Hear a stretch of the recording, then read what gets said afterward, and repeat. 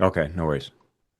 Good morning, everybody. Welcome to NinjaTrader Live. My name is Jim Cagnina, Senior Market Strategist, and I am joined by the incomparable Senior Economist Tracy Shuchart, aka Shy Girl. Good morning, Shy. Good morning. How are you this morning? I'm pretty good. It's a little rainy here on the island, and it's kind of reflecting the mood of the equity market, but other than that, I'm doing good. All right. But yeah. Anyway, we got a lot of news. We got a lot of stuff to talk about. We got numbers today. We got a lot of news. What is going on, Shy? So, big news this morning is havoc going on in the credit markets.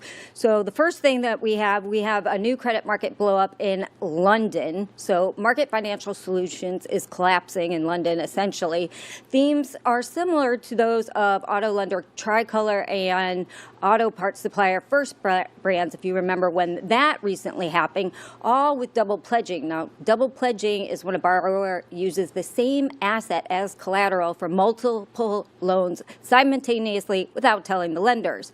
Now, exposure to this, we have Banco Santander, Jefferies, Apollo, Atlas, Barclays. So there's a lot of banks exposed to this, and they're scrambling to recoup the. Sorry about crazy morning over here. So they are scrambling to recoup that money. Now, why is this important? Well, MFS, which is the London Market Financial Solutions in London, so I'm just going to call it MFS, is a symptom of structural vulnerability in the asset-based finance and private credit that's getting harder to ignore. And you remember we talked about this earlier this week with Daniel D. Martino Booth. So we have credit spreads remaining near historic tights. FTI leverage loan survey from 2 weeks ago found that only 21% of the respondents were strongly confident in fraud risk oversight and leverage credit. So basically, we have 3 fraud blowups in 18 months, all involving double pledged collateral, all involving non-bank lenders that institutional capital trusted because of the tangible assets they had.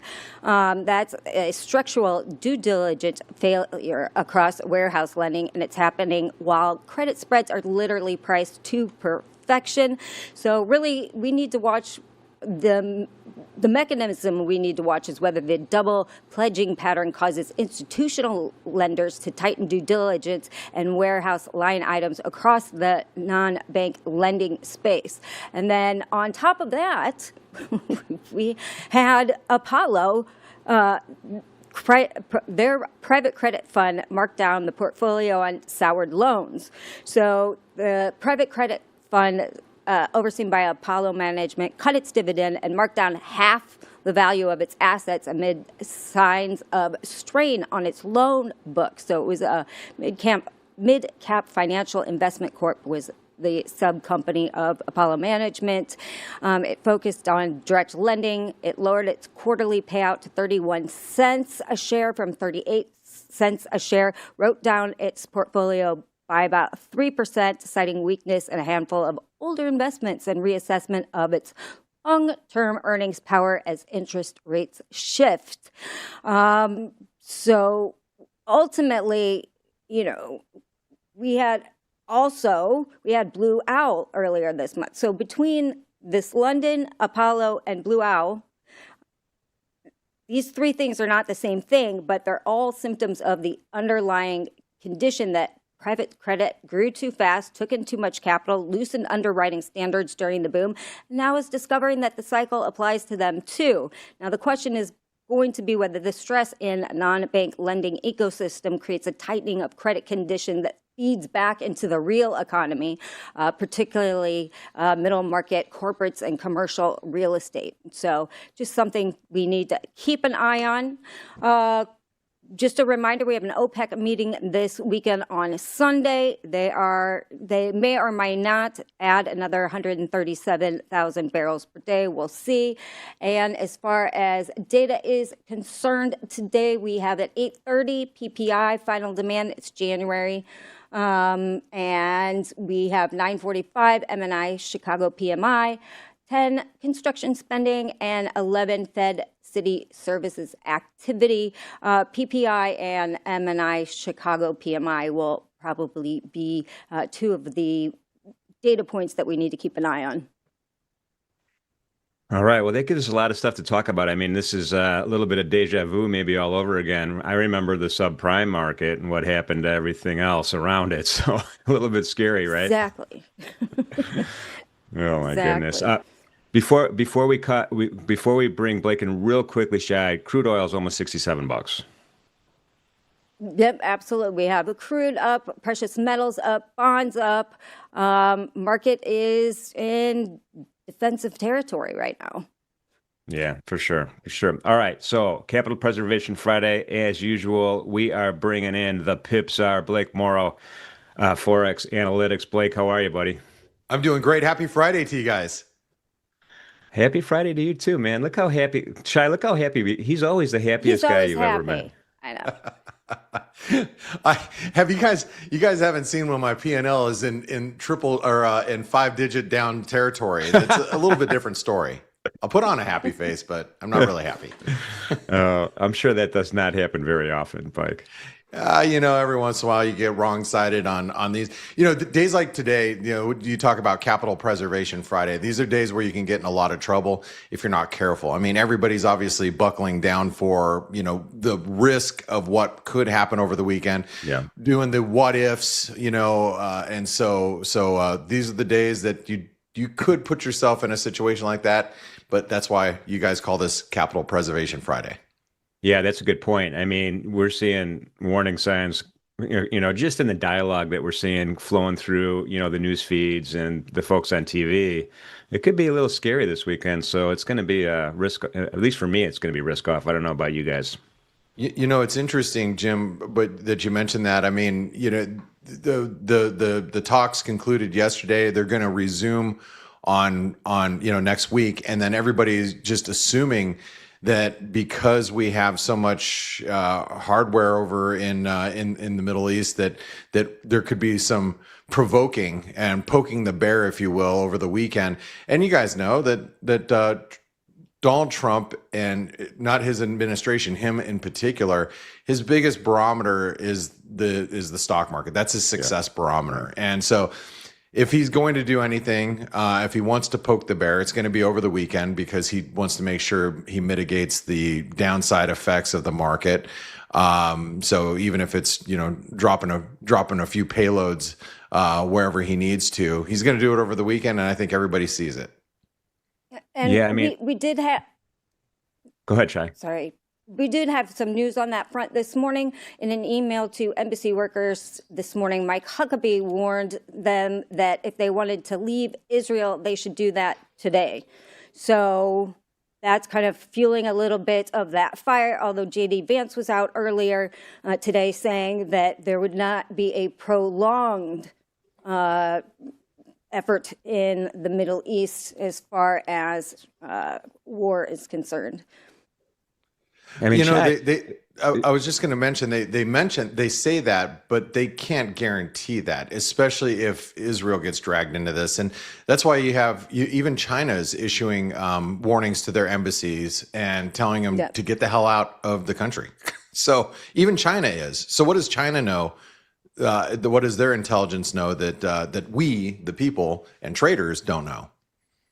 We the people. Well, I'll tell you, the crude market knows it. I mean, right now we're at 67 handle now. Shai, we just broke through the September highs at 66.42, like commandingly. And, $70 is my next target. I mean, we saw that in August, $70.54 to be exact. What's going on here? I think markets are getting worried. I mean, look at the bond market, right? Bond market's perking up as well. That's telling us it's starting to get a little bit worried.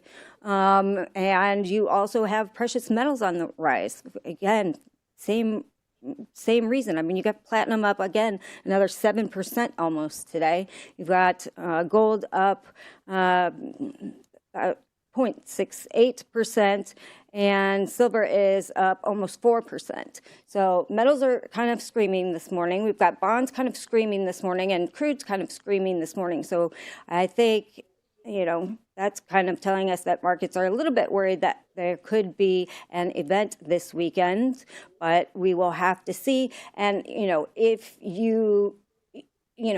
crude's easier to go up because I don't think anybody is going to be shorting this into this weekend risk. So the natural state of that is to move higher when you don't have any shorts in the market.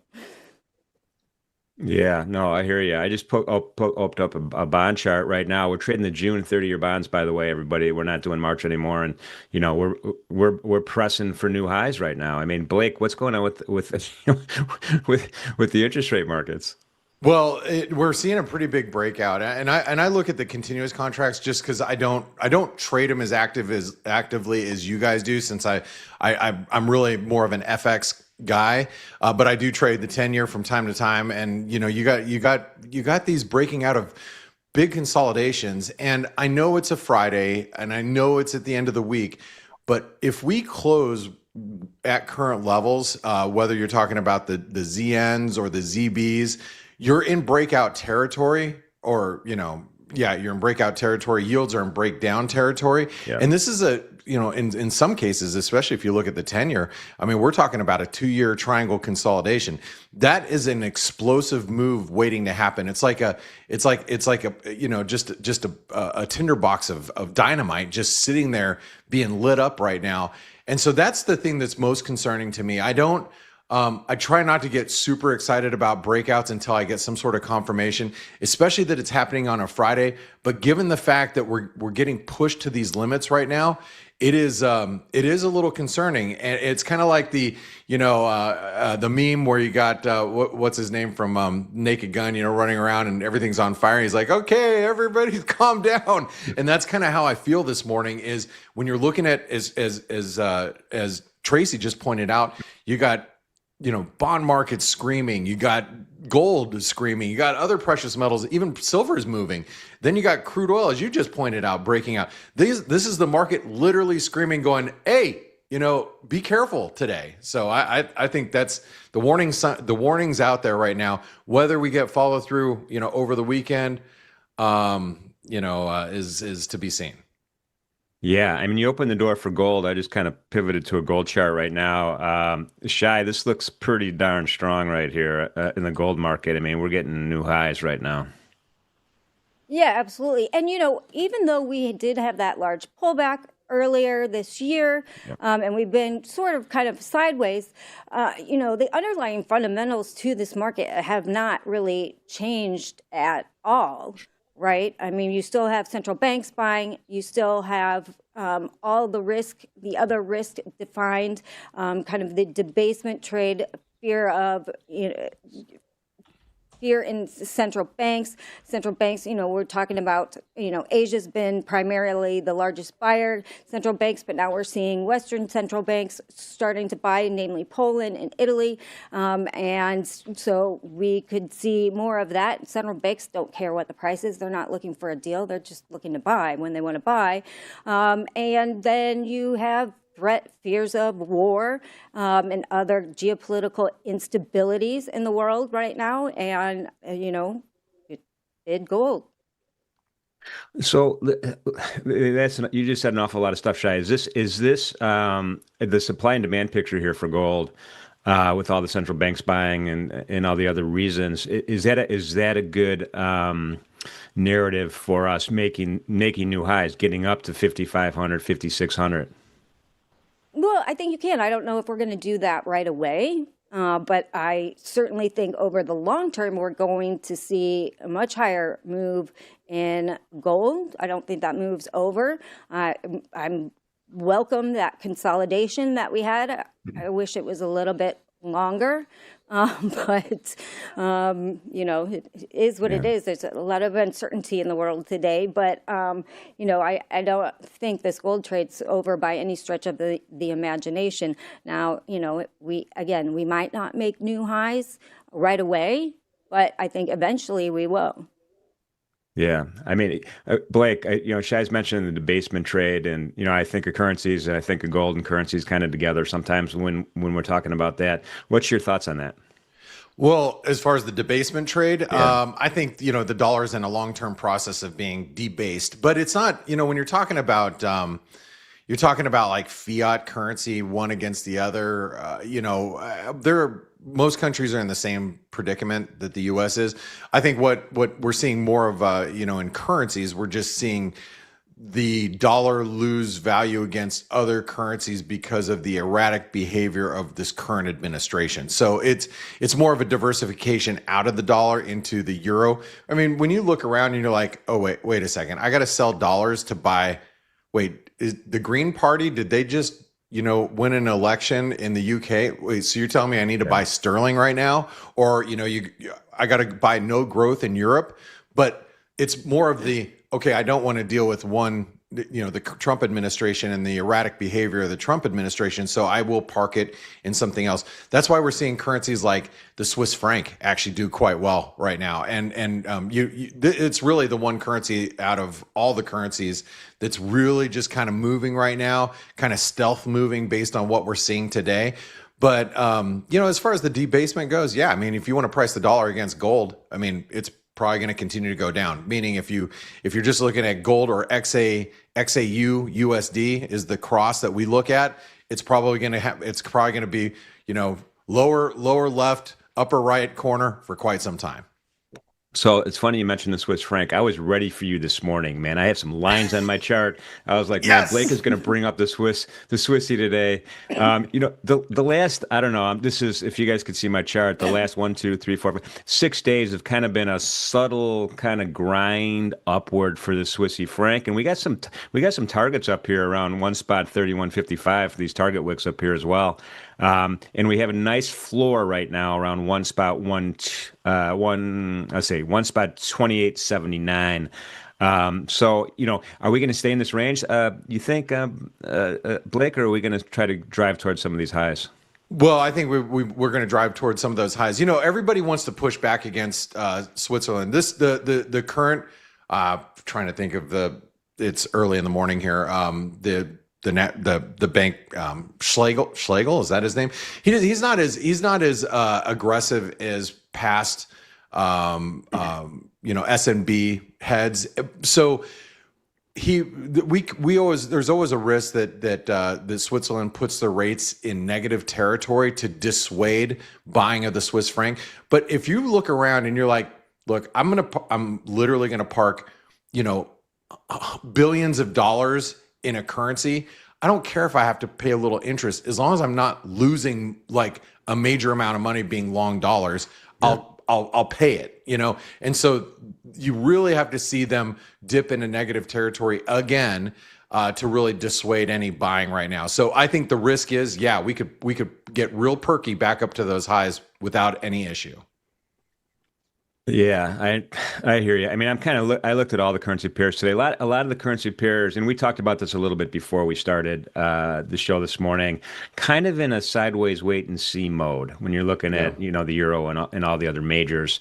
What are they waiting for, Blake? Well, if you're talking today, let's just talk today. We have to get through today. Today is end of month. And so there's like a lot of end of month flows.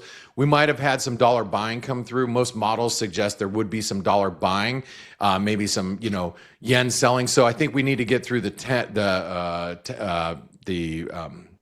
12 o'clock noon fixing in London. Once we get past that, it might dislodge the currency market a little bit. I still think that the dollar is a tricky one, just because it's not one size fits all when stocks are within 1% or 2% of their all-time highs. People aren't rushing to the dollar for a risk aversion trade. As many, like if you watch, other financial news networks, they'll tell you, oh, the dollar is a safe haven currency. Yeah, when we're down 20%, but when we're up or we're within 2% of all-time highs, the dollar is that's not in anybody's purview right now. So yes, the dollar could be bought, but it's against certain currencies that it's, like I said, it's not a one size fit all type of trade. Yeah, I got it. There's no other financial news channels, Blake, so I'm not sure what you're I know thinking. that's why everybody should stay here. There's no reason to go anywhere else. I'm joking. But the other topic that was big, and we haven't talked about this at all, and it's the idea that this, I'm gonna get Shai's opinion on this, the 30-year mortgage rate trickling below 6.0. I think I might have saw that somewhere, I don't know, in the last day or Yep. so. What's going on with that? I mentioned it yesterday afternoon. Um, so mortgage rates are coming down. The problem is I don't know if it's still enough to kind of light a fire under the housing market again. We'll see when we kind of head into spring, where it becomes kind of buying season, selling season. And so we'll see if that makes the actual difference in the market. It might still not be enough, although, obviously if you are looking to buy a house, under 6% looks much better, but it's not well under 6%. So we'll see. We'll still have to see. We're getting to the season. We're not quite there yet when the housing market generally picks up just seasonally. So we'll have to see. Yeah, no, I mean, it's an interesting trend. I mean, we were at 7, weren't we, for a while, Shay? Over 7? Just about. Yeah. So we'll see if that kind of changes anything in the housing market. I know at least, boots on the ground for me, it just seems like prices are not going down. I mean, it just seems like, I don't know what's like out there in Arizona, Blake, but here it's. I Yeah, I live in an area that most people I have their second and third homes that are $3 million and up within I can throw rocks at their neighborhoods, and those aren't going down either. We need to see a real big shift in the labor market in order for the housing market to be disrupted. So in my opinion, you got to force all of these buyers that have or homeowners that have really low mortgages. You got to force them out of those by them losing their jobs. I'm not saying that as I want it to happen, but but that's what's really going to dislodge. It's really going to get the sellers going, because right now, if somebody lost their job and they've got a 3% or less mortgage, they're going to go into the gig economy, and they're going to try to do something there, and it's really got to be a pretty severe situation to dislodge workers or dislodge people out of their real estate. This real estate market reminds me of, you guys might remember the 80s and the mid to late 80s. Prices were stagnant for years. I remember this because I was in high school at that time, and I remember my parents were trying to move just to a different part of the neighborhood, Yeah. and their house sat on the market for years. They couldn't get out of it. It wasn't that they were trying to they weren't forced to sell. They just couldn't sell because prices weren't going anywhere and people weren't buying. Yeah. Well, I'm sitting on my 3% mortgage, and I hope I don't get fired anytime soon. But Jim, you're so good at your job. I know. No. And both you and Tracy, you guys are gonna outshine everybody around here. You're right about Tracy for sure. Let's kind of pivot over to the Bitcoin though. Right now we're back in this consolidation range on the Bitcoin. I thought maybe yesterday a couple of days ago we had signs of possibility. Not anymore. Shai, what's the news on the Bitcoin? So I think, we're still in this consolidation range for Bitcoin. I think it's going to have to take, I think markets are waiting for that bill to pass in Congress, Yeah. whether or not that to see if I think that could be a catalyst to move the markets higher. Until then, I just think that there's not a lot of institutional flows right now. So a lot of them are underwater. There's just not much incentive for those flows. And like I said, everybody wanted Bitcoin to, be accepted by those institutions, by governments and whatnot. But with that comes the fact that you have to deal with institutional flows now, and it becomes a whole different ball game for Bitcoin. But I think it's kind of laying in wait to see if that legislation passes in the U.S.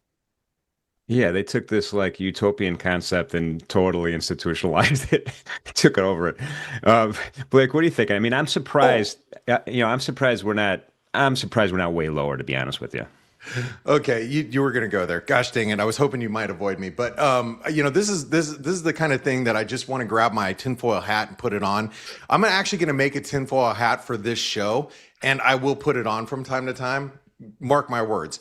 This is one of those times. The whole story that was manufactured about Jane Street a couple of days ago about them not able to sell at 10 a.m. And then all of a sudden, because they got this lawsuit that they're insider trading crypto and they keep selling every 10 a.m., driving prices down. I don't believe that crap for a moment. And I believe that story is completely manufactured just to stop the bleeding. If you're a whale and you are a big institutional buyer, which you probably are at the 100 plus thousand mark in Bitcoin, you have to stop the bleeding somehow. Manufacture some sort of story that stops the bleeding so you can get out of your position. That's what I think is happening right now. It is a bearish consolidation. And while it's below 74,000 or 75,000, the only direction right now is lower.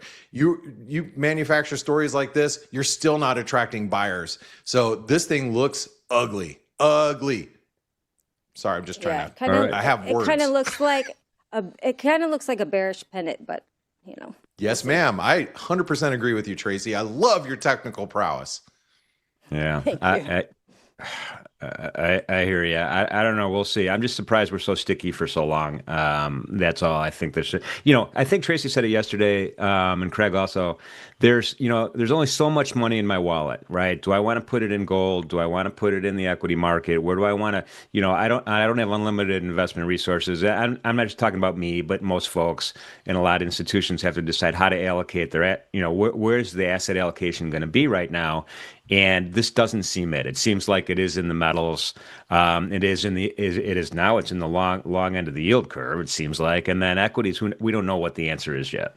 Well, you're not going to get your $2,000 tax or check that you were going to get from the Trump administration, right? So if you're not going to get that, you got no extra money. I mean, if we would have gotten those checks, or if that was really going to happen, you might have seen a little bump in crypto, perhaps, some flyers out there. But I think you're right, Jim. And one of the other things that you got to be thinking about is something that I've talked about. Well, we've all talked about here with Craig Shapiro, and we talked about like the Bitcoin and cryptos are now at the mercy of financial institutions and their risk management profiles. It's not hodl anymore. No more holding on for dear life. That is not what Wall Street does. And so now you, as an investor in crypto, are susceptible to those same risk management rules that Wall Street is. Yeah, I mean, good point. And by the way, this is a great market to trade. I'm not down on the futures market here on the micro Bitcoin. 100%. It's a great market to trade. And the beauty of trading futures is you can go short or long or whatever you want to do. So the other thing I wanted to remind everybody is a monthly contract. So we're at the end of the month right now. Is this the last trading day of the month, Shay? It is the last trading day of the month. Monday is March 2nd. Yeah, there we go. In any event, Shai, we have some news coming up, right? So we have a PPI coming up, and it will be January, not December. Shocking. Finally catching up with all the data. So PPI, we went over the data this morning, but I'll go over it again. We have PPI at 8. It's 8:30, 9:45, MNI, Chicago PMI 10, construction spending 11, Fed, Kansas City Fed services activity. So if you missed it this morning, if you missed it in the first 5 minutes, here it is again. And we have Michigan too today, maybe at 10 o'clock. I can't remember. Not today. Not today. Okay. Not today. Okay. Not today. They're taking a Friday off. That's all. So they're taking a Friday off. It's not every Friday. So, but yeah, that is it. So MNI, PPI will be important. MNI, Chicago PMI will be important, and that Chicago PMI will be February. PPI is still lagging a little bit. We'll get February in March instead of normally we would have gotten February today, but we're getting January today. So it's a little bit lagging, but we're finally starting to catch up. I think by the end of March, we will have been caught up. All right, I'll keep a bond chart up and my eye on the equity markets here. We're gonna get this. We're gonna get this data any second now, I think. Hey, if you're in Canada, you have Canadian GDP too. We're not forgetting about you up north. Oh, There you go. Canadian GDP. I'm heading out as soon as we are done to Canada today to go to the PDAC. I'm going to the Metals and Mining Conference, the world's largest metals and mining conference. You get to go to all the cool stuff. That's where all the cool kids go, Shy. I know. All the cool kids.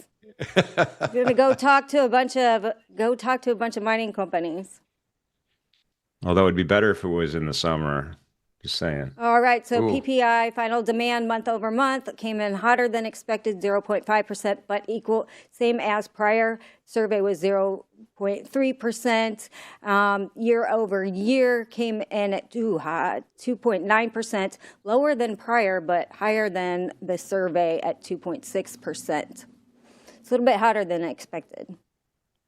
There you go. Well, bonds didn't do anything. Equities are still heavy this morning, but not a huge reaction either place. So that is that. Well, all right. So, Blake, any last thoughts before we move on? This isn't going to help the markets at all. I mean, stocks are already offered, as we've been pointing out this entire show.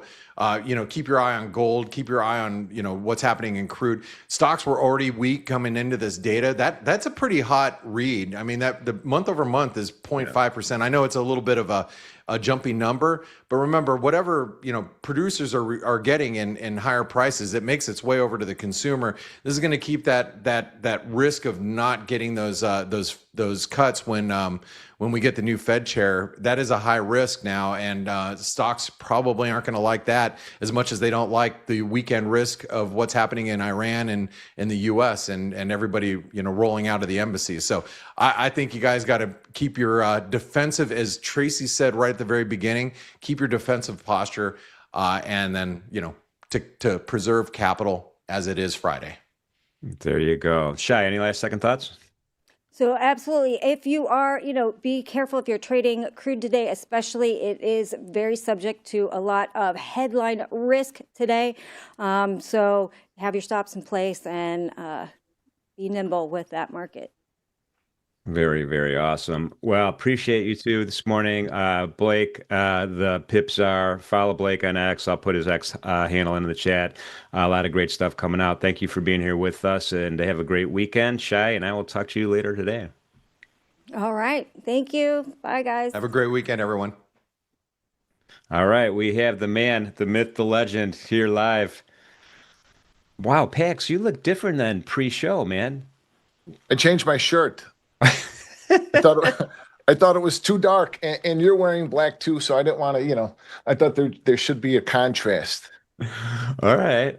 You're man, you are advanced in your production knowledge right now. I am. Yeah, and they got the camera. They got the camera right on top of me, so it makes my jowls look bigger. I don't like. Move that up a little bit, out a little bit. Give me a wider lens so I look skinnier. I work hard here.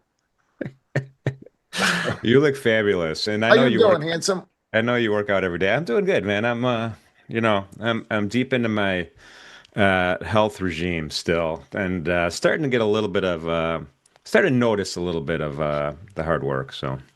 Yeah, me too. I've actually lost a little bit of weight, and that's my goal right now, is to try to lean up a little bit. I'm strong enough for guys our age and muscled enough. Now I want to lean up a little bit more. So like another 5 pounds, and I think I'll be good. No, you look fabulous for sure. No doubt about it. So anyway, Capital Preservation Friday, Pax is in the house. Get your questions going. Good morning, chat. We really haven't said good morning to you guys yet today. Appreciate you being here early. Special shout out to Bunny Bear. Bunny, if you're listening, I wanted to give you a special shout out on Friday.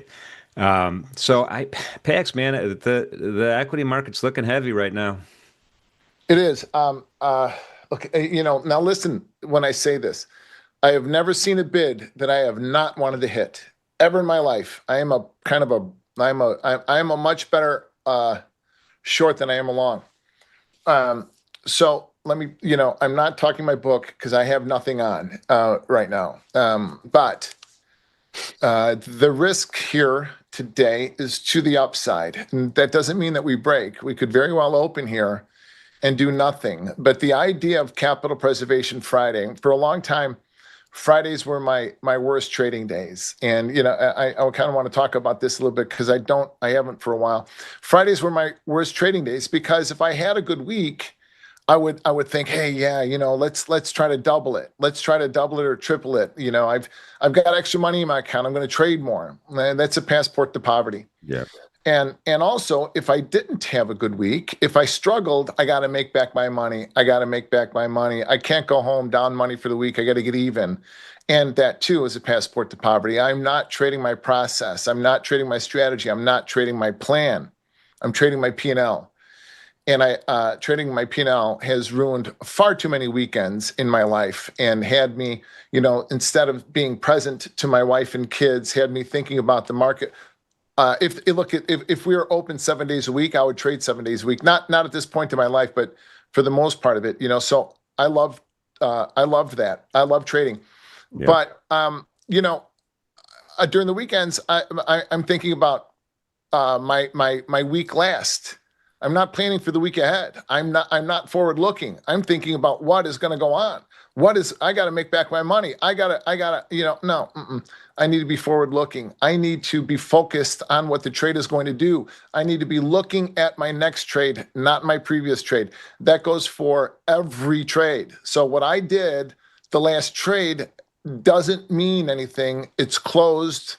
I'm off of it, whether it was a profitable trade, a hugely profitable trade, or an expense or a loss. I'm going to look towards the next trade. And then that has made Fridays some of my best trading days because I am less aggressive. I am more focused on my process and not my P&L. And for that reason, I have turned historically my worst day into historically my best days, Yeah. or just days where I get to go spend time with my wife and kids. There's also one other thing too, Jimmy, that not too many people talk about is how to properly manage your tax account. Now, I am not a CPA. Please consult an actual CPA in order to do this. But both you and I have known far too many people that have gotten themselves into trouble by not properly funding their tax accounts. So make sure you do that. Futures are taxed differently than other tradable instruments. So, overfund your tax account. One of the things that I do is I keep my my main accounts are at Chase, and then other smaller regional banks too. But I have an account at B of A, and B of A is my tax account. It's just another account that when I take money out of my account, I put 30 or 35% of whatever it is that I took out into my tax account. It's just, air quotes, right? And then I overly fund it so that at the end of the year, I've got extra money in my account that I can roll into a SEP IRA. I can roll into an investment. I can do something with it. I can go on a vacation with my family. But I want to make sure that I properly fund my tax account. My brothers and sisters, I am trading to grow my personal accounts. I'm not trading to grow my trading accounts. If I want to size up, if I want to increase my size, if I want to start trading a little bit more, then that needs to be a good, solid business decision. One taking into account a variety of factors, not one made on the fly just because I got extra money. Yeah. There is something to say about have a hunch, put on a bunch. Yeah, but you're right about the separation of accounts. I mean, Yes. I do it. So I have a savings account specially carved out, same bank. I use the same bank both places, and I park money there until it's time to write the big check in April, and then whatever's left over, I could turn it off. But what you're separating accounts, you're taking it to the next level because it's hard. It's not as easy to transfer money from one bank to another. It's easy to Right. transfer intra-bank from checking to savings. I get that. So you're really insulating it. Yeah, you have to because you have a month or 2 months where you don't make any money or you don't make much, and so you get a little lackadaisical, or maybe you pull from your tax account to to pay some bills. Don't do that.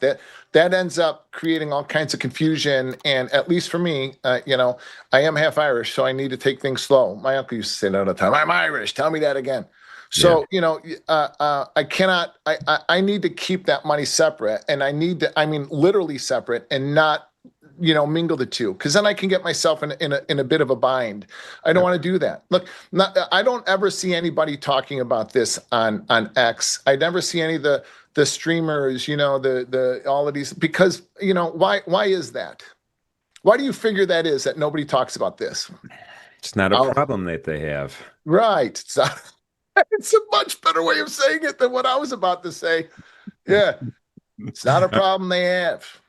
Yeah, but going back to something you said just a couple minutes ago about, whether you're taking an expense or whether you have a really good trade, when that event is over, boom, you're flat, the trade is over, and you have that euphoria, you have this, you have your emotions, right? You have the serotonin kicking in, or whatever it is, dopamine. It's really easy to want to put another trade on. Maybe it's because, oh man, that was a great trade, I'm on a roll, I'm invincible, or hey, I got to get this money back. How do you put the brakes on and just say, well, I'm waiting for my setup, man, I got to put the brakes on? That's that wasn't an easy thing for me to learn, especially coming off the floor. On the floor, that we were able to do two different things. I would trade my process. I would trade I would trade the opening range, and I would trade to my levels. The levels were, I calculated them the same as I do now. Yeah. But I would also scalp around my position all day long, sitting there, leaning against the rail and talking about the White Sox or my kids, what we had for dinner, or arguing with somebody or something, just busting chops. And somebody would say, Pax, hey, what's here? 20 at even, I'll pay 95 on 20. So, and just scalp it. Yeah.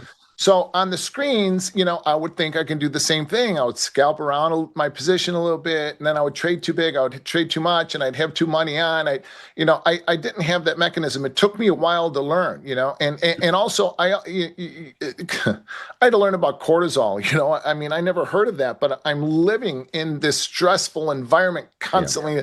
It's taking a toll on everything, and then all of the chemical reactions that go off in my body and my brain when I'm trading, and instead of being confident, carefree, fearless, and focused, I begin to be less and less self-confident, less and less carefree, less and less fearless and focused. And then ego slides in. And now I'm feeling all kinds of dopamine hits, and I'm feeling and I don't want to do that. When I focus on my money, on my P&L, either the expenses or the losses or the profit and the gains, then I am going to get those feelings. I'm going to get those chemical reactions shooting off in my head and my body, and I want to avoid that. Look, I've also learned how through the years to use those. If I sell 53s, a normal unit, if I sell a normal unit at 53 or 50, if I sell 50s and we trade down to that first target at 35, and I double or triple up, I'm going to get that shot of adrenaline. I'm going to get that shot of dopamine. But I've learned how to control it, and I've learned how to feel it, and I've learned how to breathe through it. When I start to feel that way, I put my AirPods in my ears, and I listen to calming music, and that helps me get into a little bit more of a rhythm, and to focus less on that dopamine and adrenaline, and to focus more on, what is my job? What do I need to do here? What do I need? I got a position on, I've got a good side, what is my job? Or, the other way around. I have a loss, and now I can feel myself starting to spin a little bit. My breathing quickens, my heart rate picks up a little bit. Breathe, just breathe. Do some box breathing. Breathe in 4 seconds, hold it 4 seconds, breathe out 4 seconds. Yeah. No, there's a chemical war going on in your head, man. It's just being a human being. But, my brother, who's a trader, he taught me a great trick, and it really works for me. I have a rubber band on my wrist. Now, I don't have one on right now because I'm not trading, but when I'm trading, I put the rubber band on my wrist. And then after the trade's over and I'm jonesing to do something, I just grab that rubber band, I pull it up, and I tweak myself. Yes, that's a great tool. I've used rubber bands, where you snap yourself, and it kind of snaps you back into not reality, but back into what you need to focus on, back to focused, not focused less, things like that. I've used bullets, not, like actual bullets, like a 5.56 is a longer bullet, and 9mm bullets to help me focus on my, what I call my 2x4, 2 expenses, cut size, 2 more expenses, and then I'm done trading that level. Mm-hmm. So if I take an expense, I take a 5.56 and I put it away, and I see I have one more normal unit on. I pull another expense. Now I have to cut my size because I only have 2 little 9mm left, or I use poker chips. I've done that too. Okay. With chips. 2 red ones are my normal size. 2 orange ones are cut size. And then when I'm out of chips or I'm out of bullets, I'm done. I take my time, I wait, and I put myself on the bench. Lots of little things, I had somebody tell me once to stand up when you start to feel yourself, you're when you're not breathing and you notice it, you're in touch with yourself and you're self-possessed enough to be able to say, I'm starting to spin here. My brain is racing. I've got to take a breath. Stand up, put your feet on the ground, stand up, say your name 3 times, and then yell, "Woosah."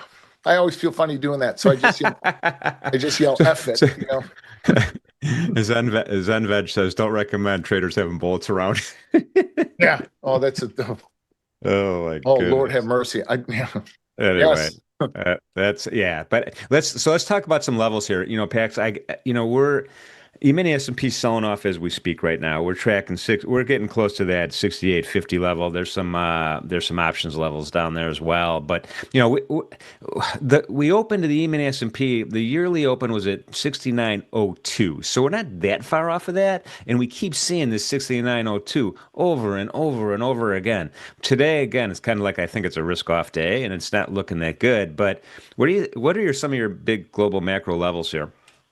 So 69.02 right here is the main one, right? And then underneath it will be the quarterly pivot. But what I think is interesting here, Jimmy, is that this week's, okay, so there's a lot that I want to say here. This week's trade, I think it has been interesting, very interesting. The NASDAQ has led in weakness this whole year so far. I want to talk about the NAS for a second, okay? Because I think that's the driver. So the yearly opening range in the NASDAQ is 25,478. We got there on today is Friday. What day was NVIDIA? Wednesday? I think so, yeah. So we got there on Wednesday. The NASDAQ was a very, very strong market on Wednesday. Yep. And we got above, and I tweeted about this, and I think I tweeted it live. We got above the quarterly pivot in the NAS at 25,132. And then we got and then on earnings, maybe before earnings, we got above the yearly open and then failed. Okay. Now, and that to me was a major failure, because that was the first time in quite a while that the NASDAQ had gotten back above those levels. So I thought that was interesting and it was important. I didn't trade yesterday because of my biopsy and stuff. So had I done that, I would be short going into today. Even though we churned in the S&P, we churned 69.02 pretty consistently all day. Well, not all day. I mean, we broke out of the opening range, but we broke. I forget what the range was yet. Oh, I got charts. I can look at the chart. The range. I didn't trade it, and when I don't trade it, I don't really remember what it was. But if I traded it, I can tell you what I did. Yeah. In 2002. Yesterday we opened at like 69.60, and we broke right out of the opening range in the very first attempt. When that happens, that's usually and I tweeted this too. It's usually quite a trend day, and we got that at least. We got 5 or 6 rotation, 15. We got 5 or 6 15-point rotations down to the low at around 68.70. We failed to get to that next macro zone of 68.65.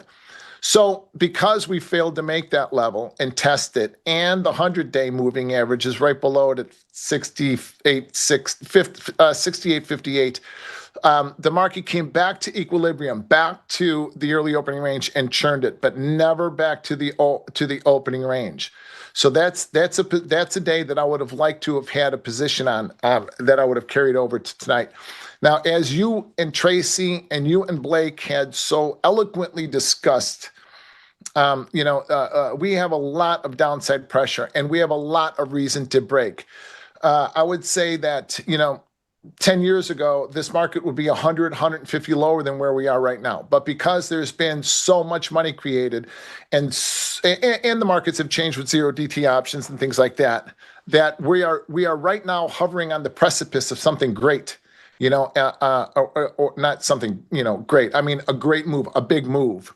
And this market has been coiling. The coil is in the S&P is 140 points, 141 points, at least the way that I see it. From 69, what the market does on the downside, the market will try to do on the upside. And when it fails to do that, that then indicates to me that it is going in the opposite direction and it will do so in equal measure. So what I mean by that, 69.02, the low of this move so far, RTH low, okay, is 67.91, just below the quarterly pivot.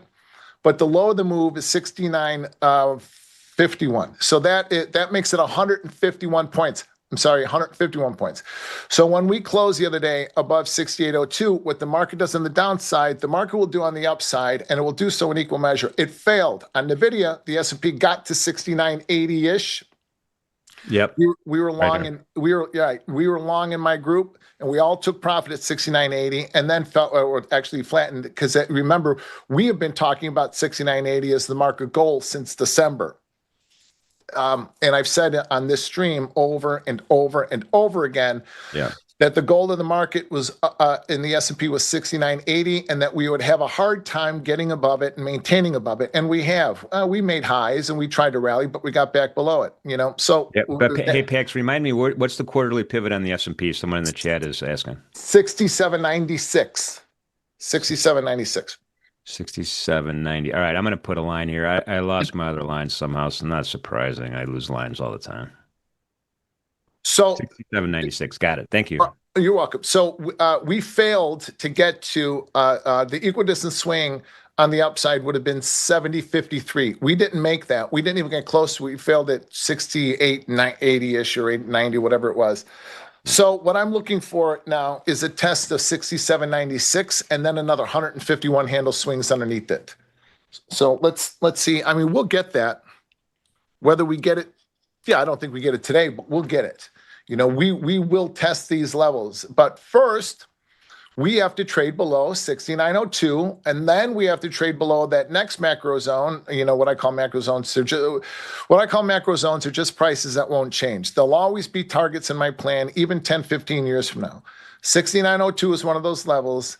68.65 is another. And then the quarterly pivot, the flatten zone, what I call flatten zones, will be 67.96.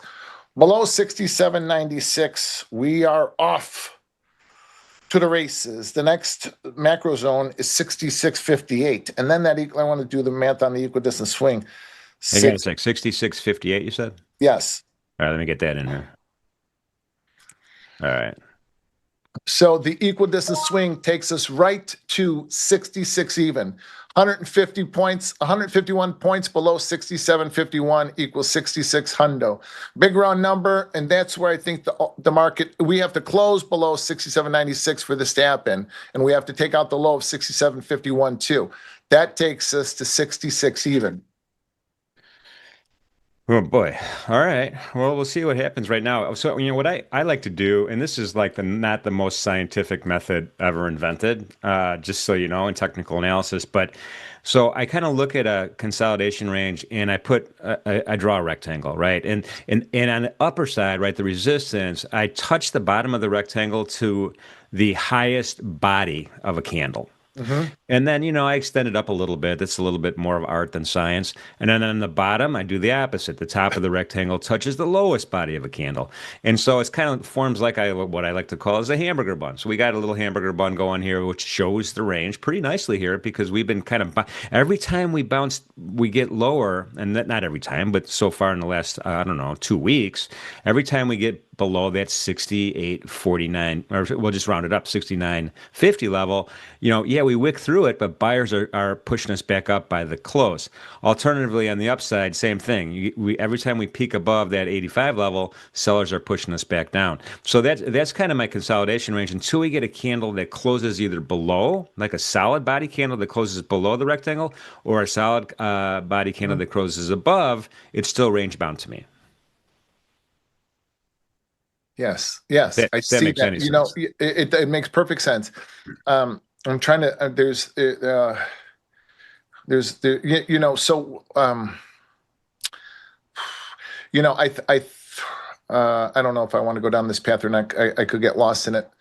But let me see if I can do it succinctly. We have traders. Okay, traders. We're all trading. We're all trading here to create wealth. We're not creating art. We're trying to create personal wealth and money for ourselves and our families and those we love. So I think that a lot of us have the impression that scalping and more trading and back and forth, and kind of what I was talking about earlier, back and forth is how we're going to make our money. I don't know one scalper ultimately that makes money long term. I mean, they might make money scalping, and I mean, when I talk about scalping, I mean ticks and points and thousands of trades a day.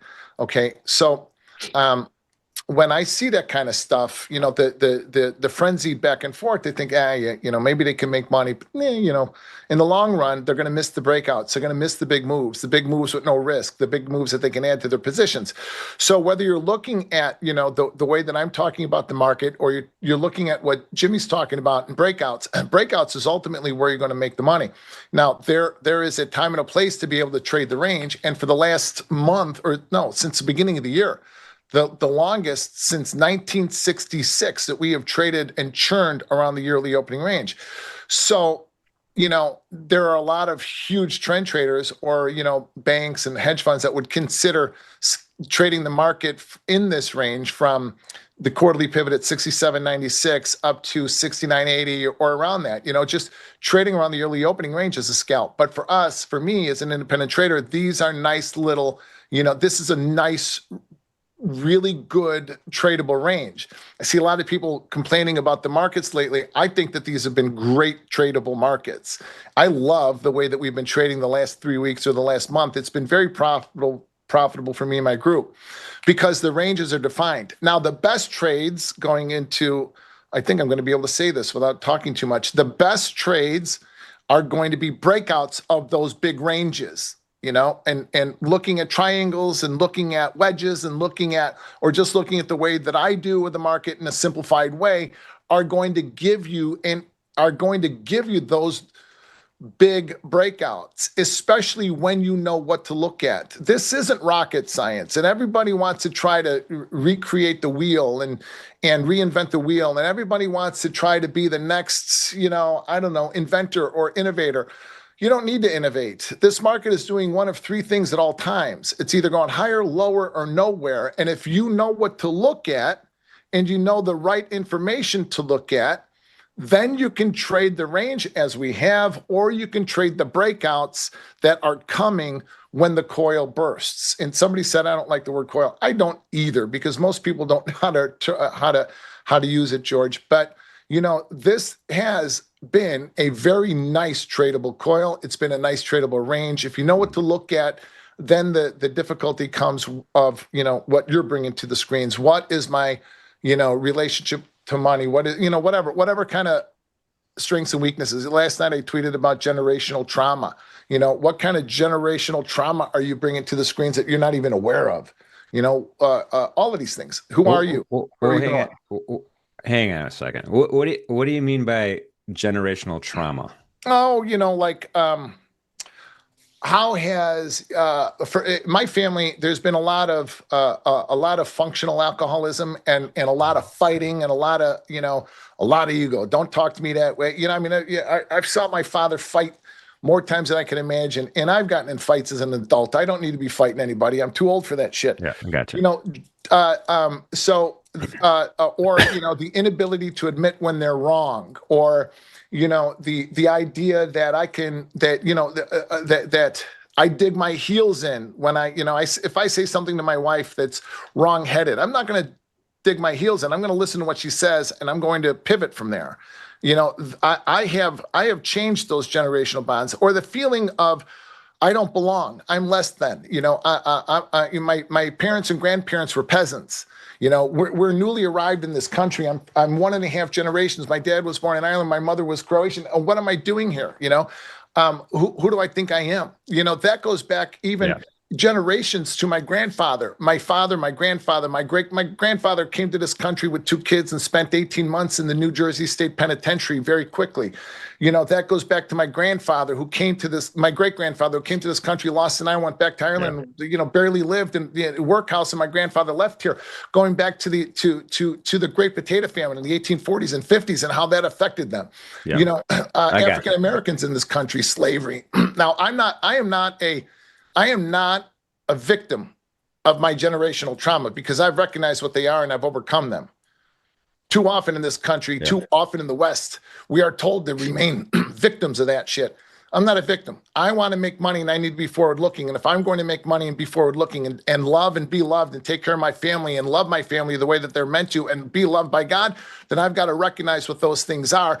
I don't necessarily need to overcome them. I just need to know that they exist so I can protect myself from them. And so do you. Each one of you need to understand what your generational trauma is, how they bind you, and how they keep you down. How about this thought? I wish you didn't ask me this, but one more. I know. I was just thinking. I'm so happy I asked this question. Just one more thought. You ever hear the expression demons? Oh, he's got demons. She's got demons. Yeah. Those are literal demons. People mean that literally. Oh, he drinks too much. Look, he's dealing with his demons. Oh, he's moody. He's tired. Those are actual demons. There is a whole spiritual world out there that exists, the angels and demons. How are your demons binding you? And what generational curses are holding you down? Those are actual demons. And I don't want to give Satan any control in my life.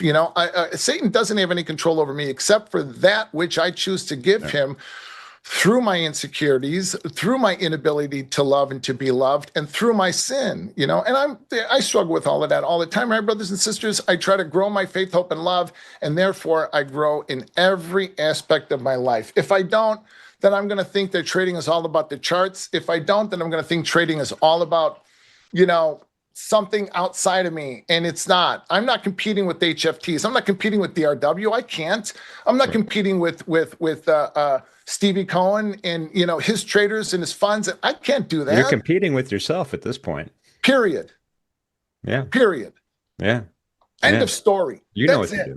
You know what to do.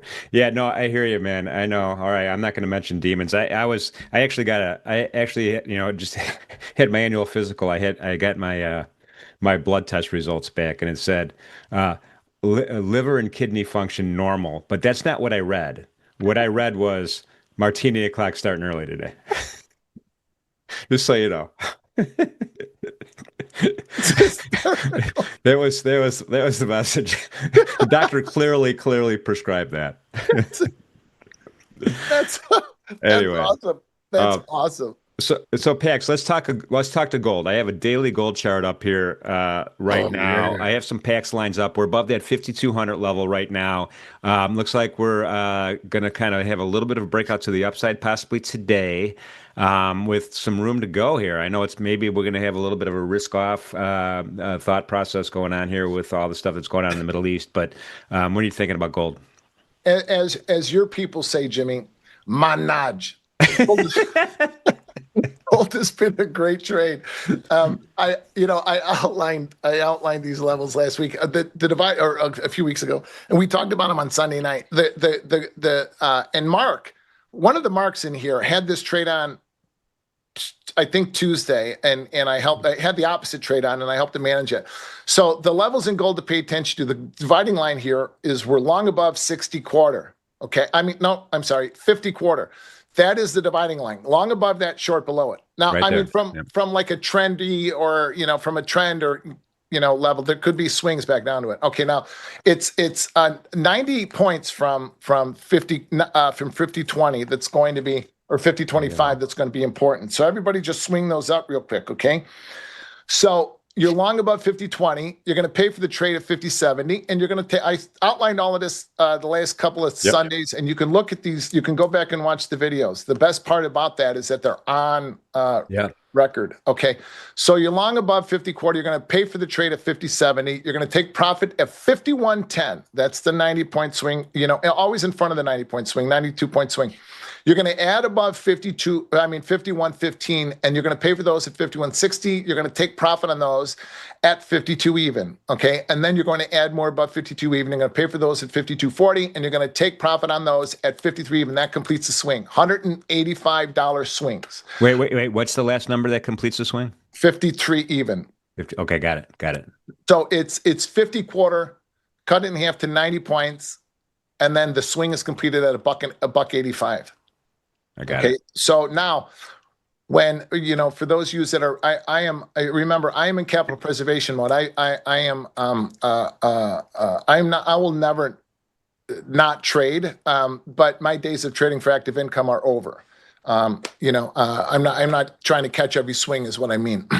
But the swing back down a couple years ago, I would have grabbed that, and that's what one of the marks in here grabbed. He was short from 52 even, and he asked where to cover. Where do I take profit on these? Pay for him at, we were trading at like 51.70. This is all on the stream the other day. 51.70. I said to take profit on the trade, take the money at 51.10, and we got there Tuesday and stopped there and came back up. So I felt so proud that I was able to help him manage that trade in the chat here. I just happened to be in here. Yeah, that's awesome. That's so awesome. those levels won't change. They will change in the new contract, but those levels are good swings right now. Just trade those swings and look for equidistant swings above that. Yeah, we're still in April, right? Yeah, we're still in the April contract. Yes. We have another month to go before we roll. Yeah, we've got time. Yeah, for sure. So, so hang on one sec though. Someone's asking about Mark Miller. It was Mark Miller that caught that trade, right, Mark? That was you. You took profit down at 51.10, and we did that live right in here, right? Nice. Oh, that was fun. John Boy says, Jim, would you be willing to share your market analyzer template? I would be happy to, John. Send an email to learn@ninjatrader.com. Just so I know who to email it back to, but I'll be happy to do that. Let's take it. Someone talked about copper. This is on my radar screen, by the way, so I'm going to just pull up a copper chart right now. Dr. Copper. Yeah, I mean, thank you for that question. I forgot who asked this question about copper, but I mean, this is a great chart. I got my rectangles, of course, my areas of resistance, my areas of support. We have a nice trend channel, really nice orderly kind of rally ever since the middle of February. Now we're bumping up against that area of resistance right here, right now. So, I'm a little bit handicapped because I don't have Tracy here to tell me the supply and demand situation here, but we have a couple target wicks up here, and I love these target wicks. They don't always get hit, and they don't always get hit right away, but oftentimes they do. So that's why I kind of put those extension lines up there. 6.387 is my breakout target right now for this. It is looking pretty strong. I know that the metals are kind of all, they're positively correlated most of the time, and we're seeing this kind of positive correlation across all the metals right now, including platinum, copper, silver, gold, and palladium. So they're all up well over 1% each one of those. That is, those are all great markets to trade. Find one that resonates with you and trade it. And like I was trying to say earlier, don't try to do too much. Copper is a great trade and breaks out. When it breaks out, it goes. So silver, so's platinum, and to understand the relationship to them, can help you manage your gold positions, can help you manage your copper, to understanding the spread between them. That's all important. But simplify your trading. We're here to make money, right? We are here to make money. So simplify your trading. And Andrea, I see what you wrote in there. I know what that means. I know what that means. And I'm not going to say that in English because that's bad. Google that. No, don't Google it. Anyway, We're getting so someone asked Pax about oil. Well, it's breaking out to the upside here. We oil's got target is 77.70. That's where oil is going to go, and that's where oil is going to stop. It's got $10 into it, and then above that, above 77.70, crude will break out hard and fast, and don't pick a top above that. Oh, hang on a second here. This is 77.70. Mhm. So I have a line here at 70.54. Is that yours or is that somebody else's? No, that's mine. Okay. 70.54 is important. I mean, there'll be a lot of macro levels around. Okay, there are a lot of macro levels in crude where you're going to be able. Macro levels are just levels in my work that don't change, right? They'll always be levels. And 70.54 is one of them. So 70.50 to 70.60. So you're going to take profit there and add above that, okay? And then it's the ultimate goal. What I mean is that the ultimate goal in crude right here is going to be 77.70. It's actually 77.77, but 77.70, and not just because that's Lucky seven, man. right, not just because that's God's number, but because that. I mean, draw a horizontal line at that level and look at a monthly statement, or I mean, a statement, a monthly statement, a monthly or a weekly, chart, and you're going to be able to see how that market has honored, broke out to, broke out above, and broke out below that level. All right, So I'm doing that right now. I'm doing that. I'm adding this to a weekly chart right now. 77.77. And there we go. Yep, 1, 2. Look at that double top right there. Boom, boom. Going all the way back here to June of 21 even. Wow. Hey, what's that high that you drew that trend line? You started from? No, to the left. Yeah, it's No, that's to the actually left. Right there. 9503. This guy. Okay, so that's where we're going above 77.77. That's where we're going to head. No, that's I not only have I have two screens that are out, so I don't have my crude charts up. This is all just off the top of my head. Yeah. No, I hear you. Well, and then we're going to toggle to your screen in 1 second here. I just wanted to show the commitment of data, how nicely these kind of peaks and troughs work with respect to the non-commercial peak on the net positive side and the hedgers on the net negative side. Every time you see this peak, you see an inflection in price. I mean, just it's like clockwork. We're not here yet, I think. I think we got a lot more room to grow on the upside, but all right, we're going to keep those levels handy. Thank you, whoever asked that in the chat. Thank you for that. So let's go ahead and shoot over to your. Can I say one more thing about crude? Yeah. Is keep an eye on crude. A lot of the times Jimmy and I will talk about like markets to kind of key off, especially for your equity trades. So keep a crude dome up, or if you're a chart trader, I don't know why you would be a chart trader. Trade on domes. But anyway, the point is keep crude up so you can see what crude's doing. Crude, I think, with the Iran U.S. Israel situation, crude is kind of be, for lack of a better term, kind of a leading indicator as to what's going to happen. So if crude starts breaking, then the S&P can start rallying because that means that maybe there's going to be peace and things are going to look good. If we start bombing, or when it looks like we start bombing, and if it escalates, crude's going to gap. It's going to start gapping up. You got to go back and look at a chart from to see what we do during war. You're going to have to go back and look at a chart going back to Ukraine, the Russian invasion of Ukraine, and see what the market did. Just be careful, okay? Be careful in this stuff. Don't be a hero. If the bids and offers dry up in the equities and every other market during the trading day, something is going on, and the funds are pulling their the major players are pulling their bids and offers. Make sure that you've got stops, and make sure your stops. If you've got a position on, make sure you've got stops, and make sure your stops are stop markets, and just be mindful of things. Okay, just be very, very careful, because this shit could get out of hand quickly, and it can get very, very dangerous. My brothers and sisters, it can get dangerous. Don't be. Yeah, you're right. I mean, there's the correlation between these markets. Sometimes they're strong, sometimes they're weak. But when you have a risk-off day today, like today, it's going to be strong. So you could kind of see the yin and yang between crude and equities. You could see it between gold and equities, and those correlations are real. So it's always good to have a correlation chart. I've got a couple on my screen as well. So, but let's get over to your let's look at some PAX charts. Okay. Oh, okay. My stuff. Okay. I don't know. What Yeah. am I going to show? Opening Yeah. range yesterday. I want to show that a little bit. That was a great trade. Look at his. Look at these breakouts. Yeah. Okay. So opening range yesterday. I listened to people talk, in spaces on Friday, especially, 3-4 hour long spaces, where they're talking about all kinds of shit, not saying anything, talking about all kinds of stuff, and none of it makes any sense. And you got to read into it and study in big words, and it makes them sound smart, makes you feel stupid. And oh my God, I got to learn more. I don't get it. Here's something that's consistent, repeatable, and scalable, and very, very simple to understand. Okay, so but hang on, so before you get into this, because I know this is really good stuff, and we really want to focus on it. But we're getting to that time now.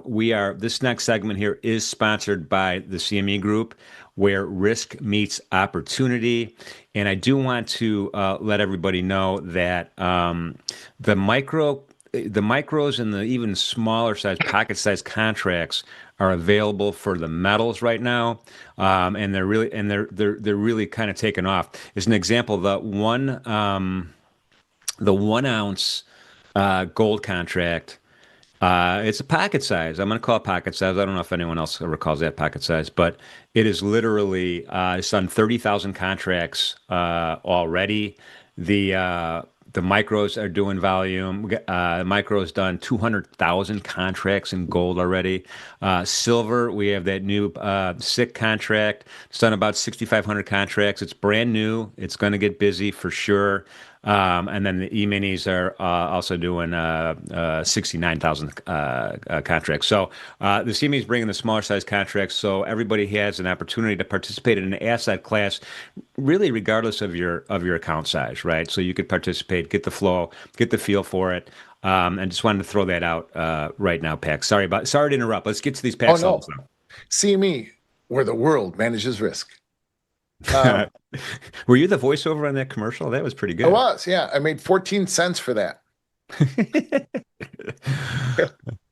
There was a guy in Lake Forest that lived next door to me that did the voiceover work for like a lot of movies, and he did like this is ABC7. He was that guy.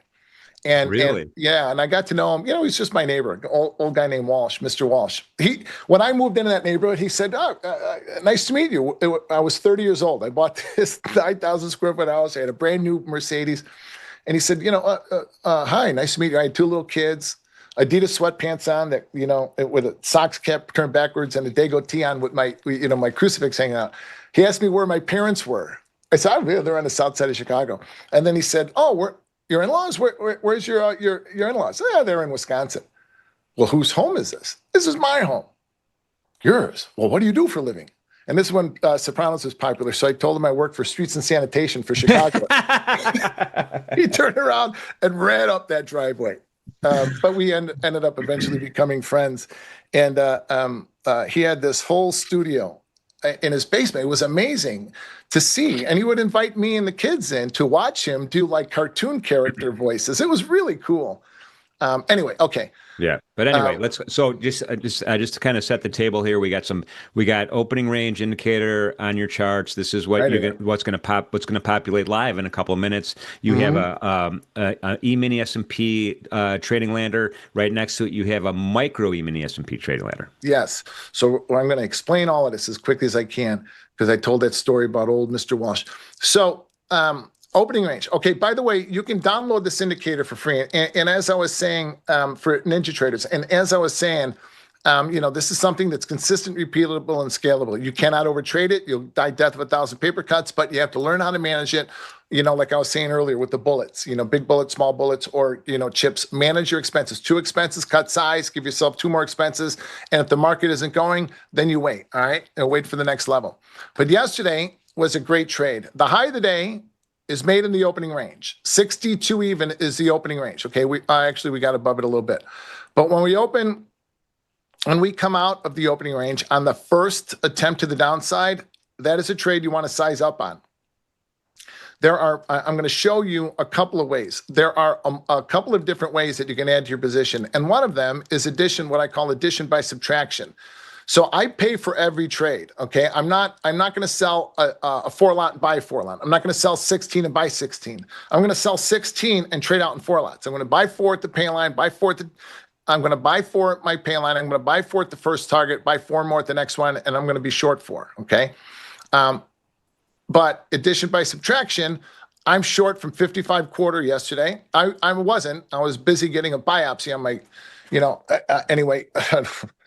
And so anyway, short from 55 quarter, and then I'm going to buy a quarter of my unit at 40 quarter. But when we have a move like this, I can add to my size by subtracting my bid and then put in a stop. And I'm going to show you how to do that in the mini versus micro spread this morning, I hope. So we come down to 40. 40 quarter was the 15-point rotation. I'm going to use 40, 42. So I'm going to buy 42s, to take profit. But in this case, addition by subtraction, I'm going to let the market work through that level, and then I'm going to put in a bid above it. Okay, so I'm going to pull my bid and let the market work below 40 and then take profit at 25. So I've just added to my size. Now, because if we go 42 bid, I've got a buy stop in to protect me and to take profit on the trade. And again, I'm going to show you this because I know talking about it might lose you. But short 55s, take profit at 42. I want to add to my size, so I'm going to pull my bid, let the market work through it, and put in a buy stop to ensure I take profit if the market takes out that level to the upside. In this case, we came down to the next rotation, the next 15-point rotation, which is 69 quarter. Okay, and then the next one. So you can add to your position. So if you're short 4, you buy 1 here to take profit. You're short 3, so you can sell 3 more. Now and then take profit on those. So then you'd be short 6. And what risk do you have on being short 6? Well, the answer is none, because your stops are at entry and your stops are here to take profit on the trade. So you have no risk to the beginning capital of your position. Remember earlier I talked about not trading your P&L. So you would have risk to your unrealized gains, but I don't think in those terms. I'm here to protect the beginning balance of my statement. If the beginning balance of my statement said I've got $50,000 in my account, I'm willing to spend a little bit of that to try to make another 5, right? Or 2 or 3 or 4. That's what I'm here to protect. So I'm going to try to use the unrealized gains to try to make a lot more, but always protecting the unrealized gains. And that, my brothers and sisters, is the key. So if I've got 50 grand in my account and I got 5,000 into the trade, I'm not going to just piss away that 5,000 and try to make another 10. I'm going to protect that 5,000 by putting in a buy stop above that level to ensure I would take profit. Now, in this, I don't know. I think this is making sense. I hope it does. In this case, we turn down and we keep going. I've got buy stops above my levels to ensure I'm going to take profit on my opening range trade, and I've added a couple of times. See? So these wind up being very big trading days because then all I have to do is look at what the macro zones are, 6902 underneath here, and then underneath 6902, we just keep going. NASDAQ was even better. I mean, NASDAQ was a great trade yesterday. So Pex, when you're getting to these levels and you're entering, how smooth was it yesterday? I watched it. I didn't trade it. I was with the traders in my group watching it. Okay. I didn't trade it just because I was, I tweeted about it, and you and I talked about it later. Yeah. I didn't want to have anything on, but it was smooth. It was very well. You can even see on the chart, it was very smooth coming down. So if you sell 55 quarters or you miss the 55 quarters, you can get short at the wait until we get down to 69.40. We take out 40. You sell 42s, sell 40s. Now here let me see if I can see it on a 5-minute. We did kind of mess around with that level a little bit when we came down through it. See, we got below, we got above, we got below, but then boom, we went down to the next one, and that's 69.02. Then we kind of messed around, So when we're messing it around at a certain level, this was smooth down to it. But when we start messing around with a level, again, I'm not going to mess around with it more than two. I'm not going to take more than 2 attempts at it or 2 expenses. If I'm scratching the trade, I'll keep going. But in this instance, when we get back above it, I've got buy stops. So we take it out here. I'm going to put in a buy stop at this level at 69.80. So if we get back above 69.80, I'm assuring myself that I'm going to protect my unrealized gains and make them realized. Okay. And then we get back above 69. What is this? 68.95. Again, buy stops. And then above 69.02, I'm just taking the money. Does that answer your question? Yep. It totally makes sense. Now I know we're going to do this live in a couple of minutes here when the bell rings, and you might take a couple extra expenses because you're trying to demonstrate to us how it works. Yeah. So I'm going to trade the 2-lot. I'm going to trade 2-lot S&P. I don't trade 2 lots, and I don't trade the spread, but traders in my group do. Traders that are learning how to trade minis. I have this little space heater on that's next to me, and it either makes me too hot or too cold. See, I'm getting old, like my mom. Reason I'm hot. So I'm gonna. I want to illustrate how to do these sorts of things in this market. So. If it's kind of choppy this morning and it's non-committal, and I'll walk you through everything I'm doing, if it's really good, I'm just going to flip over and start trading bigger size. But I'm going to illustrate how to pull together the minis, trading in 2 lots and trading out in 20-lot micros. So for every 1 mini, you get 10 micros to trade. If you buy a 1 lot or you sell a 1 lot in the S&P, you don't have very many profit. You cannot trade this way. If I sell one at 55, then I buy one at 52, sell one at 4 or at 40, back and forth, I'm going to chop myself up and give back too much of that unrealized gains. That's scalping. Okay, now if I sell a 2 lot, well, I got to do the same thing. I can buy one and I've got 1 left, but I still have to be right on my trades. Trading a 2 lot and trading out in 20 lot micros, that gives me exponentially more profit management. And I want profit management opportunities and I want profit management choices. So when I'm trading out in partials, that gives me a lot more to be able to trade with, okay? So I came up with the idea, and this is all based off of what people used to do on the floor. We would trade the minis against the big contract. The big contracts are now closed. They closed the NASDAQ, and I think, well, the NASDAQ, the NASDAQ big contract was gone, I think, by 2000. Well, the old legacy contracts. Yeah, the old legacy but contracts. Right now, though, if you think about the leverage, if you think about the notional value, I mean, price has appreciated so much, the notional value is kind of caught up. Yes, it is. Yeah, right. Isn't that crazy? Yeah, it's crazy. So listen, I'm expecting some fireworks today. We can have a nice breakout to the downside, and if we're going to open below 68.65, and if we can stay below this level, we're going to trade. We could trade 67.96. We close below there. You got to go home short. Because and if you weren't here for all of that earlier, Jim and I had talked about what the market will do on the downside. The upside is already kind of done for now. What the market can do and will do if this, then that. So if below 65, then 15 handles, and this is going to populate, the indicator is going to populate with all of the 15-point swings, or 15 handles. I call them handles because we did on the floor, as soon as the market opens in 4 minutes. And then I'm just going to trade the mini micro spread to show you how to trade in minis, trade out in micros, and give yourself choices in profit management. Give yourself choices in adding to your position without adding to your risk, or at least without adding significantly to your risk. And that, my brothers and sisters, gives you the ability to be a long-term profitable trader. And to carry positions home, even if it's just a micro. Now, listen, if we close below 67.96 and you've got 2 micros left out of the 2 minis you sold, you sold 2, you traded out of 18 of them. You've earned enough on that. And this is a very key point. You've earned enough on that trade to be able to cover the margin on the 2 that you've taken home. See what I mean? That's a good rule of thumb to protect yourself so you don't blow your ass up. Don't take a position home unless you've earned enough on the beginning part of that position to be able to cover the margin. There you go. So we got about 2 minutes left. Kimberly's referencing Frank Walsh in the chat. Are you talking about Frankie Walsh from Oak Park? Oak Park, Illinois, the floor trader. If you want, we'll talk about it. We'll talk about the Walsh family later. They were great. They were local friends of mine. Frankie was in the pit, and the younger son was a boxer. We called him the Irish Potato.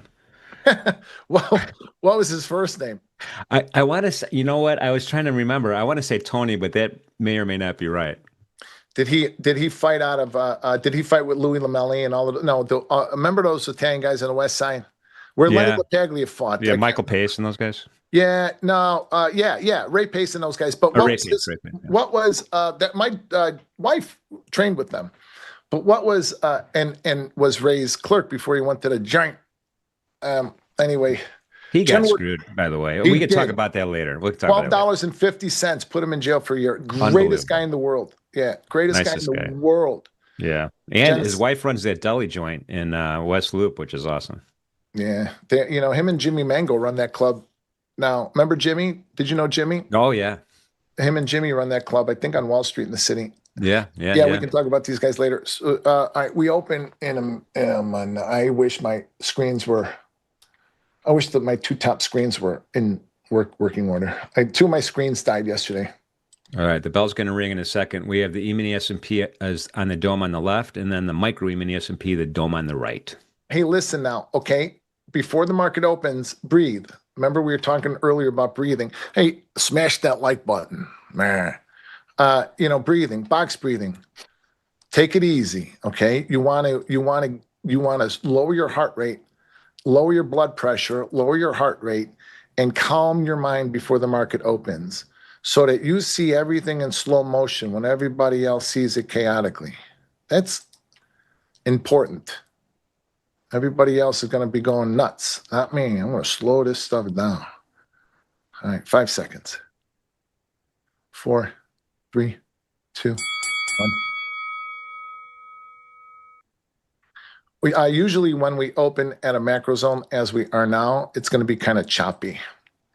All right, now this is kind of a bullish open here.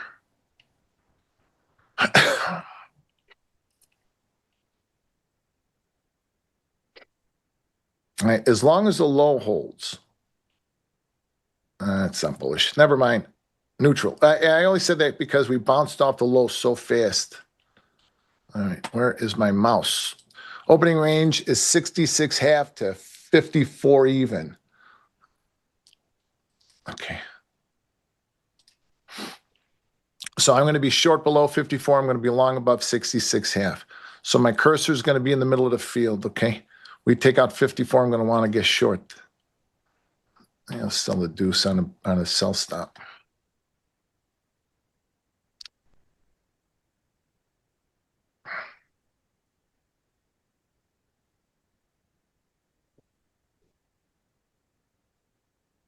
Nasdaq's starting to kind of push lower, getting under a little bit of pressure, selling pressure. What time's that number? Yeah, 9:45 is the Chicago PMI. Yeah, right. That could kick us off here. Yeah, it's funny. And sometimes it's probably not the most widely watched indicator, but it's funny how sometimes these guys do move stuff. Oh shit. Okay. Sold 54s. Oh boy, that sucked. Took a fast expense on those. See, all right, now when the markets are busy like this, not busy, I'm sorry. When the markets are choppy like this, going into, a day like this where we have a lot of reason to move, you're going to take more expenses than normal because of profitability. Your risk reward. I don't think in those terms, but your profit potential is greater. At least that's my initial thought. Now, if we continue to churn the opening range, that's not quite going to be the case. Geez, yeah, if I was trading yesterday, I'd have something on from the short side. And if I kept something on from the short side, I would cover them if we got above the opening range. So if I came in short 4, I'd buy an extra 4 lot in my unit. So if I'm trading 16 lot units, I'd buy 20. And then that gives me the ability to be able to cover the 4 and be long my 16 lot unit. All right, 66 F, 66 F. Rocky Marciano, greatest heavyweight, in my opinion, one of the top one or two heavyweights of all time. The only undefeated heavyweight. He fought guys like Jersey Joe Walcott and Ezzard Charles. Those guys were unbelievably tough. He fought Joe Louis, but Joe Louis was older. But, I mean, he fought Joe Louis when Joe Louis could still knock out a horse. It's an Italian guy. What are you going to say? Rocky Marciano. So you got the hand on the mouse right now. I do.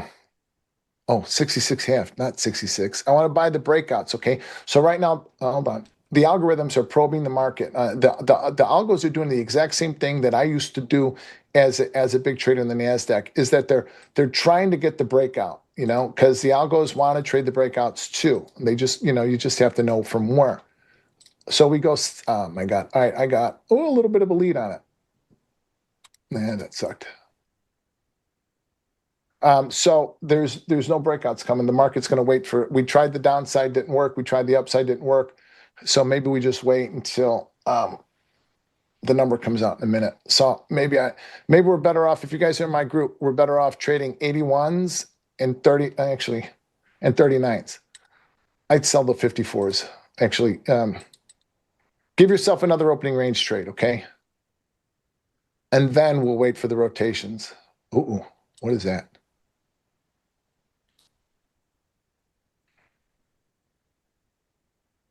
This is waiting for them to hurry up and wait. Hurry up and wait. Yeah, this is interesting, man. We're smack dab in the middle of the OR. Why don't I share my screen when I take the trade? Aren't you watching this here and there, knife catcher? You can't see when people take a trade on a chart. You can see when people take a trade on a DOM. Yeah. Nobody trades. It says my position here. Here, look. I sold 2. See, it says I'm short 2. There, I'm out. See how that works? Yeah, this is taking an unusual amount of time before we're breaking up. Well, we have that. So that just tells me, not really. It just tells me that this number is going to be okay. So I think I said this earlier too. When we open in a macro zone, the market is usually kind of choppy, Yeah. So that's part of it. We're opening in a macro zone. We're also opening significantly lower from yesterday's close, 40 points below the yearly open. So that's good. And we've had a bunch of opening ranges in this same area. I'd have to look in my Discord to tell you how many, but a bunch, including this week. So the market is waiting for PMI to come out in 10 minutes to tell us whether or not it's going to take it out. Or PMI doesn't do anything, then we're going to sit here and churn this until, some more news breaks on, the Iran situation or something. Yeah.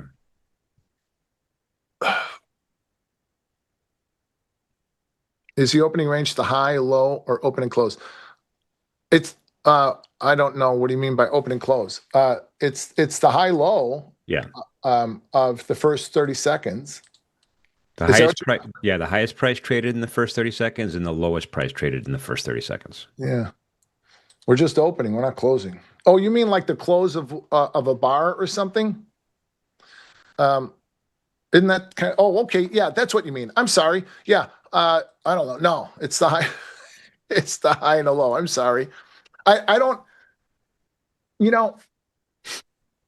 I don't make I never, there's nothing, look, there's nothing on this chart. See, there's no, I'm not looking at anything except for these levels. So I'm not looking for patterns on a chart to make a trading decision. I have never made a live trading decision based off of a chart in my life, actually, ever. I already know what prices I'm going to trade. And again, tune in at 8:30 Eastern, 7:30 Central, because we've already talked about all those levels. I know what prices I'm going to trade before the market gets to them. I know below 69.02, I'm going to be short to 68.65. Below 68.65, I'll be short to 67.96, right? I know that. Now, I'm going to use the opening ranges to drive me between these levels. So we open at 68.65. We get above the opening range. I certainly want to be long because we're going back to 69.02. We get below 54. I certainly want to be short because we're going to go, well, we're going to try to go to 67.96. All right, now go, you son bitch. Go, go, go, go, you dirty dog. You're not going to go, are you? It's going to go, baby. It will eventually. Oh, here we go. Oh, no, that's 55. It's hard to see. It's hard to see the price because I've got old eyes. I wish my horizontal screens were up. I can see those.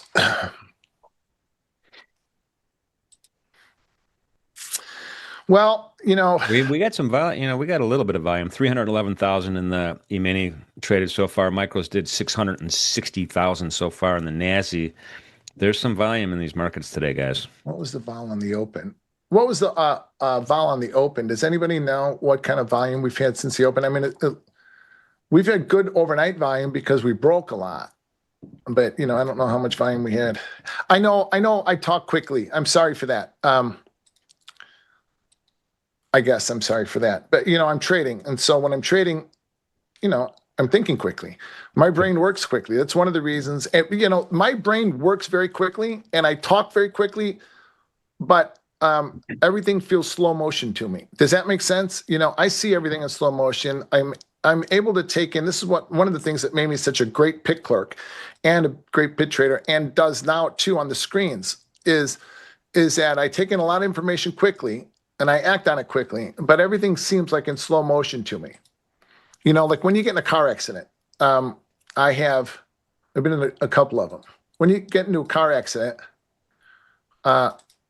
things slow down, or everything happens really quickly. For me, everything, I missed it. Everything happens. All right, now I got to do something. Everything happens very slow for me.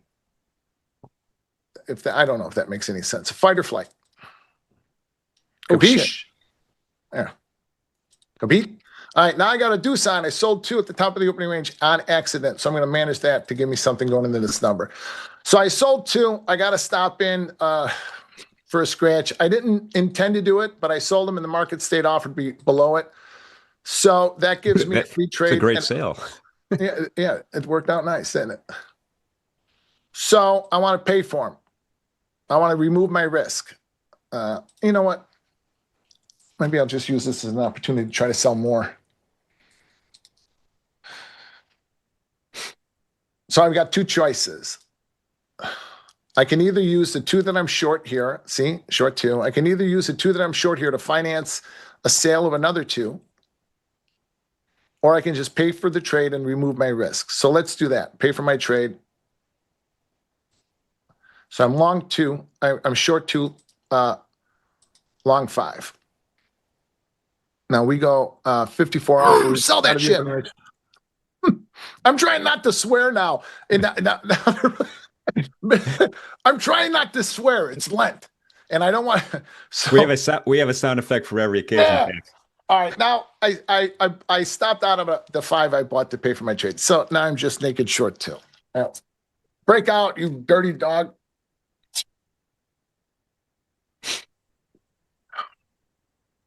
Oh, it's all a shitload of them. I mean, we go 54 offer. I want to sell them.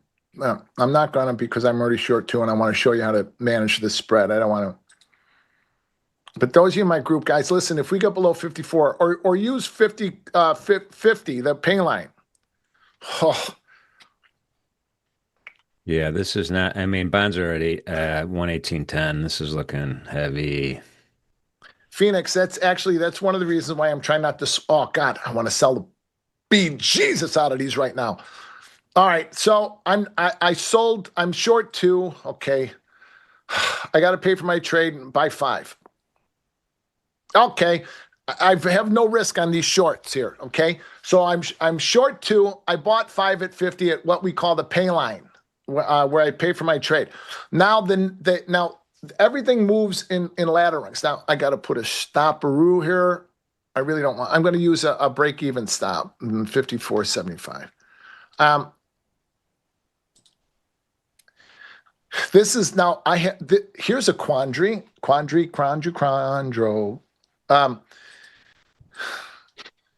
Most of you have been taught to flatten before a number, correct? Is that true?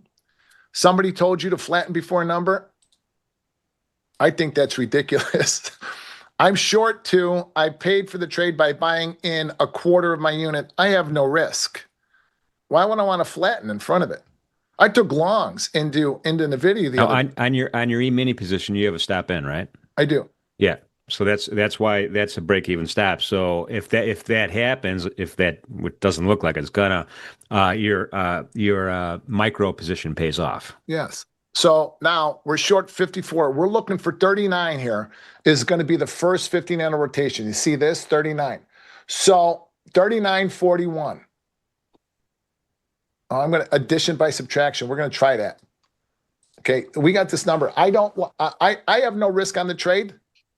So I'm not going to flatten. I have stops and I can't lose money. Flex Futures is short and paid. Hey, nice job, Flexi. So is Slicey Man. Who else, you guys? All of you ought to be short and paid. That wasn't hard. And I was talking about selling more. If I was in the room with you, I would have sold more. Oh my! They stopped at 41.5. I wouldn't have bought any there anyway. So 39. Okay, listen. 39 is the rotation. See 39.41. So 39. We always use 2 points above it. So in the S&P, my targets are always 2 points wide. But 41.5, I wouldn't have bought anything there. But 41s, I would have. Oh, I'm going to get stopped out. Quando.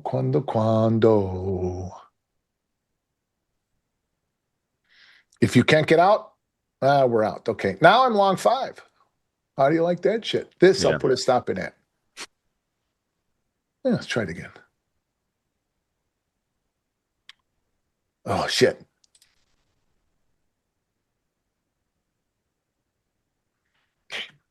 Here we go. Let's rock and roll. Short 2 E-minis. Short 2 E-minis. I got to buy 5 micros in. Quando.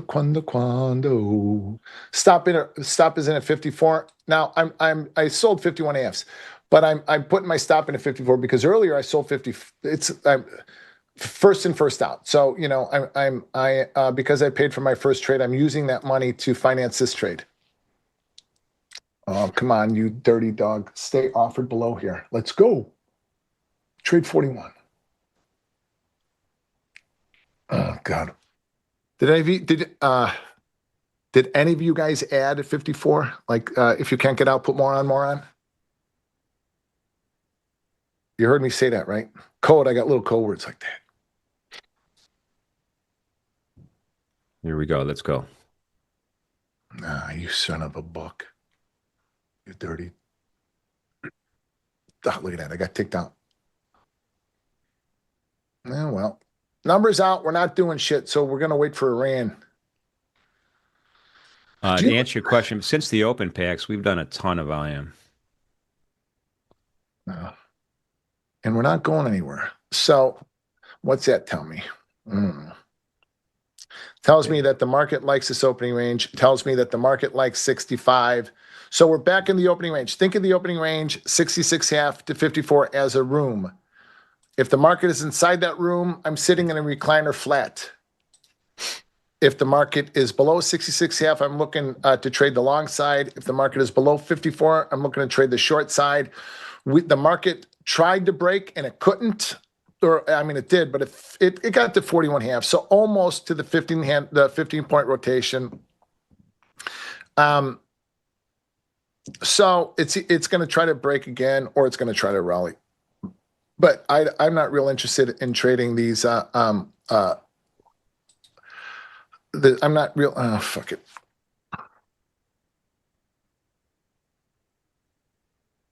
Yeah. Do that again, okay? 54 stop. Now, pay for these. Those of you who sold 54s, you're going to use. Now just scratch these. You're going to use the pay line to remove your risk. God bless it. This market has no. All right. If you get stopped out, sell the pain line. This market has no sense of direction. And I keep trying to take these trades so that I can show you guys how to manage this, but we have no sense of direction. Those of you in my group, you've paid for a couple of trades. If you're short from 54 and you're managing it well, then stick with it. If not, then wait. Don't chop yourself up trying to put something on. There's no nothing going on here. No nothing. That's an official trading term. Geez, the NASDAQ opening range is 24,867.807. The NASDAQ is above its opening range. The S&P is below its opening range. Not like that. This isn't going to break easy with that happening. Yeah. Yeah, right. You're right, Dave. And we're S&P back in the opening range again. There's no reason to trade this. There's just not. If you're long NASDAQ, you got something going. Now the S&P, the S&P. All right, now listen here. The NASDAQ is rallying, so that can drag the SPOOs up with it. The SPOOs tried to break, they couldn't quite make it, and then they tried to break again, they couldn't. So I am expecting that it's now going to try to rally. They're looking for breakouts. Okay, and what the market failed to do on the downside, it's going to try to do on the upside. And if it can't, then there is no point in spending any money in this market whatsoever. Put your feet up, listen to music, listen to podcasts, listen to my podcasts, listen to Father Dan Real, listen to anything. I don't know. Pray the rosary. Just don't blow money in the markets. Quando. I don't know why that's in my head. Quando. Who's saying that, Jimmy? Quando. I don't know. Was that Humperdinck, Engelbert Humperdinck? Yeah, no, I'm stuck in the 70s rock era. What a great name that is. Engelbert Humperdinck. That's a name. How you doing? I'm all right. What's your name? Engelbert Humperdinck. Do you think that's his stage name? You think he has a real name like John Smith? He decided to change it? Mike Johnson. Hi, I'm Mike Johnson. You got to change it to something better. How about Engelbert Humperdinck? Oh, man. What time? Do we get that? I guess that number didn't do shit. Yeah. No. Oh, hopefully I helped you guys save some money by saying it's not worth any money. Yeah. I mean, I took a couple of more trades than what I would have in order to kind of illustrate this, but we're not doing shit. So to be very clear, I am not willing to sell this market until we are below 39, or actually 41, till we get to 41 and then 39, try to, increase my size.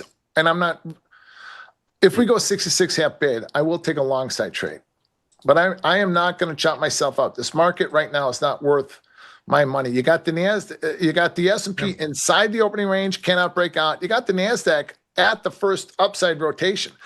The S&P trades in 15 handle swings. The NASDAQ trades in 65 handle swings.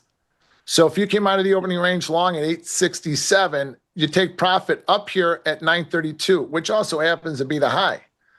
See, remember earlier I was talking about all of that vague nonsense that people spew all over Twitter?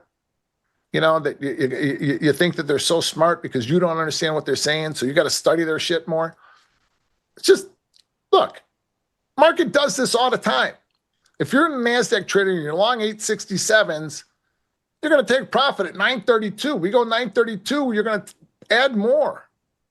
Does that make sense? Look, We're back at it. 15 handle swings, NASDAQ doing nothing. I mean, S&P doing nothing. All right. Yeah, we have I'm looking at a volume profile on my chart, PAX, and we have a pretty serious point of control exactly where we're trading at right now at 60. Yeah, let's wait for the breakout. Yeah. Let's wait for the breakout out of that node. Yeah, 1IV, thank you for those kind comments. Appreciate you, man. You have a good weekend, too. Yeah, thanks, Crudele. Merci, he's French. Really? Yeah. Oh. He's Catholic. He prays the rosary with me. He's a good man. We're thinking about, actually, instead of going to Sicily this year, we're thinking about going to France. I just hope I don't get struck by lightning thinking of that. But no, you got to go to Sicily. You want to hear a good France story? Yeah. We went to Saint-Tropez every year.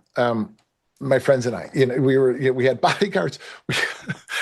Listen, I'm not making this shit up, and there are people that lurk here that have been on these trips with me.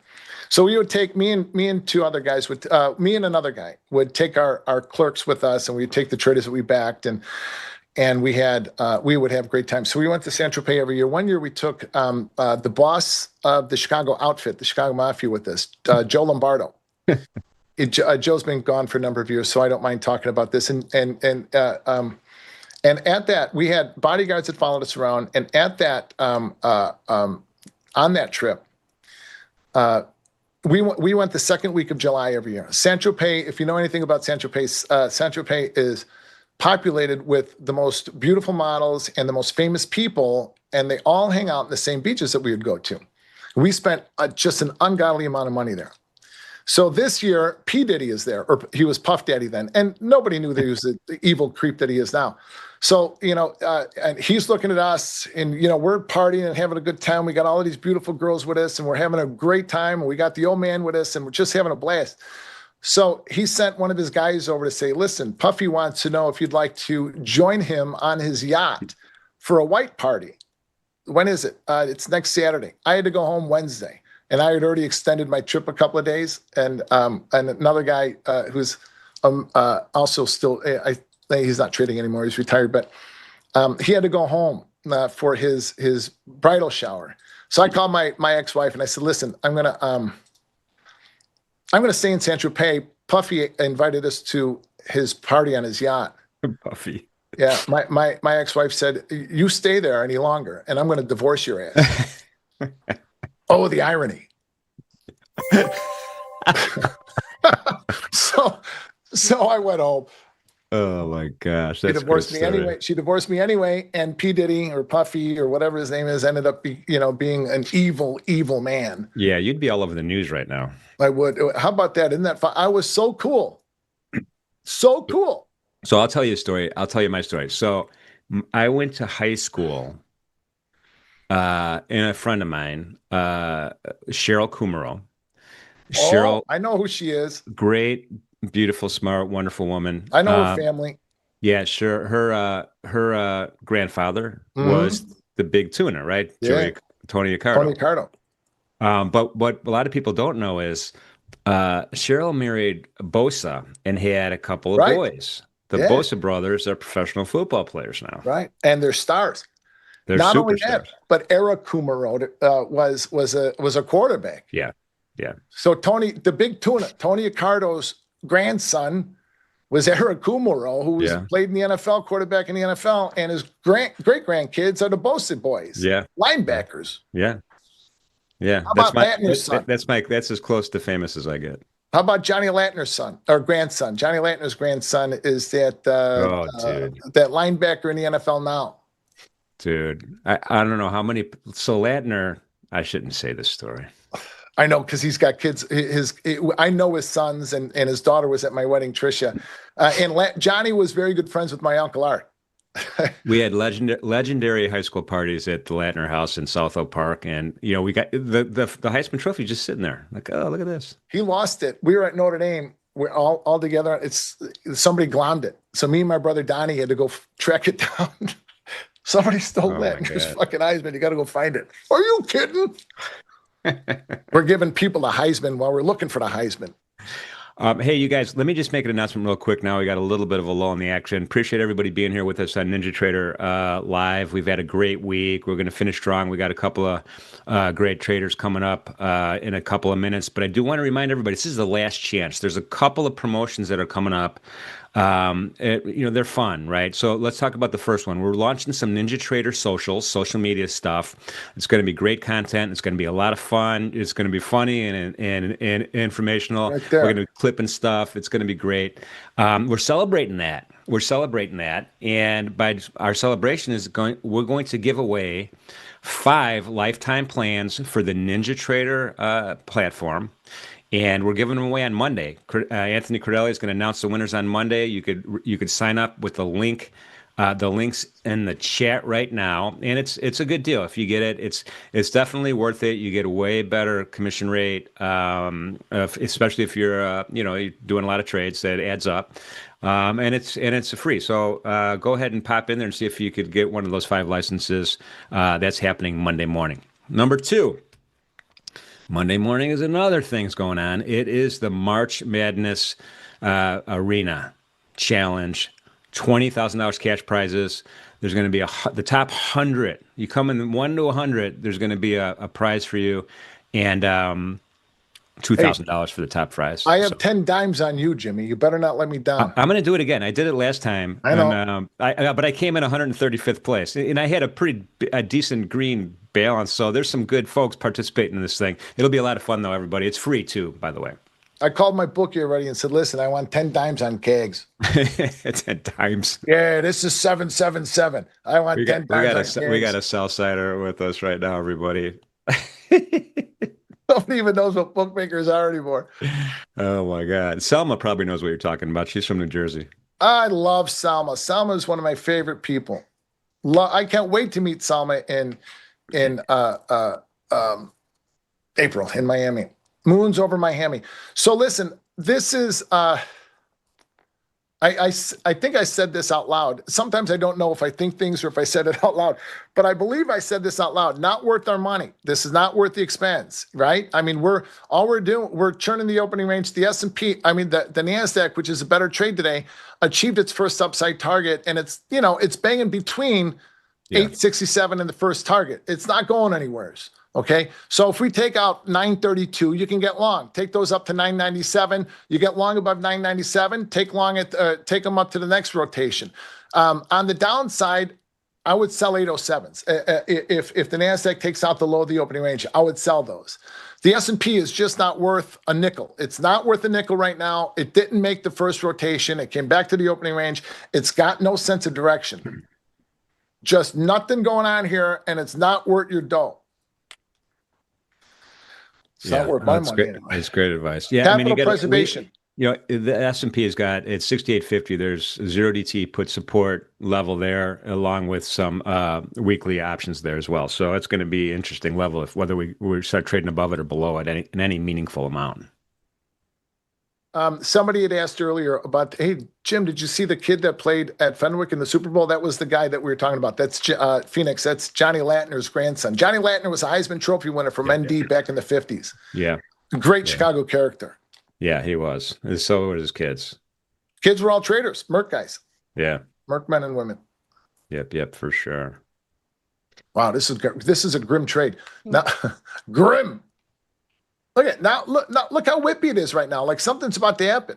So what you do is you sit here and you watch. Like I was saying earlier, please go back and watch the first hour of this. Okay. Yeah. Like I was saying earlier on Capital Preservation Friday, if it's not worth your money, put your AirPods in and listen to watch the market for sure. And listen to a podcast. Listen to some music. Put your feet up, but watch the market because the high is not the high or the low is not in. At least in the S&P, the market will do something. You just have to decide, is it worth my money to find out what it's going to do? Because I don't bet with my money. I don't gamble with my money. I want if it's not easy, I don't want it. And this isn't easy, right?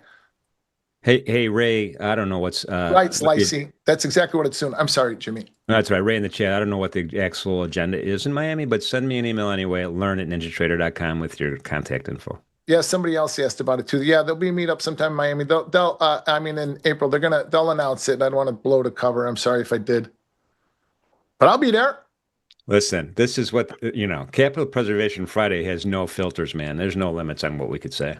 I'm trying to filter since it's Lent, and I know that sometimes parents have their kids with them, and so I'm trying not to throw around too many bombs here anymore. There you go. Well, Pax, we got some young superstars with us today. Let's get them in here. Let's go, lads. Yo, guys. What's up, fellas? How yous doing? Good morning. Pax, how was the biopsy? It was a wholly unpleasant experience.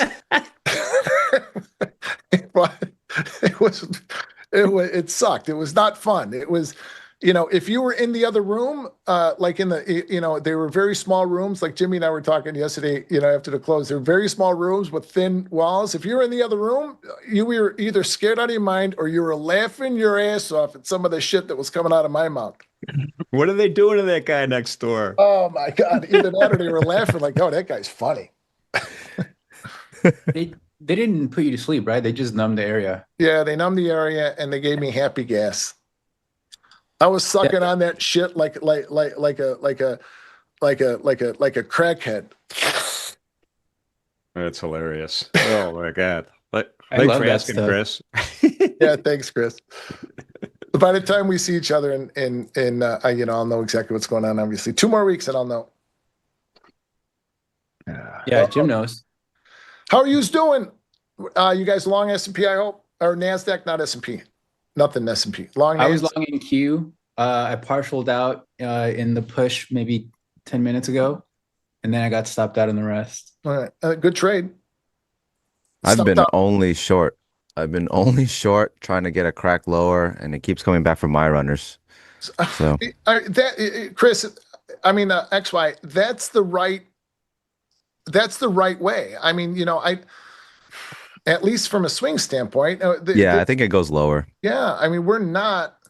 And that doesn't mean that, like I'm talking about the Nasdaq from the opening range standpoint. That doesn't mean that from an opening range standpoint, Chris is also right. I mean, you got to be long 867s up to 932s. We take it out, then you're out. Okay. But from a swing standpoint, you are absolutely right. The worst part about yesterday was that I did not trade it. That was the worst part about that biopsy, is that I didn't trade the market. It was easy money yesterday. This sucks. Yeah, no expenses. Oh man. Anyway, fantastic. Well, thank you guys for being here. Appreciate you. Appreciate everybody that is here with us on this Capital Preservation Friday. Thank you for the subscriptions to the channel. We're getting up. We're getting up there. We're getting closer and closer to our next milestone. And there's going to be giveaways associated with that, with that 200,000 level right now. So thank you for doing that. It means a lot to me. Appreciate you guys subscribing. Doesn't cost any money. It's free. Just click on that button. Thank you if you already have. Appreciate that. So, Pax, what do you say we let these 2 young men do their thing this afternoon, the rest of the morning, this afternoon? Yeah, I'm already get after thinking it, about guys. Martini o'clock. It's not even noon yet. I'm with you. Let's let these guys do their thing, man, and wish them both the best of luck in any trades they might take. Get after it, guys. I'll be watching. You guys are the best. As I say every Friday, I'm grateful to be part of the next generation of traders that are represented by the 2 of you, 2 of the best out there. Thanks, Pax. Thanks, guys. You mean a lot. Thank Thank you, you, guys. Pax. You're the best, man. You're the best, Jimmy. I love you, and God bless both of you. Love you too, bud. All right. Y'all take care. Have a good weekend, guys. You too, lads.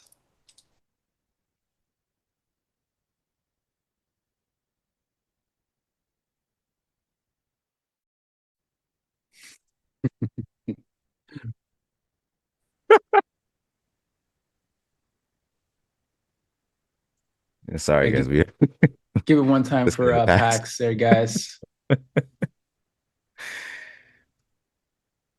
Morning, chat. How's everybody doing? We long or we short? I'm still in the short. It was long morning at 8:36, and I sat through that whole thing since like 5:45. Stopped me out right as it put in a fail breakdown at 6:44, and then I got back long, and then I partialed out, but I moved my stop, thinking we were going to come back down all the way to the bottom and maybe new lows, and we didn't. We're going higher. Yeah, I had a runner into the numbers. So we got that overnight low, and I was like, okay, I'm gonna put it break even, and we're gonna try to go for 24 660s, and it's just a ripped. It's like, okay, so that runner got cut off in the middle of this range, so I think I gave back like almost 70 points on the runner. So I've been shorting the highs, getting some size off, holding 2 runners, come all the way back, short again. They come back, short again. The good news is, we get out of our position before the runners come back, but the idea just hasn't played out. I'm thinking that we do continue to transact lower. The market has not really agreed as much. Yeah, I had 3 shorts already. It was here. Oh, can you guys see this? Yeah, here, and then the second touch VWAP, which I really thought was going to be the one because they went into this range and then they held this, came all the way back. And then I got a 4th short just earlier, but I didn't even get any take profits on that. I think I stopped out on 3 lots, about 12 points. So the morning is good, although I would say I am off sides for sure. So I'm glad to have been paid. But the market's going up, and I was just looking for shorts. The only way I'm taking longs is if we can actually trade into above 25K and then start to hold this low volume spot. That would be the only longs for me. Otherwise, right now it's just wait to see if the market starts to offer anywhere, which it's not doing. Right. Let me share my plan. So the reason that I was looking for longs down there is because in ES, this 6830s 40 area or so, you can see here on the 4-hour has been strong support. This has been the support of the multi-week range here, this sort of area right here, right here. Let me change this into red. We can see that, right? So what did we do this morning? We came down right into it. So I'm looking to buy that through a mean reversion setup. For NQ, we did not exactly come back down to that support area, which is around here, around 680, 690s.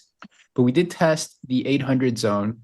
And then into that, we were in a hourly, for those of you guys who watch my trend structure discussions, we had formed a hourly wedge, right? We consolidated. There's no trend in time. We broke down, started a new lower low, lower high. So the idea is that if on a higher time frame you're coming into support and then you apply the trend structure or trend sequence filter, you're saying, okay, we are at support in ES. I covered that, right? And into that support area, we are into the first lower low shown here in this downtrend attempt, right? You have a move lower, lower low, lower high. So there's a higher probability now that we can bounce from this area because it's support. It's the end of the initial drop and RSI is oversold. So it's a combination of things that I look at, right? And the idea was that if we could hold here, we can bounce back up to prior day low, reclaim that, and then move up to 6890, 6900. If we fail to hold that 6830s, we can go down to see 6800 area. For NQ, if we held 800 and bounce, we're seeing scenario 1 play out right now. We're seeing the reversal back up to 960s, 25,000. We can reject here. If we form some acceptance here, then we'll move up into 25,110s area, the other side of this wedge. If we did make new lows, then we would see this 680s, the larger support of this range, similar to what I just went over in ES, and then possibly break lower. So you can imagine that in combining those, I was looking for a reversal in ES or NQ as well. I trade mostly NQ. And you can see this clear into that support area, right? While you have the hourly low extension, you have RSI oversold. So everything's telling you that we're finding a low. And then you just got to go to your lower time frame structure to participate in that. So what did I do? I took the reversal here. Based on all the things I discussed, I participated in this little bounce. I sat through this and I had my stop at the lows. And what happens here at 15 minutes after the open takes me out. So then I got back long here and I took partials here. And then I put my stop to break even because I thought, hey, ES looks like not really good at all. I thought we were just going to go back down to the bottom of the range. So I put my stop near break even. Looking back at it, I should have waited for the higher low, higher high, higher low, right? and then moved my stop. But I was thinking a little bit too conservative, thinking that we were going to be range bound. But that's both my plan and my morning trade. And now we're seeing the outcome of that structure that I talked about coming into support, bouncing. So if I would have waited for the higher low to form, I'd still be in this trade. But it is what it is. I can now look for another trade, right, guys?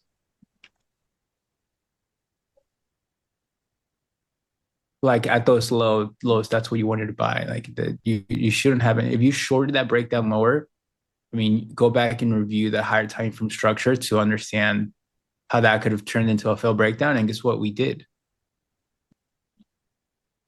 So you have to consider always higher time frame. And now we're moving up to the targets.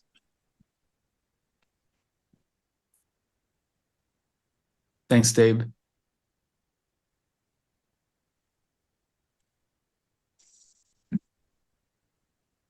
What would I call the session's profile so far? I mean, pretty neutral.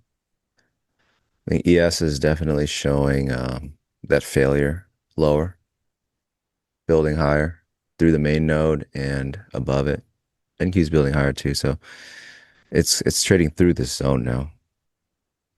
So my short idea totally invalidated now.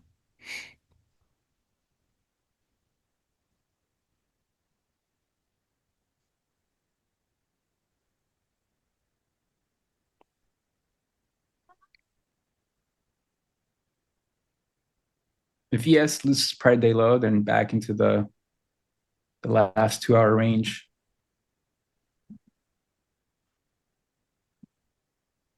Hey, Jim.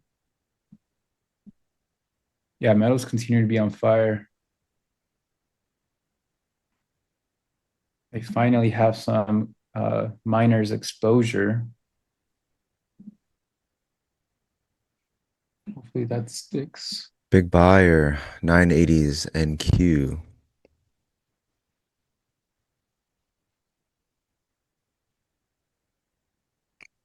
Bought the 980s and price instantly trades lower.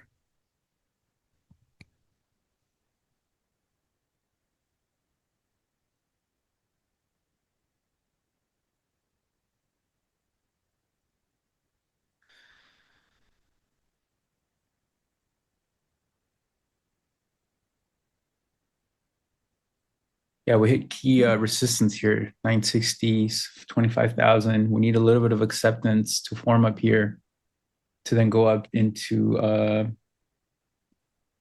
have 25,040s and then 100, 110s. I'm gonna try the shorts here. See if they can get this moving. If not, I'm gonna flatten this thing. Looking for like the 920s first, around VWAP-ish.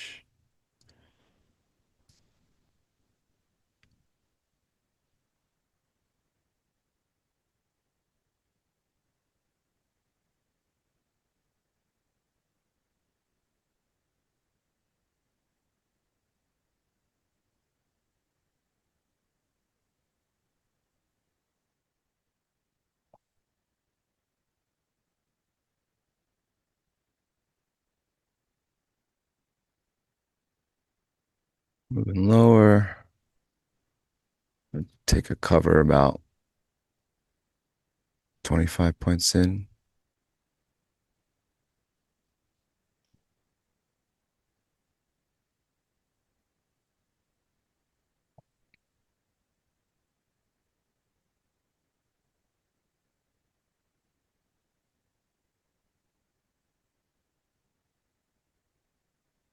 So they could hold here. Obviously, I'm hoping they don't, but I'll look to flatten this thing around my entry if they don't move lower here. I'm gonna get out of one if they can make a new move lower here on this little swing. No guarantees, but I do want to find covers around 920s. That's really, it's got to be at least that for this trade idea. And I want to go all the way down to 24,660. So zone is still finding some offer. So got into a little bit.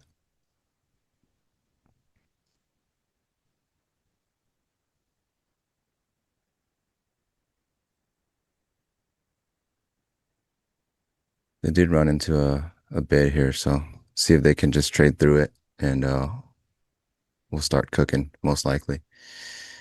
But that's the if right now.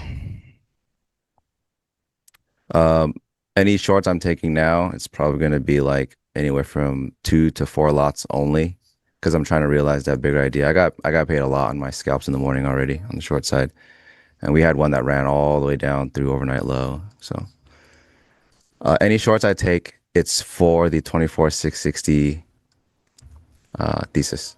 So maybe a few lots, scalp out a little bit, and then try to hold one for that, just to cap it all off, get the idea in my pocket, because I do think there's opportunity for it still.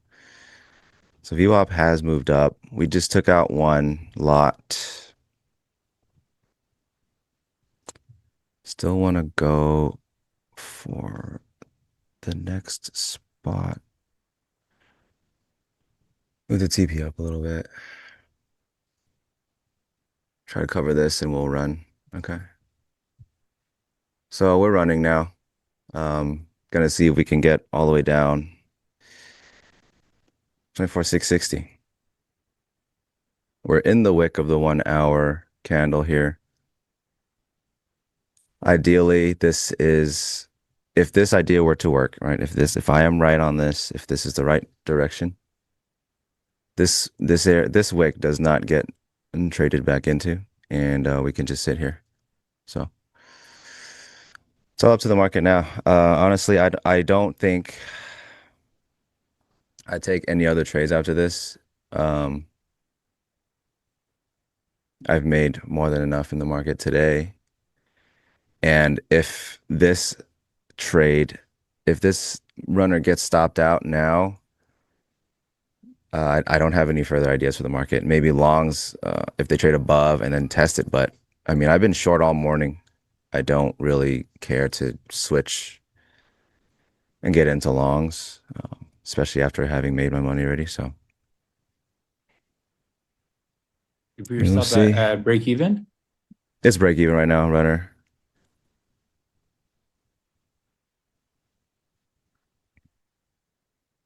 Yeah, after they broke VWAP, or after they held prior day low, my thought process for the rest of the day was already like, look, if I get into shorts, it's to like get a runner all the way down.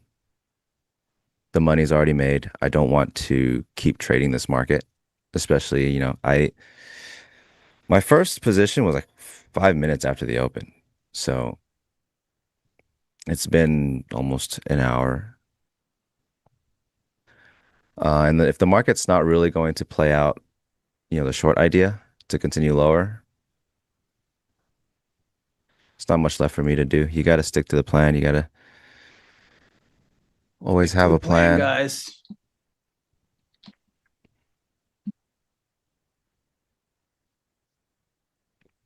Yeah, they took out my runner. I think they might continue lower here, but we'll see what the order looks like. Maybe I'll try to get in another runner. But Yeah, I have to think that we move back up. they held the 9. Like the 9 is looking sloped now. Held the 9 EMA retest. It's a break and retest, hold ES, break and retest, hold NQ.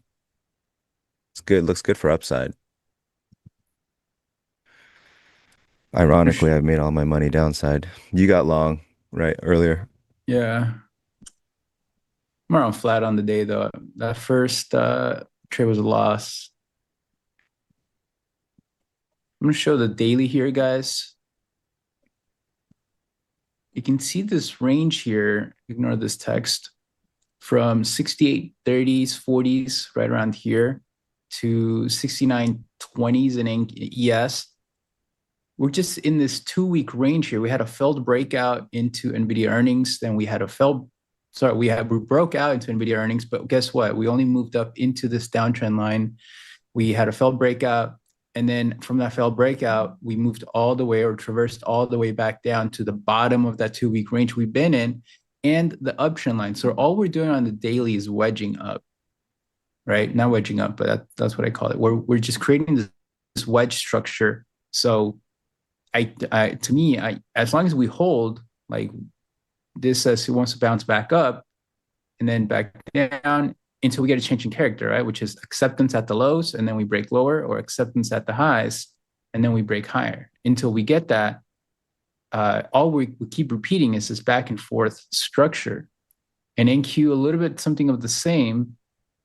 This is the 2-week range it's been in, around 25,110s and then 680, 660s down here. We didn't exactly hit it like ES did. It's a little bit stronger. It did hit this 760, 800 zone. So look, if we can hold, we're going to bounce back to what? 25,110s, 120s, right? And continue this larger structure. So that's what's happening on a higher time frame.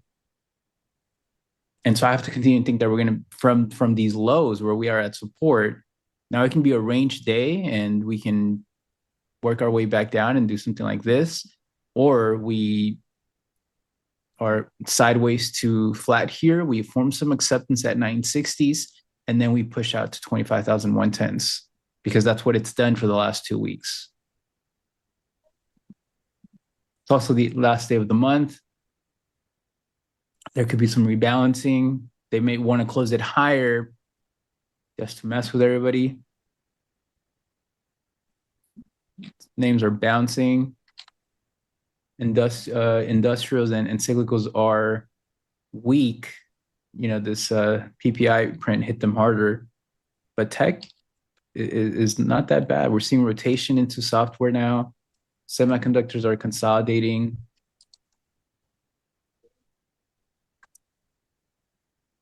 Full gluten. Long or short, what are you doing?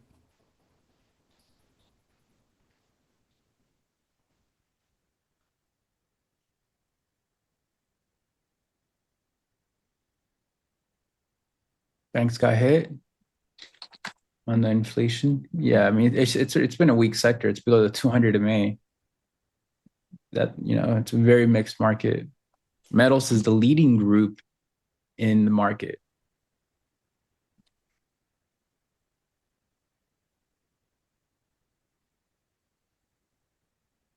And you want to have some, and then within that, the sub market or the subsector is miners, gold miners, silver miners, copper miners. No futures contracts there, obviously, but that's what's leading.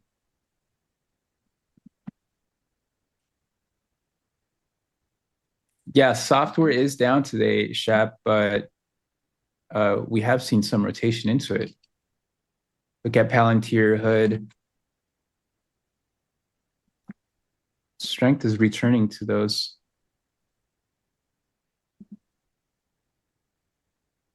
So I'm just waiting here now to see if forms some sort of wedge structure. And we can form some acceptance at 960s. Maybe that can push us up into higher prices. If not, this consolidation up here can fail. And guess what? We go back down to ES doesn't look, I mean, it's more flat, yes. No, Carvana is a great stock. I mean, obviously took a big hit recently, but it had a pretty big move from April. And then ever since then, it's just been a little bit more choppy, but you want to be in those growth stocks. Just doing well.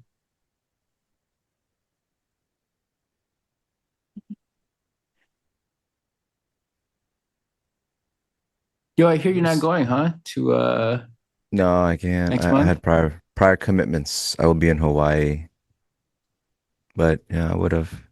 At least it'll be warm. I've only been in September. I've been in Miami twice, maybe 3 times. I think How's twice. the weather then? Sucks. Well, if you're used to Cali weather, sucks. But to be fair, I think most places suck if you compare weather to Cali. I think it's like either I think it's right as hurricane season is passing around that time. So I could be wrong. I don't know what it yet, but I think that's what it is. Someone said they almost closed their long when they saw that I was short. I've been short Don't do all day. that. I've been offsides all day. Like I'm getting paid, which is yeah, it's all I care about. But I mean, you can see what the market's doing. After the second short that got me all the way down to overnight low, I mean, this was a huge chunk of points, like over 100. At that point, all my shorts after were, hey, let's try to get this idea, and if not, that's it. So my first two shorts were my usual size. Afterwards, it's like 3 to 4 lots. The VWAP one was 3 to 4. But I'm only getting half. I'm only getting paid on half because I'm peeling off two, and I'm trying to hold two, one for the low and then one for the 24 600s. Break even. Everything was break even 2 lots. First short, break even the last 2 lots. Break even last 2 lots. Break even last 2 lots. You saw the last short I had 3 lots on. Um, I got two off. Break even the last one. So look, I made money, but I could say I'm tired of being wrong. I'm on the wrong side. We're consolidating here. In the middle of hurricane season? Yeah. I've been getting lucky in Miami. Every time I've gone, it's like hurricane season, but it's cleared up, no rain when I'm there. Yeah, yeah, yeah, yeah. Miami. Yo, someone's excited in production. Yeah, I mean, it sucks. It sucks that I missed it. I would have definitely I would have gone. What number streak am I on? I don't know. I never know. I could tell you that February, if I stop trading right now, if I don't do anything else, do something dumb, February is an all green month for me. And honestly, having said that out loud, I mean, it is called Capital Preservation Friday, right? I will probably opt out of any further trading. I mean, the market's pretty much told me, I think after poking overnight low and failing that, the market has just been telling me, hey, you're wrong. This idea ain't gonna work out. So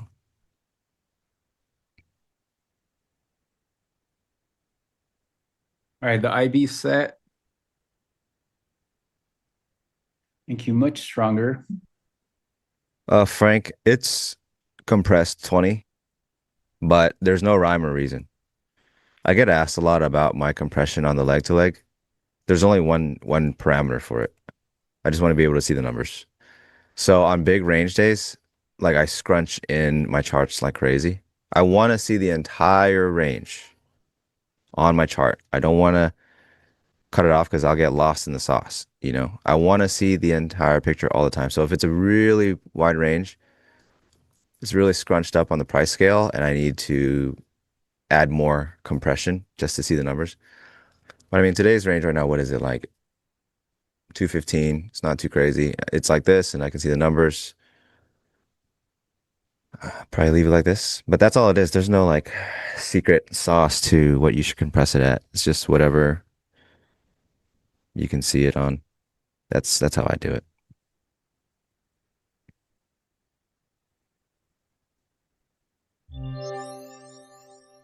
All right, let's see what we can. We're consolidating here for a move. We are the IB set. We do have a divergence up here. NQ made a new high and ES did not.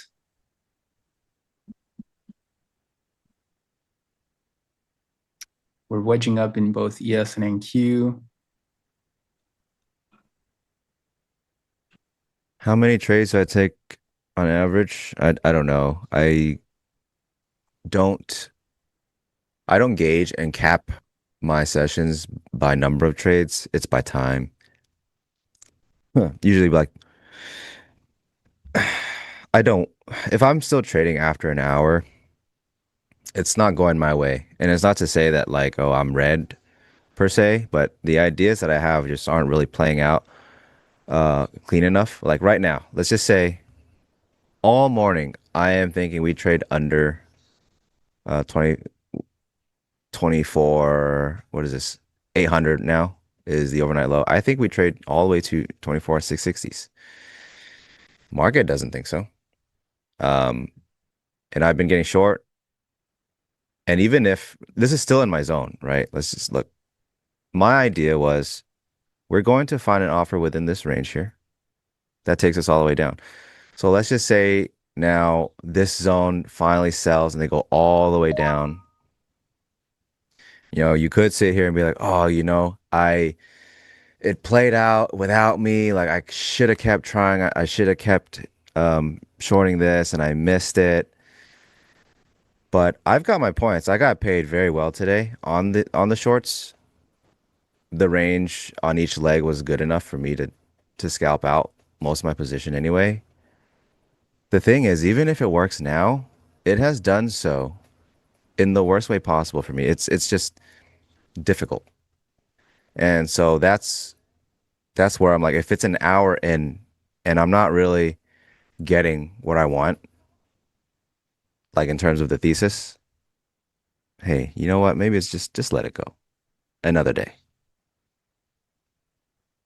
So that's pretty much my approach. It's not like number of trades. It's look, you've been trying to nail some market ideas for about an hour now. If you haven't been compensated enough yet, I'm not sure you will be. So let's just close it up. We'll come back another day. And there's always something to consider too. Like if most of your days are green, just throw the day away. Just let it go. There are more, and you know that you're generally going to have profitable days. Stop trying to navigate the tough ones when you can just leave it alone. Let the next day come, and the next, and the next, and the next. You have to have that kind of trust in your process, in your skill. If you can look at your data or your calendar or your equity curve and you're like, yeah, most days I am green. When you get one that's more tricky, just leave it alone because most days you're green. What are you doing? You should get rid of the scarcity mindset. I think prop trading probably doesn't help with that because you have conditions to fulfill, whatever. Especially if you're trading cash. Just leave it alone. What's the hurry? That's like I always use the hiking analogy. Like say you love to hike and you love certain terrain, you love certain hikes. You get to one, you're like, this is dicey. I actually might fall off this cliff and die. And you're like, and I'm gonna hike it anyway. Like it doesn't make any sense. If it looks tricky, if it looks tough, if it's proving to be difficult as you're trying to execute in the market, I mean, assuming you're not gonna die that night, there's gonna be another trading day. Like scarcity mindset is a big edge killer, just like fear is. Scarcity mindset will do you in. It tunnel visions you so hard that you forget, hey, there's another session that comes the next day and the next day and the next day and another week and another month and another year. So that's my approach. TED Talk, I know. But it's not number of trades. It's, hey, how long have I been trying to hammer away at this market on this idea and this and this? Like I said, if this plays out all the way, I'm not going to be like, yeah, I should have had it. I should have had it. Like, no, this is doing it for me in the worst way possible. I mean, they're building higher. They're building in this range right now, in this zone, and they could definitely get continuation like this. From where I stand, I consider myself lucky enough to have made the profits that I have being on the wrong side. I have been on the wrong side. That's how I see it. So take what you can get. I think this is a big component of stringing together green days is understanding, hey, look, a lot of times you are just fortunate to have been green. Your ideas may not have played out perfectly, but you're still green. So Stop trying to force something. Can you define VWAP? The number? 24,930.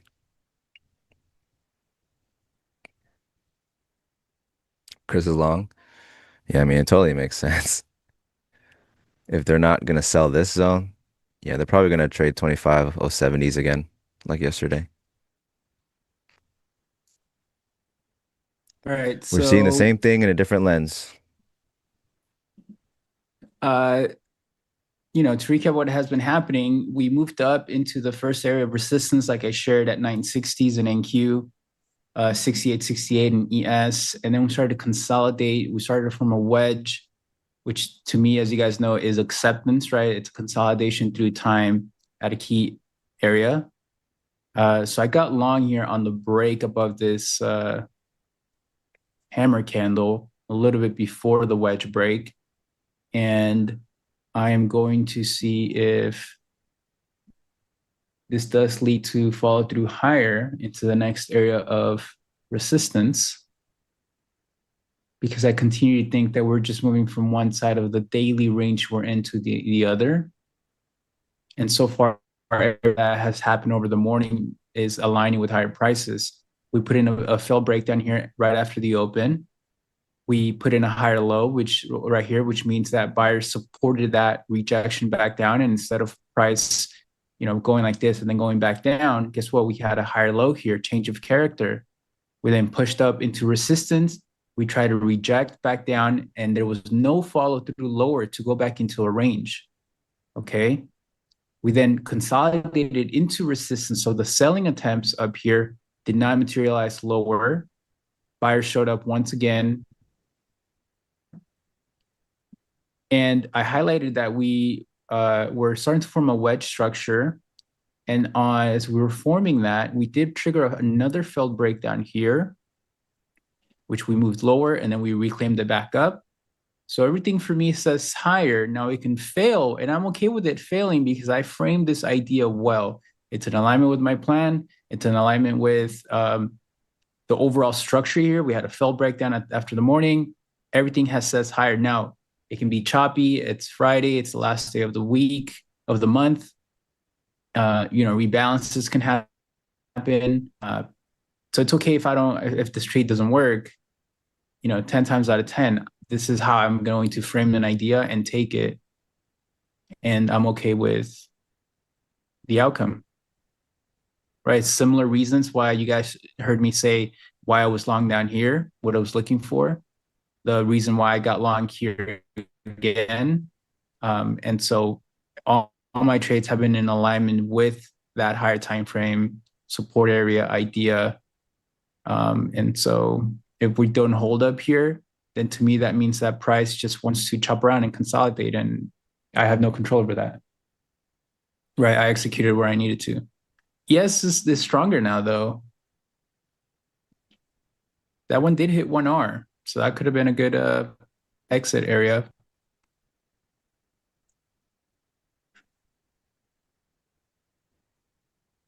Let's see if this becomes a higher low, higher high, higher low, and then we can push out higher.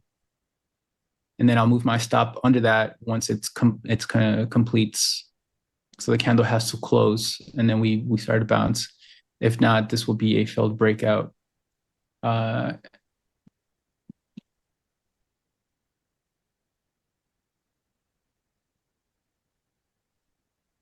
we'll just chop, right? It'll just be a consolidation. And I'm okay with that. Gotta move my stop Donald, it's Order Flow Labs Indicator Suite. I don't believe these ones are free. They have free stuff. Go to orderflowlabs.com. Order Flow Labs. Yeah, I'm not sure if like this stuff is free, the daily MGI stuff, but me and one other are potentially working on something that people might like. That's all I can say about it. That's Are we almost all I know creating about a it. order flow tool? For order flow tools for the people. Yoda, thank you. I appreciate that. Yes. I forgot it even existed, but if anyone is curious about how I do things, I do have a free playbook. Just go to my Twitter profile and there's a link, and all my links are in there. YouTube, this, that, blah, blah, blah. All Leo right, we said it. put in the higher low here, so I have now I now have the opportunity to move my stop up, right? I say those words carefully because I waited for the higher high, higher low. Oh, I need it to be here. Higher high, higher low. It's attempting higher, and I can fail, but that higher low allows me to move my stop from down here to here. Because now I've protected my risk exposure a little bit more by decreasing my risk. So you can decrease your risk through position sizing and then through adjusting your stop based on the sequence of events that you need to see in order to participate in the trade, right? And now we're continuing higher, which is what I want to see. And at this point, if this higher low fails here, then my trade is done, right? Like I did what I needed to do, and I'm okay with that. But to me, I framed that really well. It's in alignment with my morning plan. Look, I'll even show you my scenarios here.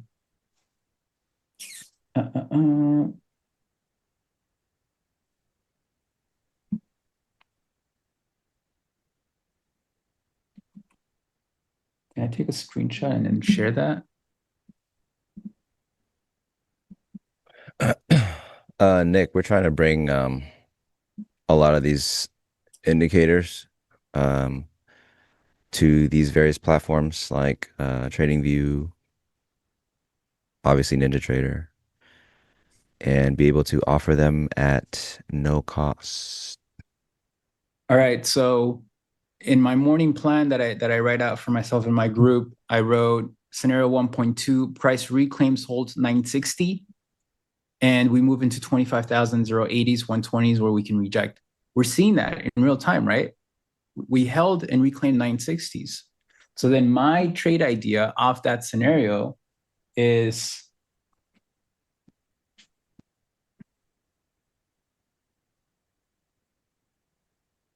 trade ideas, mean reversion.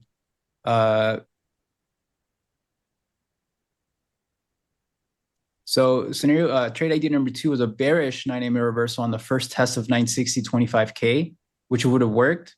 But then I wrote down after that, reclaim the 960, and it will be a strong reversal that we can see a bullish 9 MAR on the back test from above. And we're seeing that. We got above it, we pulled back in, reversal higher. So you see, I in my morning plan, I'm already planning out the scenarios for the day. What needs to happen? What do I need to see? And then the trade ideas in alignment with those scenarios. So my trading is done pre-market. I just show up and do my best at executing and framing an idea really well. And you guys just saw that here. And to me, it's A plus, plus, plus, plus, plus. Oh, really? It's not going to fill me? Your POS. Yeah, not yet. I think you got till 70s, honestly. Yo, what the heck? Look at that. What is that high right there? Dude, you know what that is. That's the algo. Market makers. Wait, how did it not fill me? It says the highest 25,017.50. Oh, I have by 25 by 0.25 POS. 25 cents, let's call it. Well, I mean, if it helps, look at that last 15-minute candle. Yo, come on, get it. That's a continuation. Where do I get my trade ideas from? I create them. I have, a Discord group where I try and help people. I create a morning trade plan. A top to bottom plan in the morning, top to bottom afternoon plan to give us an update, a view of the higher time frame structure. And I create the trade plans. What's your for myself, TP? for everybody in the group. What's that? What's your TP? What price?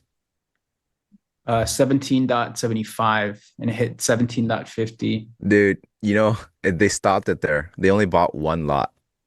Nobody wanted to buy above it. They Really? saw your order. They're like, you know what? I don't like this order. I won't fill it. They literally bought one lot I mean, I under have no you. problem moving it down because it's weared into the 1.5 area.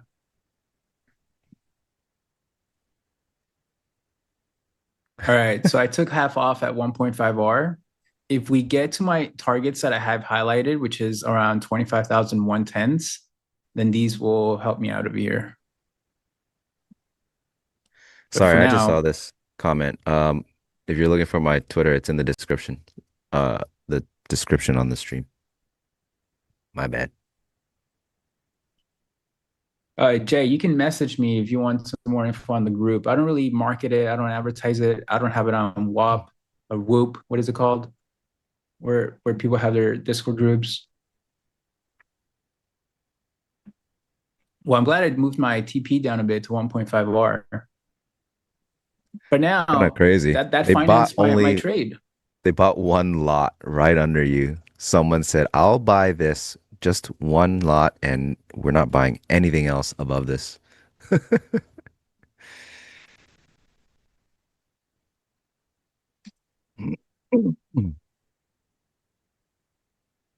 Stupid regardless username of check. I don't blame you because I wouldn't realize it either. From one stupid person to another. what happens here, guys, like I did what I needed to do. And I think that's one of the most important things I try and show here is I create a plan, I frame my ideas as best as possible, and then I look to try and execute them as best as possible. And that's the feedback loop that the system that I'm in.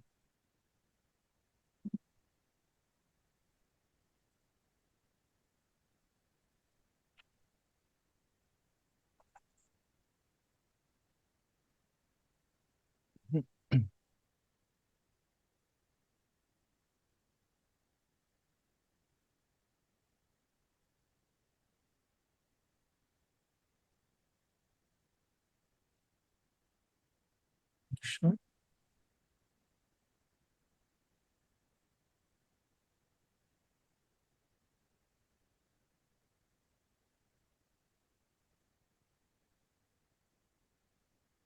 Yeah, it looks like it'll fail now, and it looks like we are going to be in a range bound market.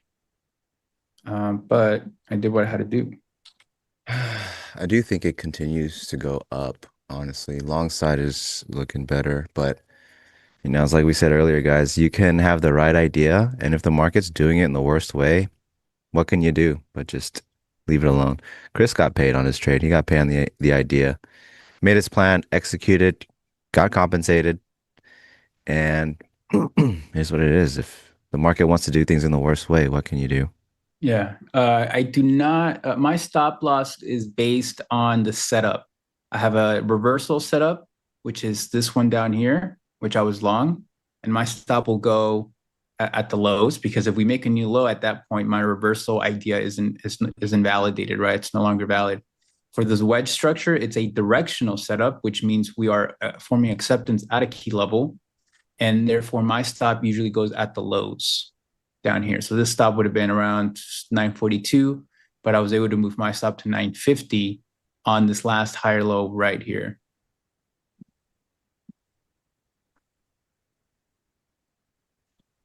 And it's now turning into a failed breakout.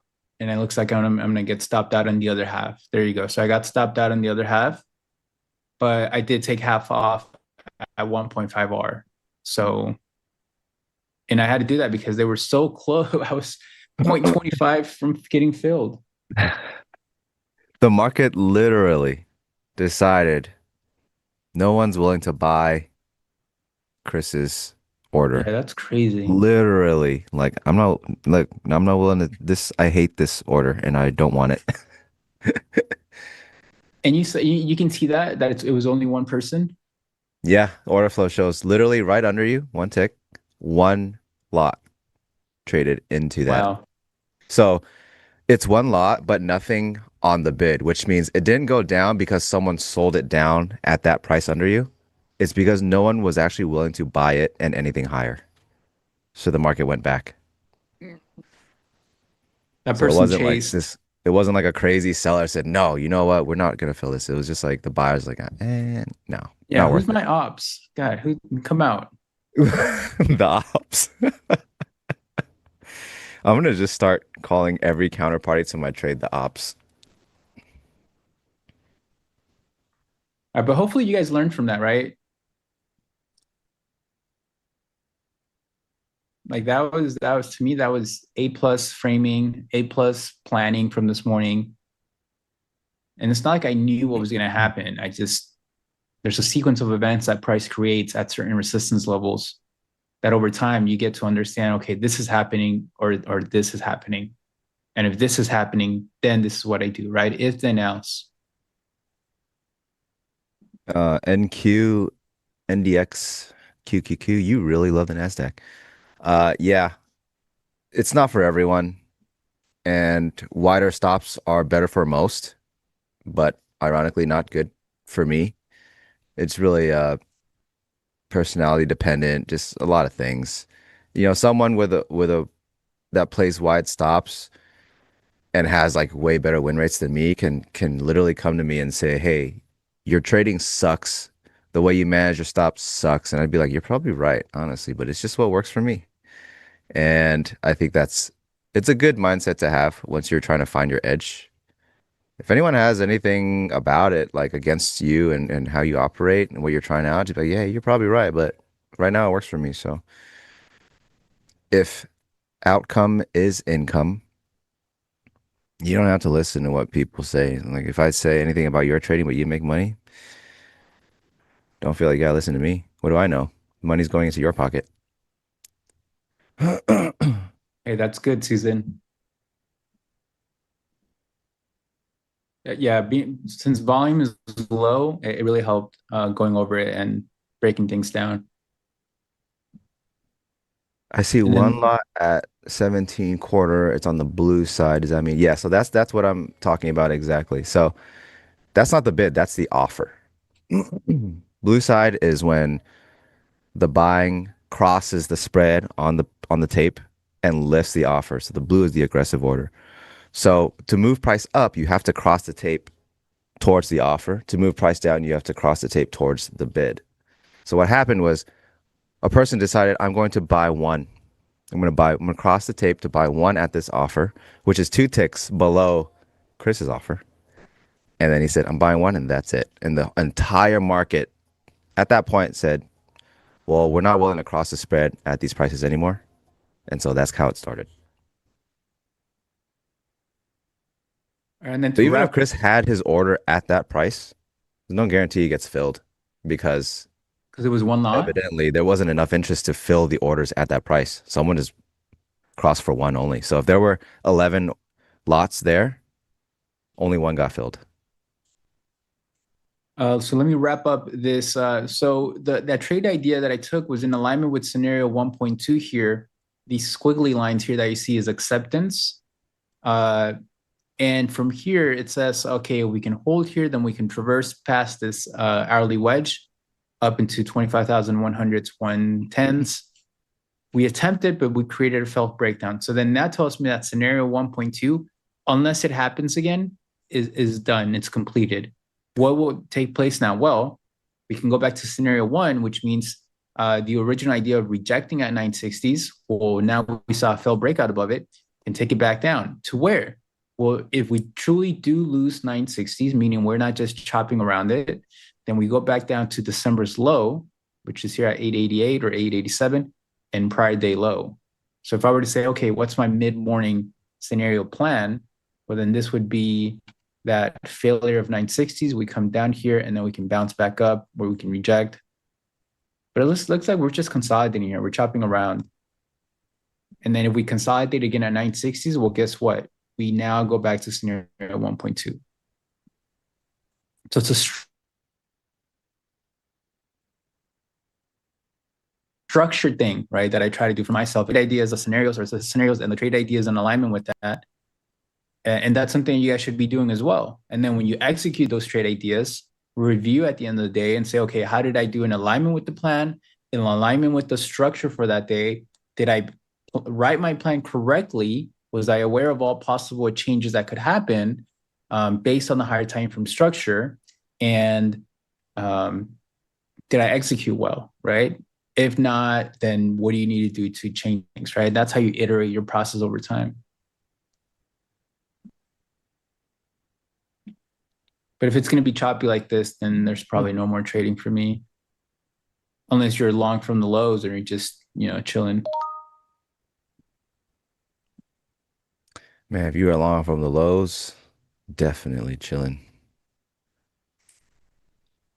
Still think they got the juice for another 100 points from here.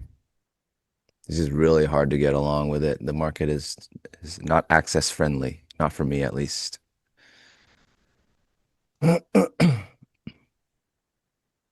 Yeah, we continue to hold here. I think we're going to see higher. Volume is just building higher here. It's not bad. They're holding the 9. ES is doing it a lot better. If they can close this 5-minute candle as like an engulfing bullish candle in what, 2 minutes? Doesn't change a lot.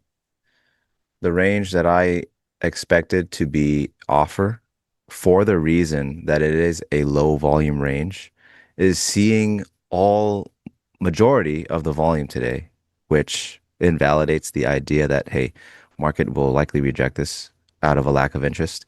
Market's actually been trading this and building interest, showing interest, which further, to me, we'll say confirms, for lack of a better word, further confirms that likely it could move through this range.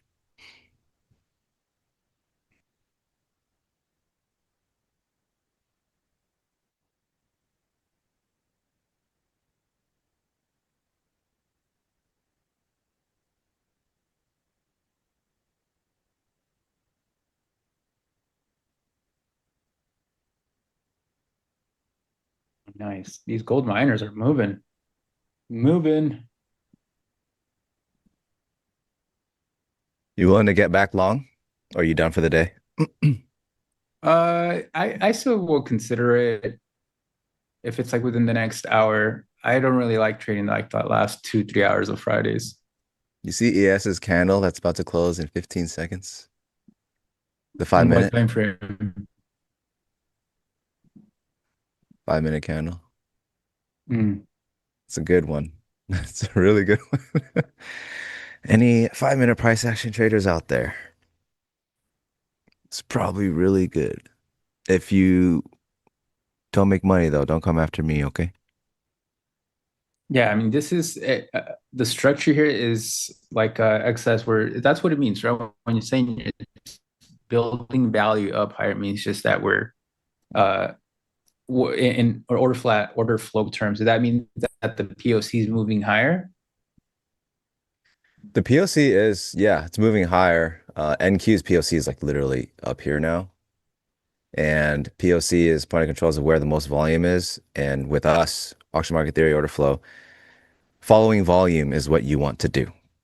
If volume is building somewhere, you want to be in line with it. If volume is showing a lack of interest, you want to be going the other way. And right now, in this zone, where my idea was, hey, there's been a lack of interest lately. I think it rejects downside. They're just building interest. So any short thesis from that zone is already invalidated, because instead of rejecting it because there's a lack of interest, they're actually just showing that no, we're interested now. And at some point, they're going to fill the sell side. And after that, they got to go find a new batch of selling, which is going to be higher. The next spot of low volume is those 25.070s. And if they find interest in there too, this time around, they'll go through and start building it. So Yeah, it it's the is ones higher. volume. So when Chris says acceptance, in my lens, the acceptance is, yeah, the profile is building out volume. Price is accepting it. They like doing business there. They have found some happiness in price. Different lenses, same information. Looks like we're creating a megaphone too in NQ. Cool down, Dave. Yeah. Keep a perspective like that, you'll live a happy life. This one's higher. This was a failed breakout turned into a failed breakdown. This is chopping around, creating more acceptance. Let's see how a higher low here looks. And then that could be maybe a possibility to get long. But even Monopoly. if this move happens and we push out, guys, like I executed what I needed to execute, and then that trend didn't manifest, right? If somehow some erratic price action happens and we get to that next target, hey, I missed it. Like, it is what it is. But we continue to see the bounce from the daily support range to now we're climbing back higher. And we know this structure, right? It's a repeatable pattern over the last 2 weeks. Monopoly, that's a really good question. So he asks XY, that scenario with Chris in which buyers didn't want to buy, would you short that or are you waiting for initiation? Yeah, generally you would think, and reasonably, that yes, if the market shows, hey, we're not willing to buy this, it generally means, yeah, they're going to go down, which means, yeah, you can short with it because it's going to go down. But then, there's so many other things to consider. At the time, we're in an up market where volume is still building upside. So the reason, like, that scenario is like, I didn't even think about shorts, nothing in regards to actually taking a short was just because it's going to go down from there. If the market is in an uptrend and it's showing interest higher, generally, even on price action, that's higher lows, higher highs, higher lows, higher highs. Even if you got short there because they didn't want to buy it anymore and they're going to pull back, you don't know where it's going to get to. You don't know how far that short will get to because we're in an uptrend. The smarter thing to do is just let that occur. Take it as, okay, this is going to be the pullback. And now I want to see where I can get long instead. You don't want to follow every market wiggle just because of this or that. You want to be on the right side. So there's a reason I've just been saying, like, I've just been on the wrong side all day. When I get in the short, it works. I'm getting paid. Scalps are hitting. I'm 30 points in, 40 points, 60 points. My one short had 120 points. When I get in, it's working, but I'm not on the right side. The market's going up.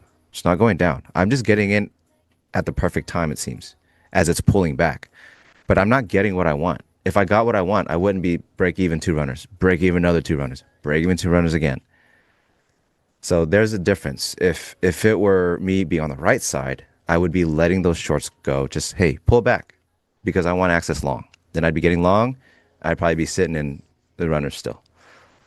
So there is that difference. Don't feel like you got to chase every wiggle because order flow this or that. That's kind of like the huge downside to order flow is it's very noisy. And I do have a very close personal friend who, when he started trading, he's like, I'm going to do everything you do.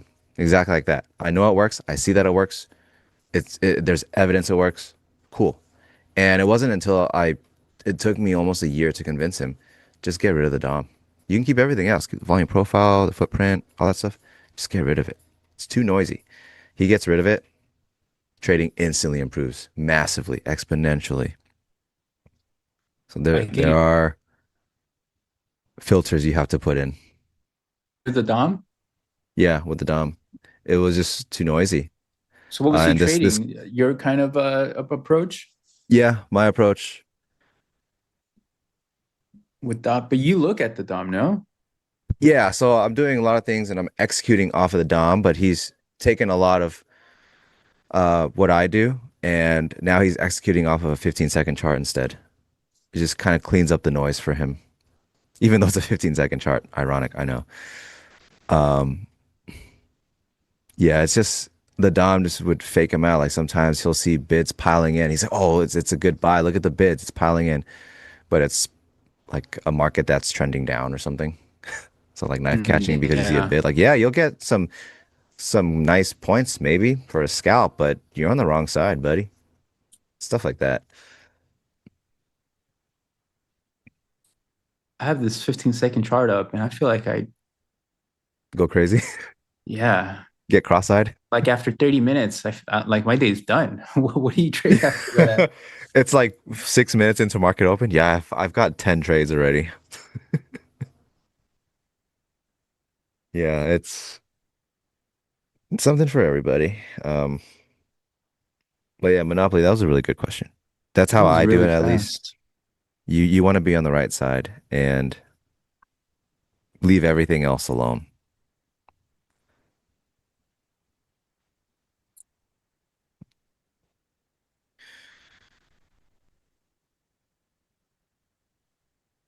Ten-second charts, yeah. Oh, 30 minutes? No.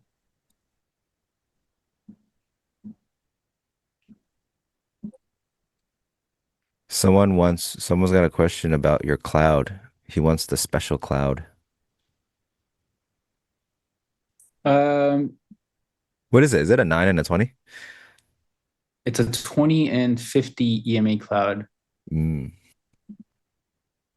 Nobody's ever asked for it, so I don't know if it's available. But if you reach out to Ninja, uh, uh, it's not proprietary. If you reach out to Ninja, I'm sure they'll share it.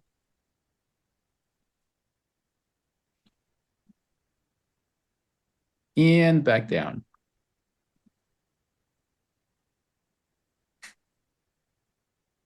I mean, think if I was like I think 30-second chart is like the lowest I'd go.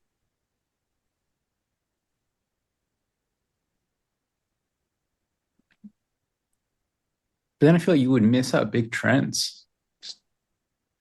Yeah, so it's execution only. That's the idea. You got to form your analysis, all that stuff on a higher time frame. So he does that Yeah, on like 5 minute and up. So same way as me, he uses a 5 and a 1 hour with daily profiles, and he'll frame all his stuff there. And his 15-second is for execution within his areas of interest. that's the cloud of acceptance. That's funny. I mean, the You acceptance guys have does heard about the form. boxes, but the cloud, that's proprietary. So look, guys, let me give you a quick, let me see where I have my markings.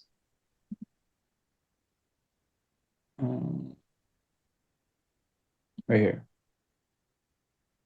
So stop requesting access, all right? Nah. The reason that acceptance is also into the 2050 EMA here is because it is the mean of the higher time of the not the higher time frame, but of the larger swing uptrend here. This is the 2-minute 9 EMA uptrend that you guys always see me talk about. When it ends, we consolidate, the 9 EMA turns flat, and we create that wedging structure, right? Which is exactly that trade I highlighted and took.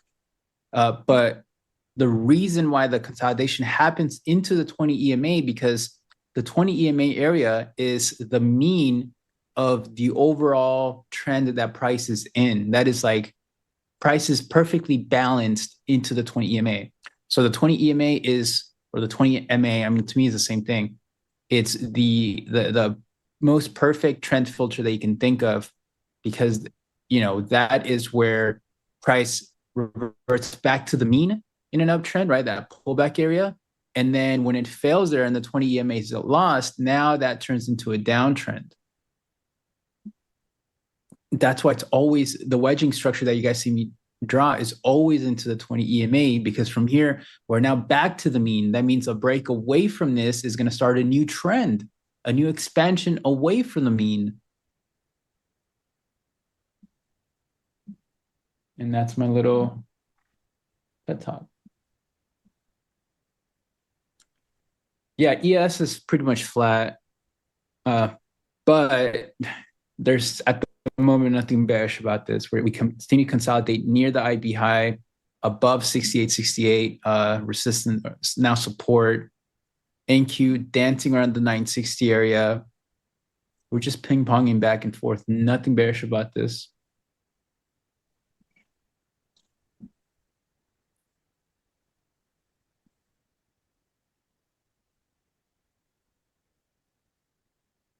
I think he uses the 1 minute. 1 minute Heikin-Ashi. Yeah. I've used so many. I've used tick charts with various ticks, volume with various volume, Renko with various Renko settings. And then I went to Heikin-Ashi, tried Heikin-Ashi with volume settings. Heikin and Renko together, and I just settled on 1 minute Heikin. It's just the cleanest for me, so used to it.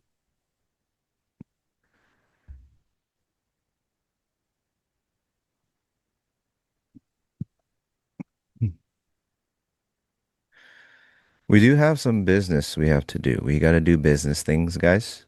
First of all, please hit the likes, and if you haven't, subscribe to the channel. I'm surprised we've totally forgotten to take care of business and beg for likes and subs, but we'll do that now. And secondly, if you guys want free lifetime plans for NinjaTrader, there is a link at the top of the chat. Click that, sign up, and you can win. There will be 5. Hey, look, right there. There's a graphic. Lifetime, absolutely free. The trifecta, absolutely free lifetime. It cannot get freer.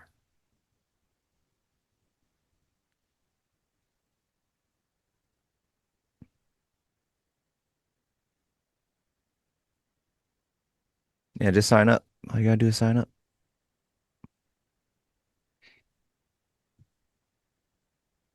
Capiche? Double it and give it to the next.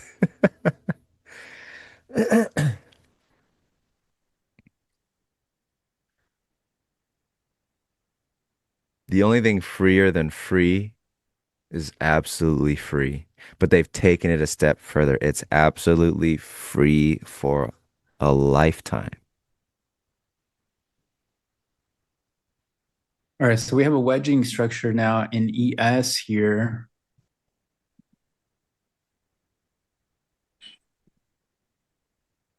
At IB highs above 68.68. So this is acceptance of prior support, prior resistance. We're consolidating above it now. Let's see if we can get something here for a push up into 68.93, 6900. We're also right, not for ES, but for SPY, we're right under the yearly open. So a reclaim of that will take us a green on the year into the February close. So I think they want to close the month, or they want to close green on the year into the end of the month.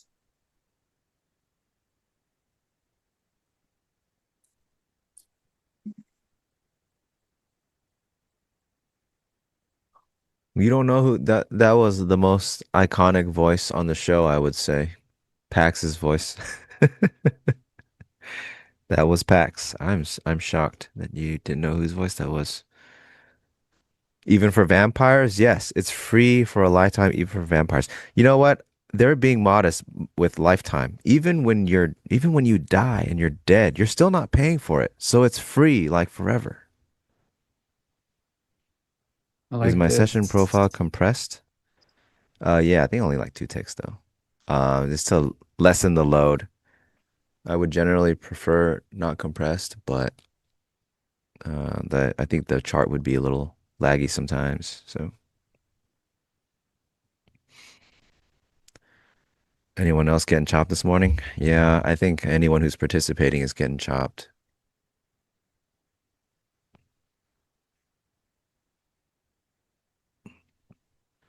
Like a family heirloom? Yeah.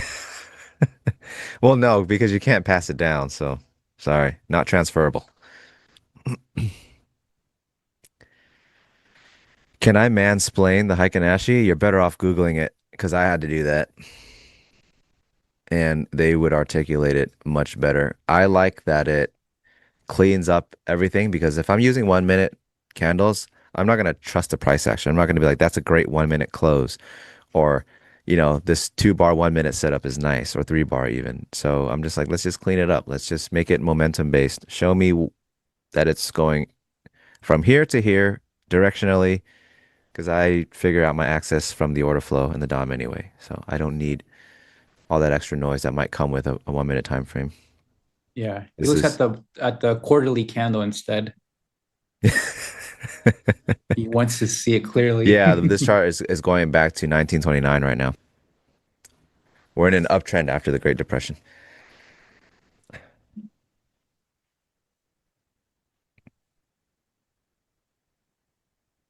Well, stream side, now that you've leaked that alpha, NinjaTrader is going to plug that and close that loophole.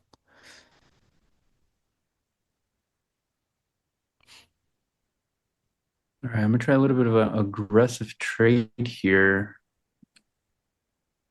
See if this leads to a push out.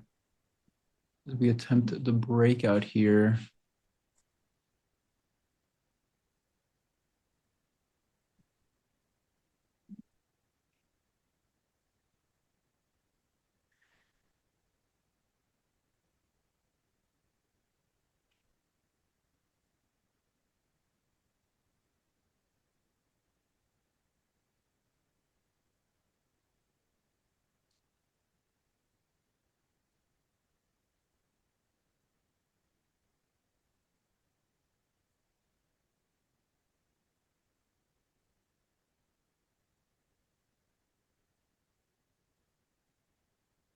So they're both attempting to break out here. ES is breaking out of that wedge here.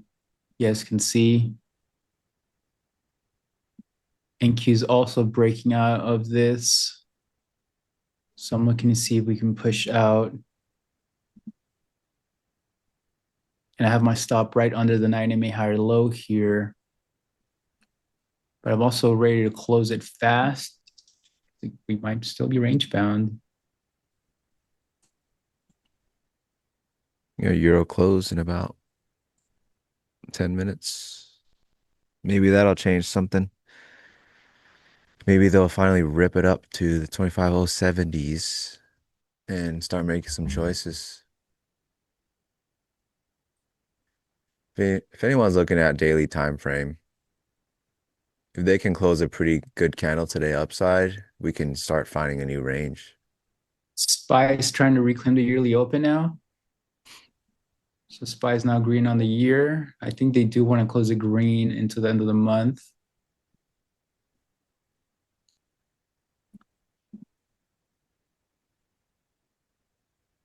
We'll see if this higher low works or not.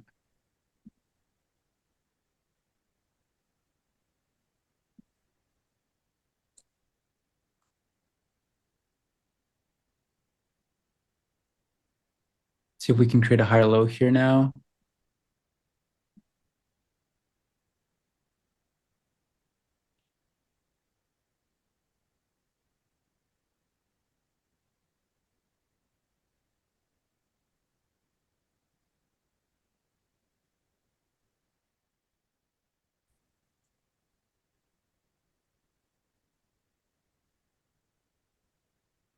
All right, no. There's no fall through low on that breakout. This is, like I said, at this point, guys, if you're short or you're long, like biased for the move and the move actually happens in your direction, you gotta admit, they're doing it in the worst way possible. And these are the times where you really gotta be like, look, eventually my idea was right, but you cannot operate really in this environment unless you are scalping out and scaling as it's going in your favor. Like shorts from upside, you scale out on the way, they come back and tag your runner, maybe cool, whatever. You've made money. Vice versa, downside. But if you're not doing that, you're trying to play an idea, they're doing it in the worst way. It's really frustrating. Sometimes you just gotta hang it up. Like, it's really not about being wrong or right. It's about making money. Take it from a guy who's been wrong all day, but still made money.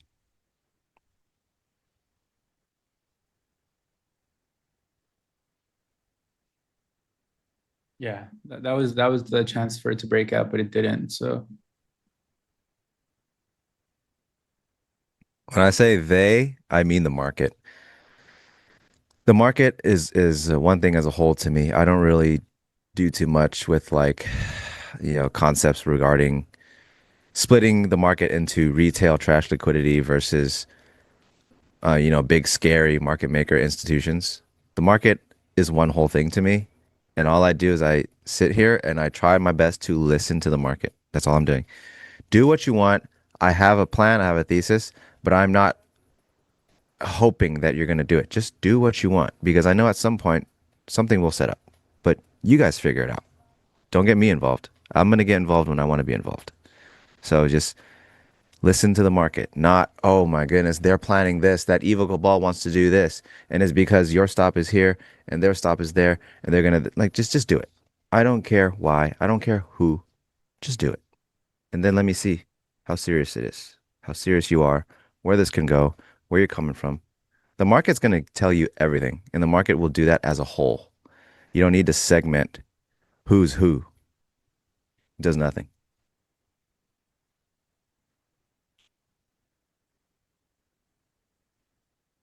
Yeah, fat fish, just the way to live.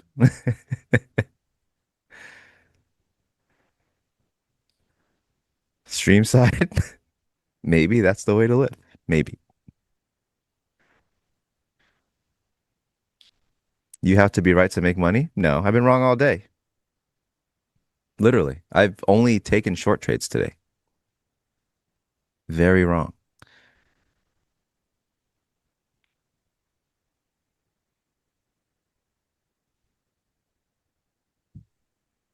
Like my plan was, offers in this zone or around this zone to get lower. The market literally said, I see your plan and I think it's shit. This is what we're gonna do. I'm like, hey, all right, you got it. You got it.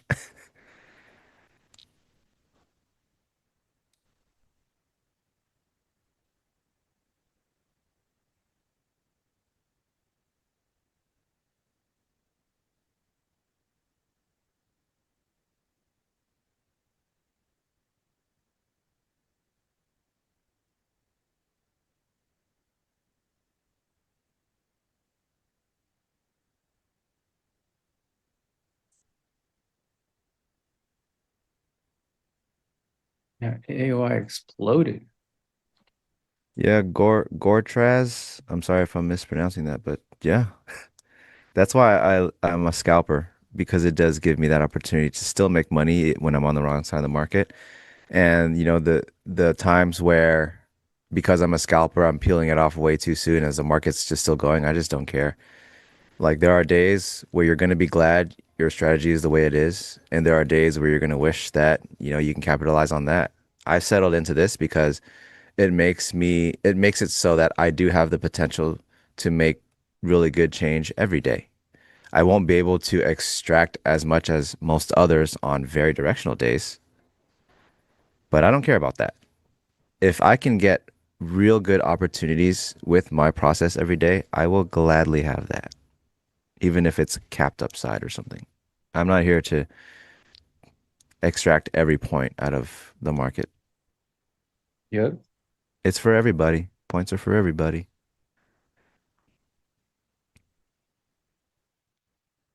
Yeah, composite. Sometimes you get lucky. Honestly, that was so lucky. That trade, the way I managed it and the idea was nothing. I did not plan any of that. I had a plan, hey, this could be low of the day, and I do think we pop up to a certain degree where I can get out most of my position and hold some runners. And then one thing happened, and I was like, oh, okay, that changes a lot. Something that I could not have anticipated. And then the next thing happens, and I'm like, oh, all right, we might be really cooking here. But that's all. That was all luck. But you got to get lucky. What we're doing is we're entering the trades. We're flipping the coin, and we're capping the downside. And the rest of it is, hey, market, please bless me. Just bless me. And sometimes you do get really lucky.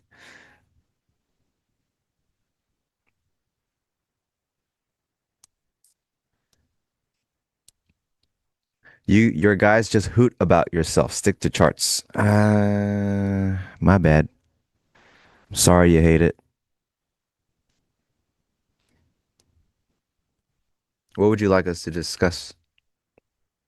Up and down? You want me to tell you that it's stuck in a 20-point range, or do you almost see that yourself already? Correct me if I'm wrong.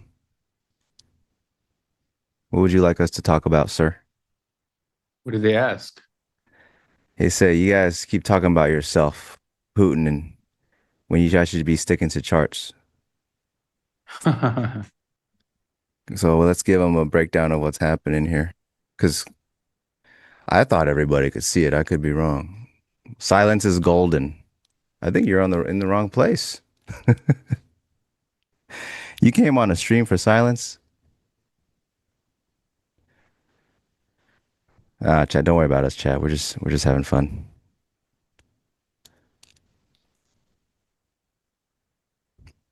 I have thought about that, Mike, and I do that sometimes, but you can buy that pullback and then have a stop right under. Nothing wrong with that. Hey guys. Good morning. Good morning, Hello. Hello. How's it dude. How are you guys? That guy that wants silence is really gonna hate it now because there's 4 people. going? Yeah, and I'm done for the day Sorry, too. man. So I got Oh no. no! Yep, Hey, you that's should go to right. another stream, man. Go find a tradertainment stream. I'm about This to. ain't gonna The be only it. thing I'm gonna do is bullshit. It's gonna be great. All right. Guys, how is it trading today?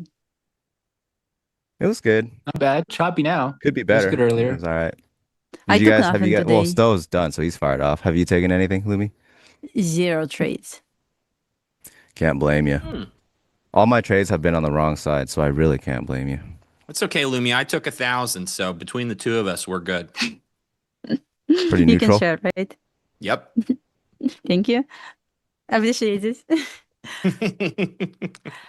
You're so kind.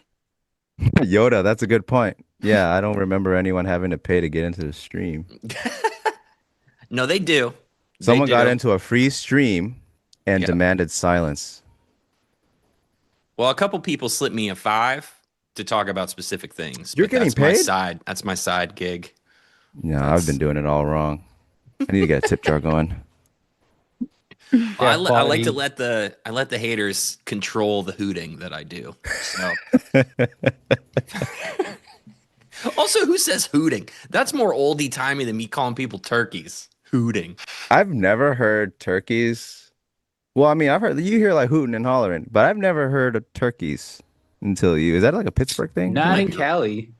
Could be regional. Yeah, for sure Could be not Cali. regional. What are you guys looking at for today?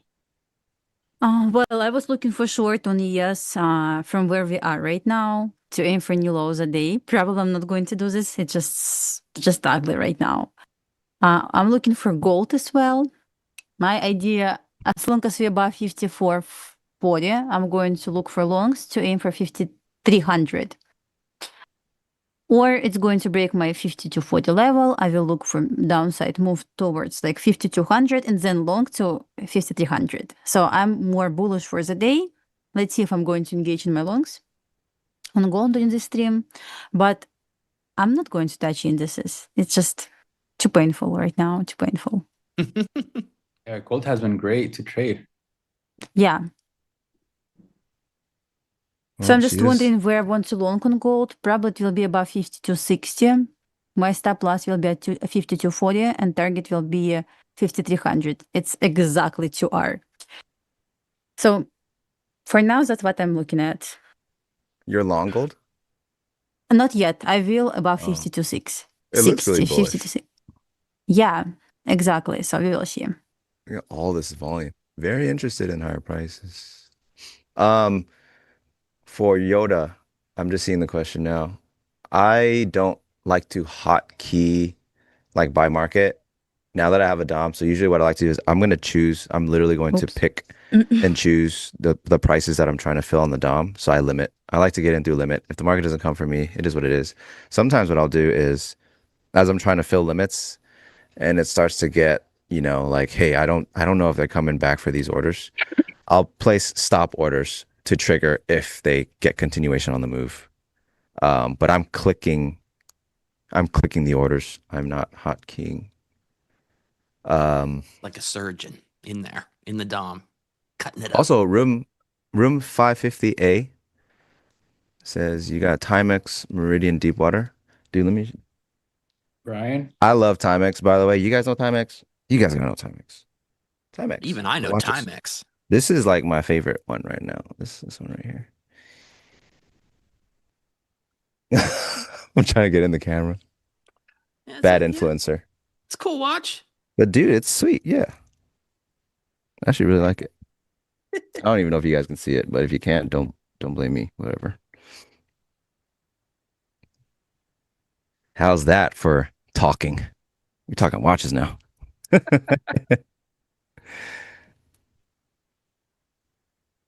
Yeah. For Yes, me, is this much has just been stronger. Groundhog Day again. This is just like it's the same game as last week. We hit the bottom of these value areas and bounced overnight on a Friday, and right back smack dab to the middle. We can do the stuck in the middle with you song again if you want to, but here we be, right in the middle of MGI Mountain. Yeah, Yeah, this is crazy. it's last trading day of the month. It's Friday. So you're asking too much to get good price action, guys. So relax. But I mean, this was good. Duck down here, like seeing this stuff, open I it down still here, think ripping out of it. we'll trade higher. We'll trade those 070s, even on the 1 hour. If you look at it, it's a really good 1 hour continuation Ooh, candle that XY, we let just me show you closed. something. Woo. Look at this. Look at this. Look at this reverse button, right? I tried to chase this long, and then this sell. You see this 980 guy up here? This, I mean, they were front running this 25K. Did you see this seller partying? And so Dude, he slammed into my face, and I was like, nope. And then I got with him and took it all the way back down to VWAP. I was very, very proud of that. This is unlike pause. me to be short up here, but I was like, He did what to you? yeah, he did. Pause. I was sorry. I was No, trying to you go should have right. seen what happened to Chris. Chris had What happened? a limit sell that was at whatever price, right? Yeah. And literally 2 ticks under him, they only filled one lot, and he had to go and negotiate with the market and move it down. That was messed up. And this is NQ, where 2 ticks is like you can just breathe, and the market will move 2 ticks. Yep. That's crazy. Yeah. That's True why I test mark of it in though. I'm never test of not in. Timex would be to run it over with your car and see if it keeps ticking. Oh yeah, done it many times. They're great. It's not expensive.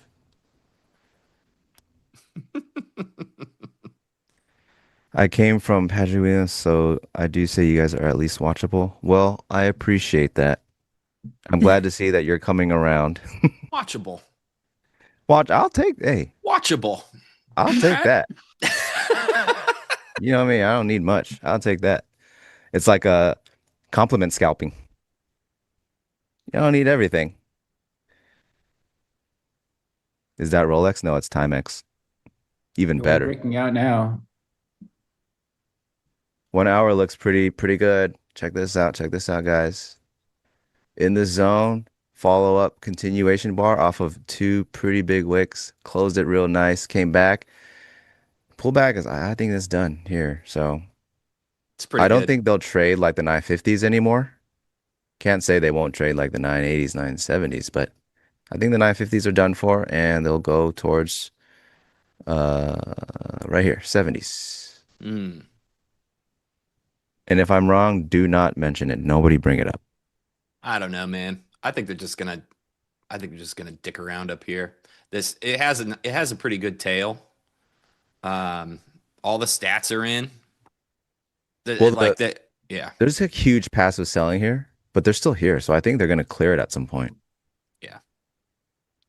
But I keep seeing them come back in though. Like right now, like it's still two-way up here. It's not just somebody absorbing. So Right. I stopped trying to get excited. That's why I think they're going to fill the selling. I think there's enough buy interest right now to just, hey, look, we're down to buy it. If you're willing to sell it, we'll buy it. And then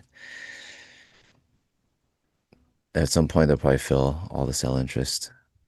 What's he guys doing?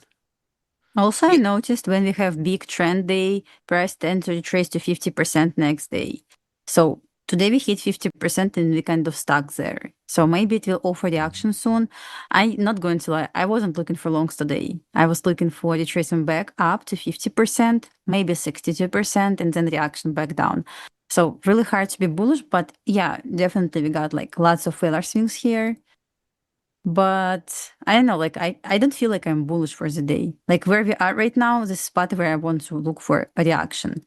Maybe it will not drop here. Maybe it will be fine. But I would like to see reaction back to at least this low here. So maybe I'm not sure if I'm going to short this yet. But if it's going to break 50% again, I'm actually try this. Like for 15, 20 points short on ES. That's what I like so far. Yeah, guys, what about you? What do you think about longs or shorts? I Is mean, that I'm under with you. 6870s? I don't Uh, have the mid. 68.78. Lumi, how do you measure the mid? The Mm, 50%. Are you doing RTH for yesterday or the no, whole no, no, no. 2024? Whole 24. Okay, So I cool. measured from my bet. It's not here.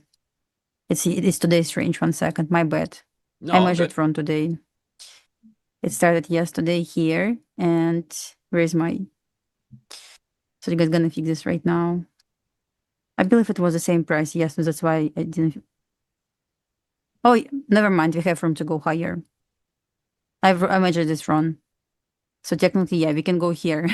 It's a weekly open. My bad, guys. I measured today's range this morning, not No, you're good. yesterday I was range. just curious how, because I know I Yeah, know yeah, we it's all my look at 24 or RTH different. which was my mistake because this morning I was watching this 50% like all morning. I was like, come on, where's my reversal? But in reality, just highlighted from level. Come on, Dasha. I know it's Friday, but still, you can do better. I just remember this 25K 20 guy from yesterday. I mean, this Uh-huh. is as far as looking at support and resistance levels, you can I think that the best practice for anybody is just pull up yesterday's chart and go look at, I mean, look at this dude.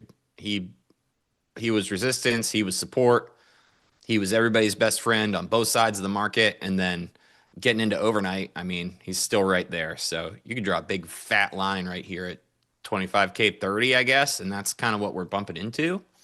So I don't know. That's why I quit trying to hope for higher, and that's a lot. This is a lot coming from me because I'm always hoping for higher.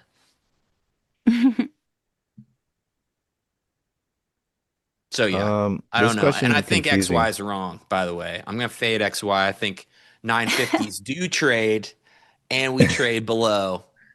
Oh. Uh-huh. That's right. You heard it, chat. Friendly fire. Well, if it does happen, I'm Will going I to say place that I never said anything. So, I certainly won't be placing a trade based on my thesis, just so you know. But it's out there in the universe in case I'm correct. I will be touchdown dancing about it. oh, given in real time, Given in real time. the old Room furu can tactic. confirm. This question's kind of confusing for me. You really think it's passive selling XY? It keeps pumping out then the buyers. If you can clarify that in different like syntax, I would be happy to give my thoughts. No, Streamside, I never got those goats. That lady never came, dude. She really didn't.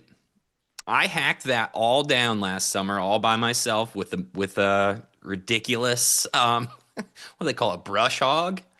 Yeah, I cleared like an acre back there. Gave myself poison ivy like every other weekend. It was really fun. Hey guys, well, we hope you guys are enjoying everything. Let's get those likes up. We have 540 likes. There's 1,200 of you, and there's 4 of us. Do the math. That means, based on our combined calculations, 1 minute order flow, volume ticks by Stowe, Lumi's ICT strategy, and then I just draw lines. The calculation on that says 800 likes, please. Oh, good. All right. I was waiting for the math. Yeah, guys, don't be Math. shy. Click the like button. It's free. No, Gary, I was gonna rent those goats. I wasn't gonna buy the goats. I would like to have a goat, but I mean, that's probably too big of a commitment for me. I was just gonna borrow several goats and one donkey, but didn't work out. Don't tell us what you're going to do with those, please. Just they're gonna eat weeds. Mm. You guys are all over the place for a Friday. This is a family channel. It's Family Friday, isn't it? Or no? Wait, it's Explicit Friday. What were we Tell calling those it? goats to subscribe. It's whatever you make it, Stowe. All right, cool. Easier to say sorry. Thank you, chat. Chat remembers all my old bits. Again. F-bomb Friday. F-bomb Friday. There, yeah. Yeah, we probably can't get away with that. There's probably like a margin. Like we've got margin. on certain words. Well, I can't. Yeah, I don't. I try not to curse on the internet anymore. That's my thing. Because my kid's gonna start to figure this out. And she's gonna be like, "You say the F word on the internet. Why can't I say it in school?" And I'm not gonna have an answer.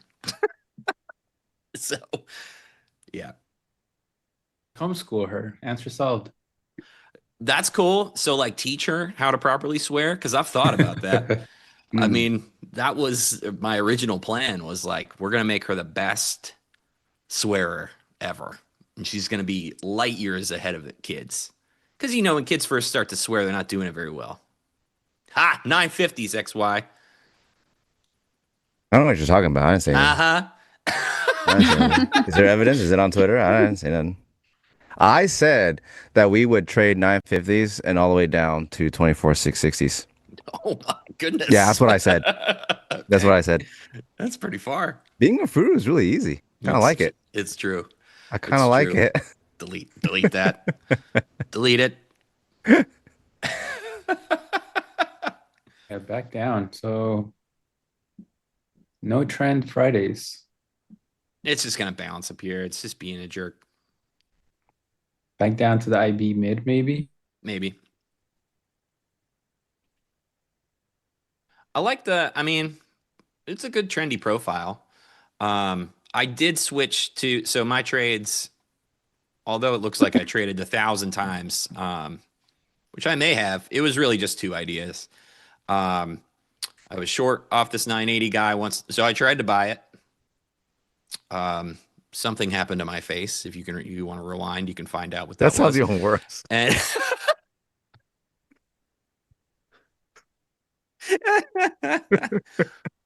it's make XY laugh Fridays. That's what it is.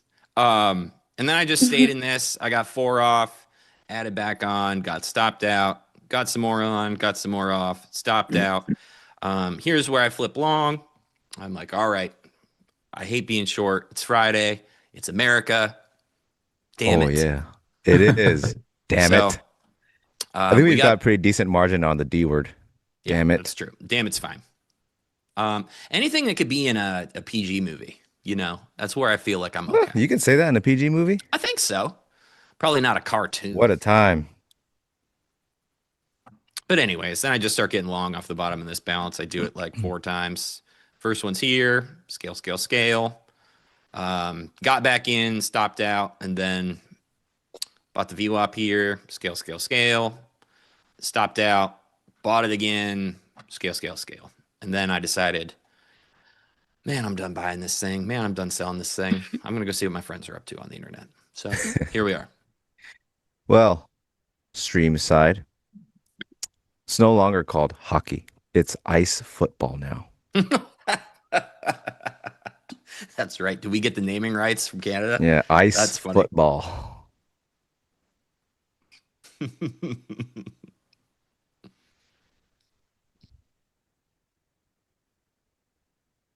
Panda wants to buy the 910s. Okay. I don't hate it. This is also something that happens on Friday a lot. You just see all these little guys, and this makes my tism a little itchy, by the way. All these lows, all these stops that are protected. So, yeah, I wouldn't hate running down here, checking out the 910s. But the moment Double distribution. on the profile, yeah, you got like, But it's not kind of ES. a P.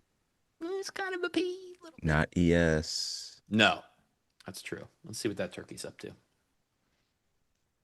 Well, honestly, I'm just glad that I had a better market to trade, and you and Lumi have to deal with this. Oh yeah, we're screwed for sure. I saw it setting up as soon as I had the feeling like, I think I'm done for the day. I was like, yeah, that means me and Lumi are gonna be Someone really said getting ice. to know each other. Someone said ice boxing. Oh, that's good. The chat is so funny, man. Chat would be funnier if they hit the like. Come on, chat. Come on. Yeah, they got the and widget up there. subscribe, guys. We're almost at 190. Dude, that's sick.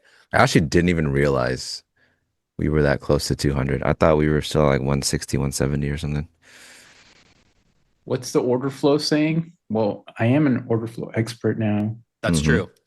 He taught me everything I know, honestly. Give it to him. Look, he's pulling up his secret level 5 data right now. Let me see here. You have to buy They a just give that to everybody, don't they? No, you have to buy a Bloomberg terminal and hack it. Oh, okay. Yeah, that's how you get level 5. I might have given away too much sauce. So I have the DOM here, and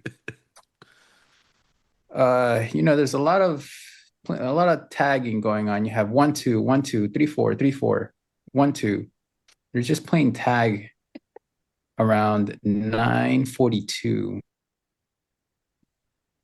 Good analysis. Okay. Yeah, right. It's just 1 2 1 2 1 2. What's going on? Like tag. Okay. Yeah. It's really, really good. It is a lot of like that. It's a lot. You know, like like tag. people always like people who post order flow videos on YouTube, like, trust me, bro, I know everything. And they always say, like, it's like opening the hood and looking into the hood of the market. And you just ask Chris, open the hood and tell us what you see. He's like, look, 1 2 1 2 around like 940s. That's my analysis. And then somebody got tagged a little too hard. Yeah. Josh says Chris has level 0.02 data. It's missing a few things. We'll fix it. We'll fix it. So, guys, what do you think about shorts soon? I'm looking for shorts probably on ES below previous daily level. I will aim for 10 AM open. So probably we'll just scalp 17 points or so if it's going to break previous daily low level again. Yeah, something like this. Are you looking to short the bounce on the drawing you have? I would like to see break below 68.70, retest, short, stop loss above 78. Target will be at 54 on ES. Probably I love this it. one. Oh, so wait, are you short now or you're looking to short 72? Oh, I'm looking for short. I'm looking for the break, retest, short. Something like this. Yeah, I mean, this is one. actually pretty interesting. This doesn't look as, this looks like garbage compared to Chat's what I'm really used running to. away with this 1 2 1 2 stuff. What does your entry setup look like, Lumi? Of that level that you have there, or are you looking for something else once it crosses that level? So my idea on 5-minute chart is I would like to see break below this previous daily low level or the taken. I would like to see break below this level again, retest, but I don't want to see break above this level anymore. I would like to see just drop. SPX, I use SPX RTH gaps. SPX is 50% of RTH gaps that we got. So it's really just right now my plan for sure that I was playing like at 9:30 AM. So we got 5-minute OB, nice reaction right now. So I would like to see, probably not short like from this fair value gap, but ES looks so good if it's going to break previous daily low level. And SPX idea will be in play. Probably we're gonna get new lows day at this point. So I'm going to use just SPX levels to enter ES, to trade ES. So I'm waiting for the just break below this level again, once again below 68.70. Not right now, but if it's going to break 68.70, I retest this level, I will use market order, I will put my stop loss somewhere here, maybe lower, like somewhere here. And then I'm open will be my TP. So back to the range, technically. So you're just shorting That's a it. break, right? Like your entry Yeah. trigger is just a break of that level. Break, retest. Break and retest. Oh, okay. Yes. So it's the back test that you're shorting. Yeah, that's what I'm going to probably try. It will be my first trade that I'm going to try. Dude, That's I it. hope we get it. I don't know. There was 1 billion people down there previous day low buying that thing. Yeah, they flipped Yeah, that's why I don't want to short right now, simply because see how many times we actually tested this level already today. Yeah. I don't want to like just enter right now, but if it's going to be break retest, I will try. They have just unwound all sell delta. Yep. Yeah, it just no minus 400. Next bar only minus 42. This bar went up to like almost plus 400. Yeah. Nice market. Tag turned into Very dodgeball cool. quickly. Yeah. See, I told you guys we were tagging there, and then Honestly, he called it. He definitely called it. I heard it. You heard it. the POC has changed a little bit. Subscribe for more tips and tricks. Yeah, that should get us to 200,000 subscribers. Yeah, if that doesn't, we have no chance. The one trick Proverbs don't want you to know.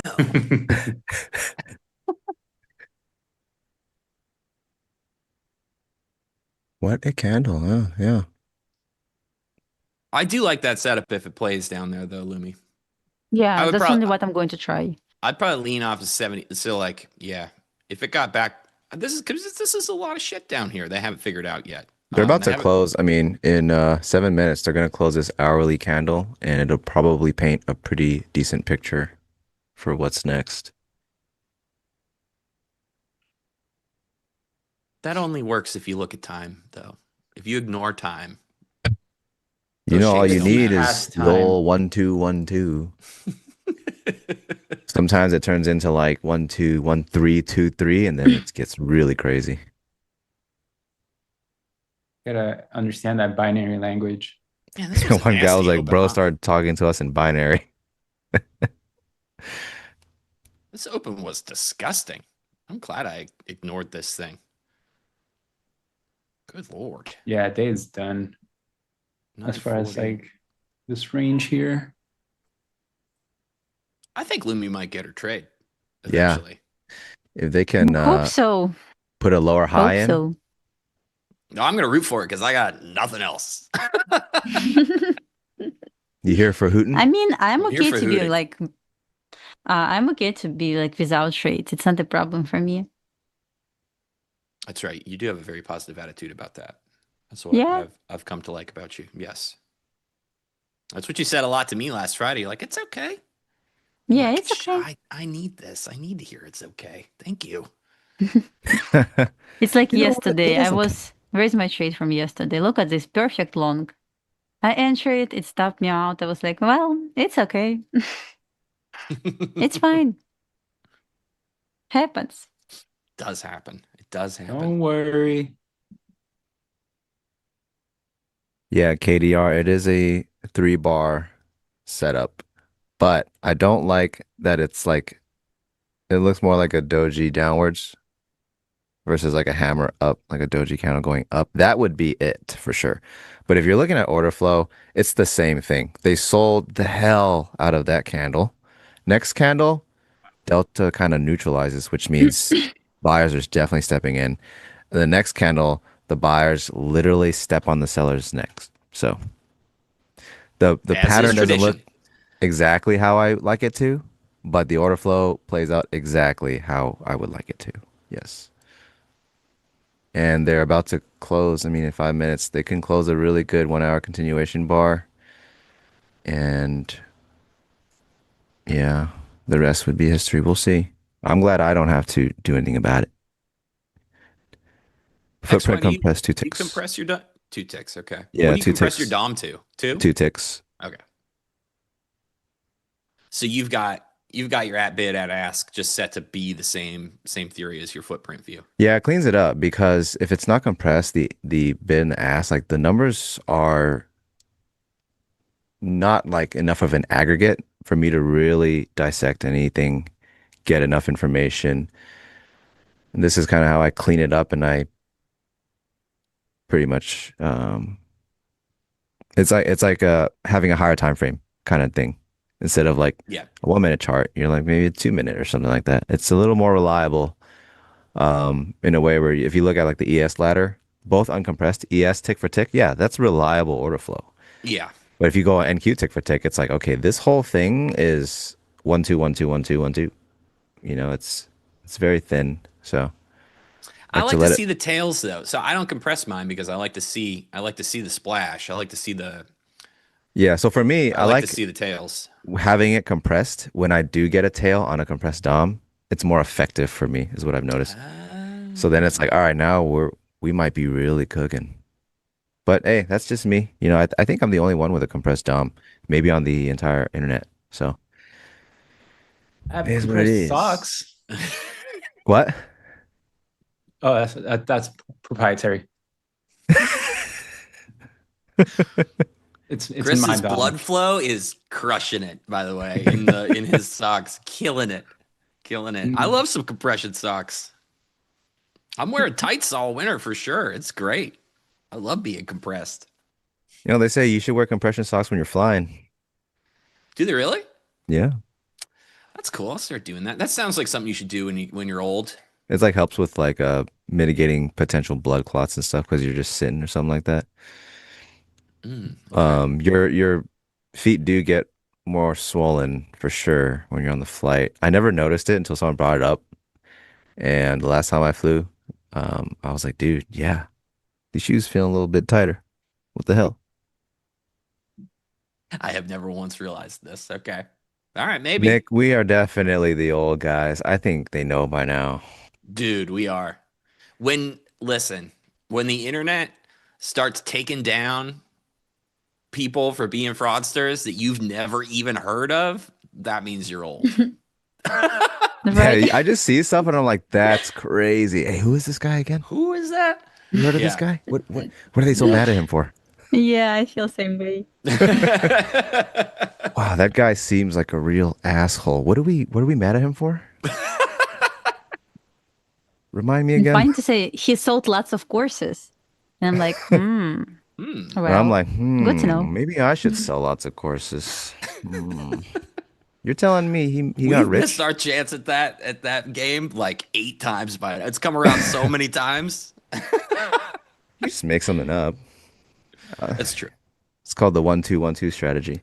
Yeah, it's called The tag. it's called the done in 30 seconds approach. Trade a 5-second chart. You'll be done within the first 2 minutes. Come on, market makers. Guys, did you see my phone, by the way? Yeah. Oh! You're on the phone with them? Yeah. Yeah, call them up. Sorry, guys. I need to prepare myself. Can you please break previous daily low level? I will short. I was waiting for 3 hours since 8:30 a.m. Just break previous daily low level. Whatever what's going to happen, I'm okay to take a loss. Just let me take the trade, please. I'm ready. You Please. tell them. I can hear them quivering on the phone. Like, we are so sorry for your inconvenience. It won't happen again. It won't happen again. We apologize for the inconvenience. Mm. Oh my God. Jason, I'm not talking about a poor high. Those don't exist. Or wait, no, poor highs do exist. Poor lows don't exist. Also, this is not a poor high, at least on ES. This has a little guy up I here. wouldn't say, yeah, it's not a poor high. No, He's fine. If this it's not didn't- rich. No, Don't it's get me not wrong. awesome. It's not a wealthy high by any means, but it's not a poor high. I don't know why I'm rooting for sellers on Friday. It's very un-American of me. Huh? I'm just Do trying to you get play Lumi to take hockey or this ice trade. football? I play neither, honestly. It seems very complicated. I play ice boxing.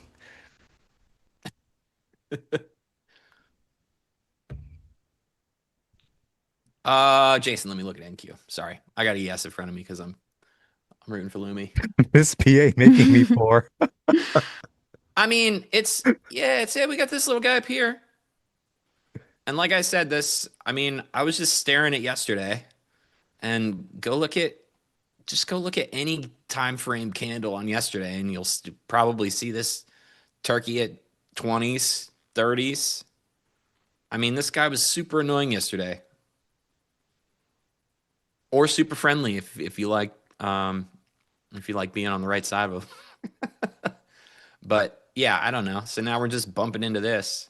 But it at least tailed off and made a tiny baby note up there. I don't know. I hope she gets a trade so at least you guys can see some go down. But I'm looking at the candle before the last one. The candle that just closed traded halfway through, so 50% retrace, and it's the entire range of the prior candle from now is at the upper half of the bullish candle. The market's interest is certainly showing higher. So I think if she does get a short setup, there will be a lot of liquidity for her to work against, and that should be a pretty good short. I just don't know if the market makers are gonna give that opportunity. It might be too good. Honestly, it might be We're too gonna good. see. They might already be at lunch, frankly. They might not have even. You That might telling have me been she a was talking to recording. nobody on the phone? It could have Is been that a what you're recording. saying? Slander. No. I would like to see Nvidia lower. So maybe we can go lower still. I If would it like to does, see Nvidia at 179. So it's, you know, I was trying to predict like an earning move and drop right after this. I was right. So I'm going to be like 100% accurate if you're going to take sell side. So Holy my Moses, idea, that chart looks like yeah. garbage. Woo! Oops. Oh, My idea on, yes, technically valid because we still have drawn liquidity on Nvidia. So I hope it has enough power to push yes and kill over. I think Please. if it does trigger your short, it's going to be a pretty monster short because there will be so many buyers on the wrong side of the market. Yeah. It's going to probably be violent.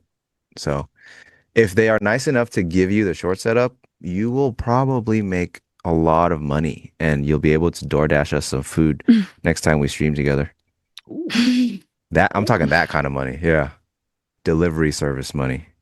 All right, guys. Well, my time is up. All right, homie. Have a good weekend. You See ya, guys enjoy chat. your weekend. Enjoy the sesh. Enjoy this if you can. Yeah, It's gonna be great. It's gonna be awesome. we'll try. We'll try. Later, homies.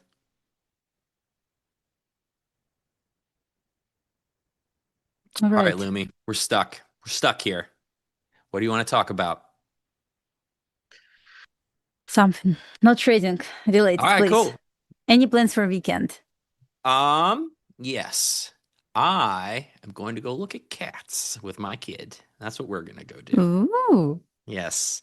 They are not ready to be adopted yet, but I am going to go look at kittens and Uh-huh. get to know the possible cat that might come and live with us. We have 2 cats, and we're trying to add a third. I'm rooting for a kind of silly, kind of stupid orange boy cat that gets into a lot of mischief. That's who I would like to adopt, but Ooh. I don't have much say. That's pretty good. How about you? Yeah, What you gonna do? tomorrow is hockey day. My kids playing hockey, so we're gonna have skate academies, and we're going to have private class, and we're going to have hockey game tomorrow all day. Whoa. Okay. So yeah, on Sunday, no plans. It's pretty, by the way, warm in Florida. Maybe we'll go to the pool. Kids keep Ooh. asking. So yeah, maybe. It got cold up here again. It snowed again. They tricked us. It was like 45, 50 for a second, and I was like, oh man, it's over. It's finally over. February is the worst month of all time up here. It's punishing. And there's no sports. It's like there's no baseball yet. You only got one football game. So we're just in this winter purgatory of gray. So I'm very happy that March is almost here. Yeah, but it's fine and warm in Florida. It was cold, like a little bit cold, but right now it's just perfect. What's your cold? What are you talking about? Like 65? Yeah. Oh, brutal.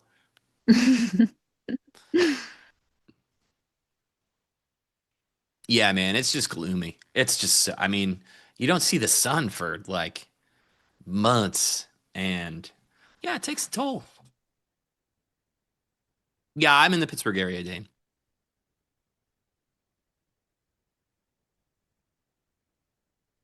But baseball 60, came back. 65, perfect weather. Right now Jefferson Martin. it's. Oh, I'm sorry. Go ahead. Oh, it's okay. I'm just looking at temperature right now. Oh, cool. Eh. I use volume-based candles. And for NQ, I use 500 volume per candle. And for ES, I use 3,000 volume per candle at the moment.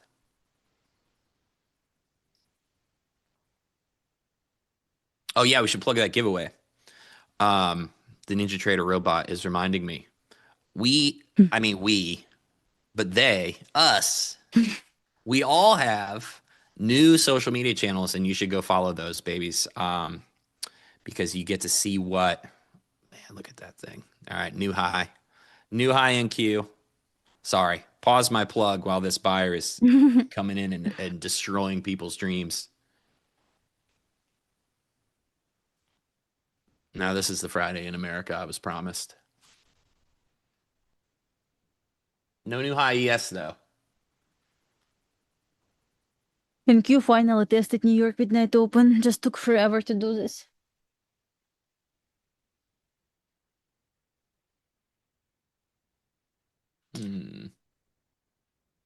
Anyways, yeah, click those links, go follow those folks. They're giving away 5 lifetime NinjaTrader license plans, and especially if you trade micros, that's a really, really good plan to get into.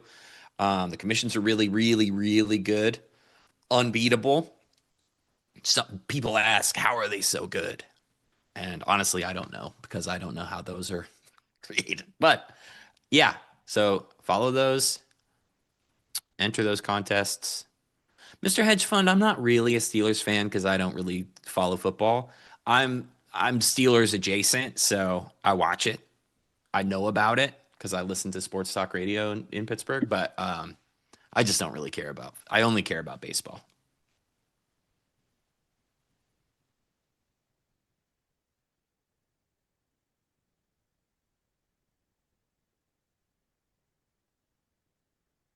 Chasing it.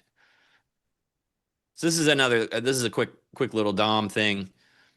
When you see these folks chasing the ladder like this, that's some sign of aggression. When you see that at the highs, that makes me wonder. This is a lot of buying that just got rewarded too. They finally got through this 510 guy.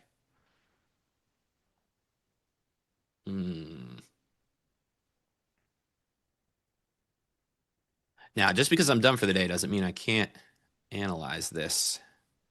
So we're going to keep an eye on it. And refresh and see.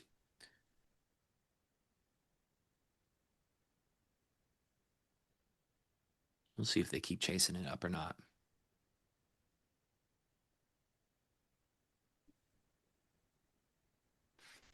Well, probably I'm going to disconnect my accounts. Better to be like without trades and chasing, like, really. I don't want to pick that up 100%. Market right now shows like 0 signs of reversal. I'm going to just be with 0 trades. I guess it's fine. Yep, Better than is taking fine. like unnecessary It's okay. losses. It's okay. Yeah, it's okay. Yeah, that's right. No complaints. No complaints. No. See, now so there's some Dom stuff right there. You see this quick aggression? So this is what I'm looking at. Now, I don't look at this all the time, but here, just a little quick, the way that I use at bid, at ask. I don't compress mine because this is, I like to see these moments like this. This was this is a ton of selling into a spot, into this 26. Also, this is only worth paying attention to at inflection points. Don't stare at the Dom all day looking for this, because it will drive you completely insane. But like we talked about yesterday, there was that 20, we can call it like 25K 20 to 25K 30 guy, that zone. So we're at the top of that zone now, and you see a spot on the Delta profile here. This is a bunch of buying and a bunch of selling. And you see this selling get rewarded with this splash. So what's happening here at these bids is this is enough selling hitting the bid to cause this push without any orders hitting the ask in these areas. So this is when you see this kind of a sweep, this is an aggressive sweep. This is why I don't watch the time and sales. And then you get down here, more selling, lots more selling. So this is selling being rewarded. So as you're watching this on the chart, this is what you're looking for. I don't know, like to not chase this continuation high. You don't necessarily want to see this weakness in buying. And we'll recenter. We'll get down to where we're at. So yeah, a little dawn party for you. That's the way that I look at it, anyways. Everybody looks at it a little differently, but that's how I use that bid at ask.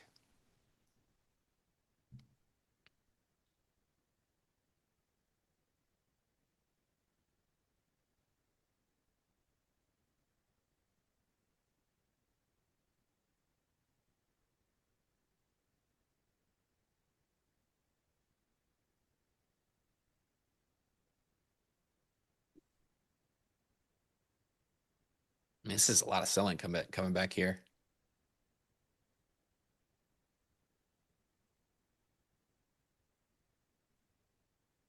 Lumi, they heard you. Disconnect your accounts. Yeah, like minute after. I still can connect. True. They're like, okay, she's out. Dump it. Dump it.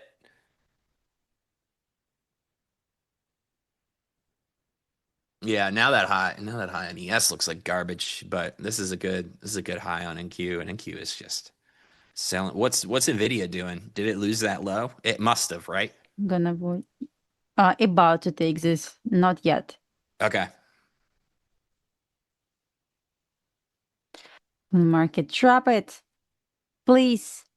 Enough of this chop, please. Yeah, NQ got very weak out of no. I mean, that was some aggression.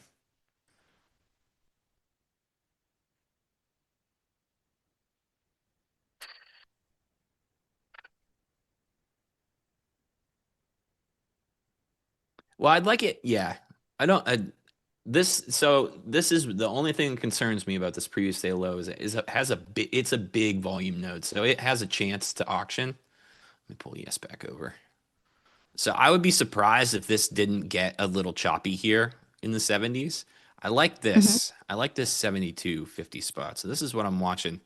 It has held. It's held a couple times on the revisit, but what's this baby doing? Where's that ES Dom at? All right, we'll pull ES over here so you can see it. There we go. Yep, so that's more, see, do you see that? So I use this at bid at ask highlight here, and you can see when it's living on the bid side. I don't know. Okay.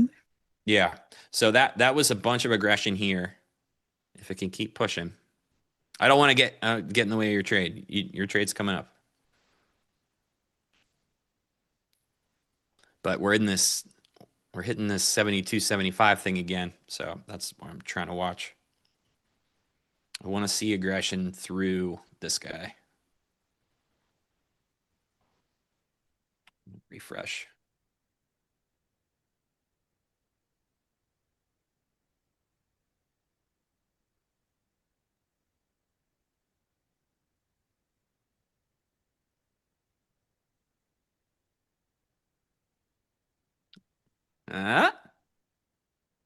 Come on, break it.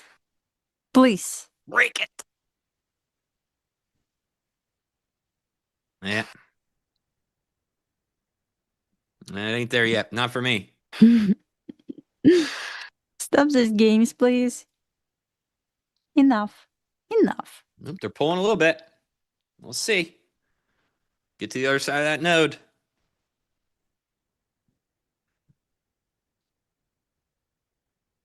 Come on, they're trying. I also use this. So this column is bid stack, and this is ask stack or offer stack. So you can see when they're pulling off or when they're adding to sides. So, come on, dude. I want this for you so bad, Lumi. Me too. I'm totally fine with losses at this point. I just want to take this trade because I was waiting since like 9:30 a.m. 3 hours. It's true. That's a lot of patience. That's much more patience to me. I mean, I must have had 1,000 round turns today. So yeah, you definitely beat me for the patience. I would watch this come back to 72.75 now, and then see that reaction up there. Nice. Come on, baby. Stupid A VWAP bit in the more. way. A little bit more. Please, please, please. 30 seconds left on this candle on 3-minute chart. Okay, so you wait for a candle close below a level, and then that's all because right, we swept before and price reversed. Yep. So I would try to trust closure. Hmm.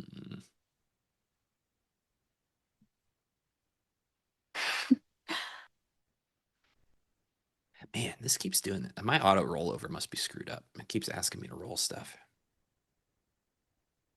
And it's not time to do that.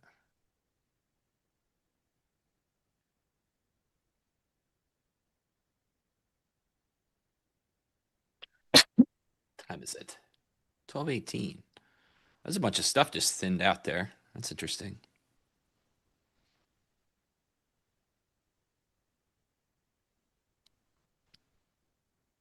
Seller's still interested.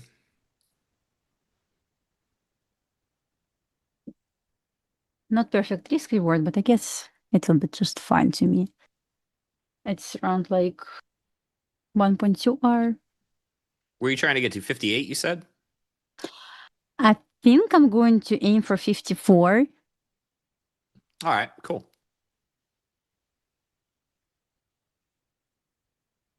Let me see. I have I have support at 68.57. But I would like to see a test of 10 AM open. Probably, I don't know yet, but I will aim for now, 10 AM open, but stop loss probably will be around 86. Entry at the test of previous daily low level, target 68.57. And okay, maybe I will take partial at 68.57 and 10 AM open will be my final TP. Getting gnarly. All right, the NQ looks much better.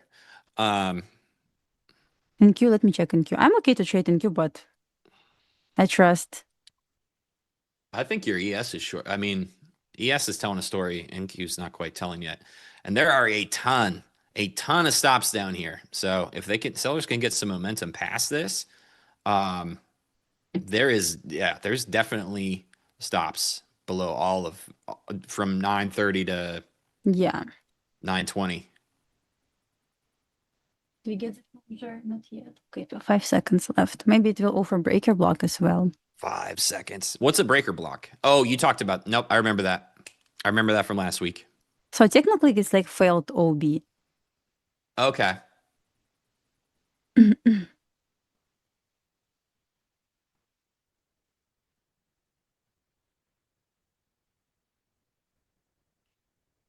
So it's basically like, it's a bunch of barcoding candles, and then you come out of that, and that becomes the breaker block, kind of.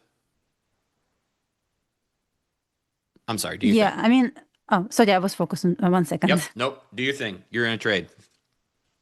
All right, chat. We got a trade. Get stoked. Hit the like button. Yes. 1 second. Just enter the trade. Wish me good luck. Good luck, Lumi. You know, I will be perfectly fine with losses at this point, simply because I was waiting for this trade for 3 hours. I deserve this. You do. You do. You got your entry. You qualified it. I still love it. I think it looks great.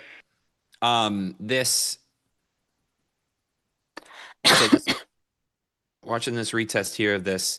So I also look at this. I know we're just trying to talk about the DOM for the chat a little bit because we'll be releasing it soon. But on ES, I like, so this at bid, at ask stuff, it helps you define, these little points of interest too. So not much interested here. So we got through that level quickly, and now we're auctioning down here. So this is building more volume down here. Yeah, we're gonna see how it's going to play out. Yep. So I don't risk a lot. So size done, but need to try. Come on, market makers. I deserve this. Dude, the seriously, phone call might have worked. I was waiting for 3 hours. I'm not asking a lot, just 10 points. Just like a bit like lower, Dude, lower, they're please. taking those stops. I'm here. They're taking Oh, those stops on NQ right now. please, please. That was Like nice. lower. Like here. Yeah, yeah, you're doing a good job, please. Oh my God. Good boys, good boys. Look at that. Let's go, baby. Good boys.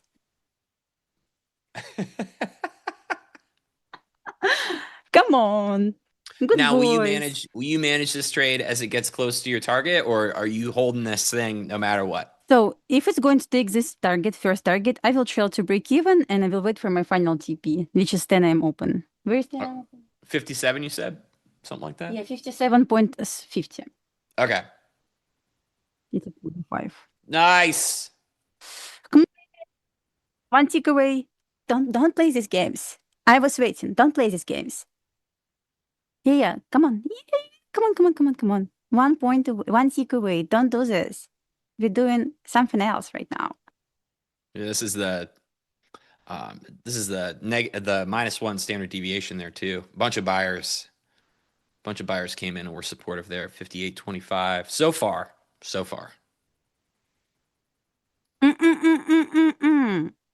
No. Please.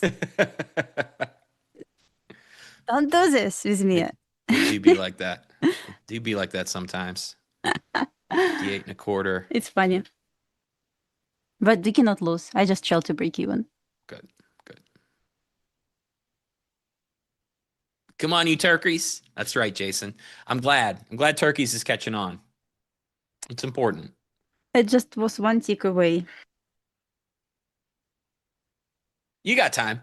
I mean, it's doing all kinds of stuff. It would be weird if it didn't retrace a little bit. So now NQ is coming back to talk to all these lows.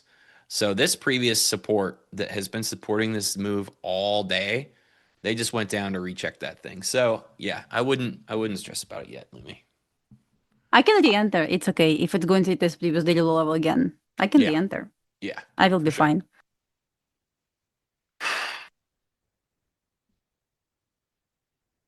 I mean, that was a pretty quick move, and it's unusual for at least them not to cover up a little bit when they get to. But to be honest, this is exactly what I wanted to see. Not right now. Like I don't want to see this one, but I'm exactly what happened over here. This is exactly what I needed.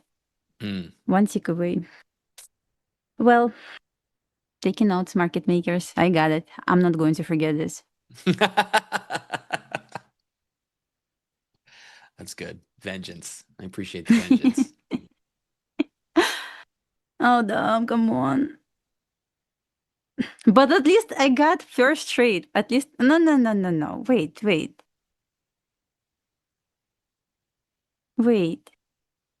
Let's see, I might actually enter if it's going to stop me out at break even. I'm trying to watch for you. Time is it? I expected to get straight move down, like without pullbacks. You got no, yeah, I like what you're up to still. We got a turn in 5 minutes too, so we'll see what 12:30 does.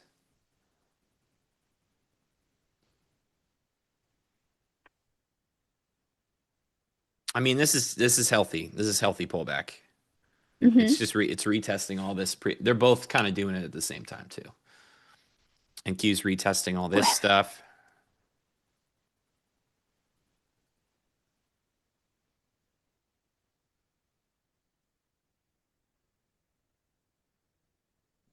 Buyers. Fighting. Well, break even. At least I tried. That was a good try, man. That was good. Yeah. Okay, let's see. Might be able to enter. I made $5. It's money. Let's multiply this by 10 accounts. Chat's partying. Let's get some likes. Chat, where are those likes at? Somebody tell me. I don't have YouTube pulled up. I don't do them all at the same time. Lumi definitely deserves some likes. Yeah. I did my best. You did a great Market job. makers. Yes, they had different plans for me. You still might get a retest of this 72. Yeah, I'm okay to re-enter. Do, do, do, do. Do, do, do, do.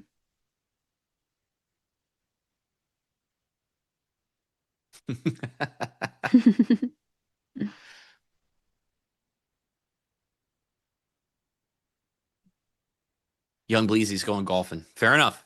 Good for you. Thanks for bragging that it's warm enough wherever you live that you can go golf. And yeah, smell you later. Thanks for hanging out. Yeah, Bradley. Yep, for sure. That's the value area low down there at 60. So I mean, I like the other side of this. This is a good tail on ES, as far as the profile goes. So this is a good low.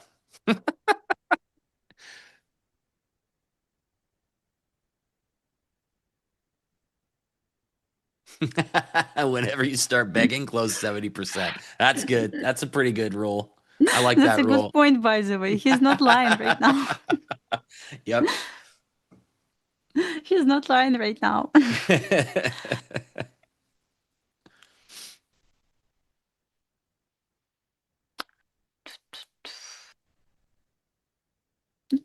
How can you? 1 second. I'm going to switch on TradingView for one moment.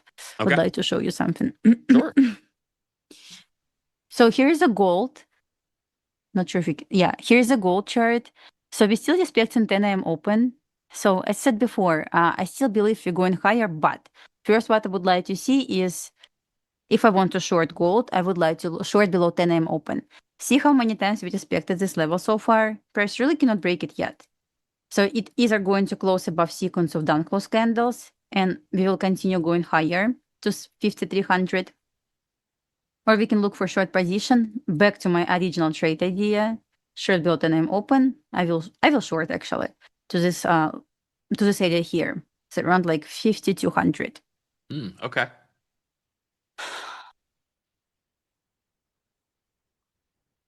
This whole thing that you folks are doing with multi-time frame candles right next to each other like this, I've noticed that over the last, that's like a recent thing. It's very sick. Having it on the same chart like that. It's really cool because I don't need to jump between time frames. So for example, I usually trade liquidity sweep, right? So we got 30-minute sweep. In order to confirm the sweep, I need to get 3-minute OB, 3-minute order block. So here's our last sequence of up close candles, for example. So I know, okay, we got sweep, we got confirmation of this sweep. So I may look for a potential reaction to downside. Like for example, instead like jumping between like, okay, 30-minute chart. Okay, we have sweep. Let me switch on 3-minute chart. Well, did we get something? It's annoying, right? Well, it was, there's that 72. Let me see if there's still a guy there. Ooh, it's getting wiggly. Is it 12:30? Yes, it is. Yep. Right up to that 72.75. Also happened to be VWAP. But that little node that hung out. Dang, that was a good scalp. You got something interesting? What the hell is NQ doing? Nothing. No, nothing.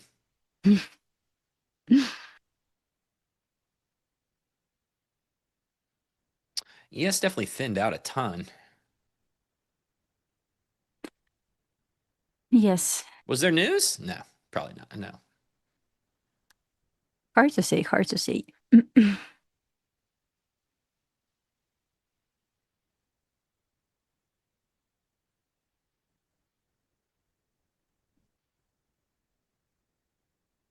It's definitely pissed.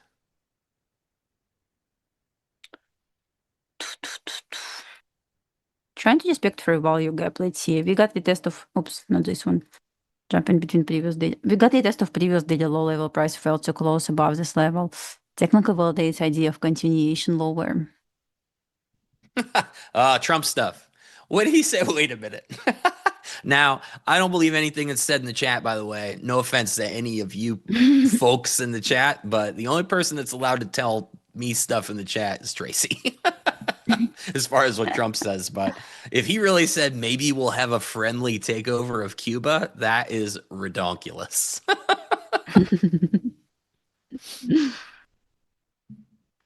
OxKJSG says, Stowe, can you share how you interpret the delta profile? Yeah, sure. Which I mean, so I have ES set to this delta profile here on ES, this resets every 10-point rotation.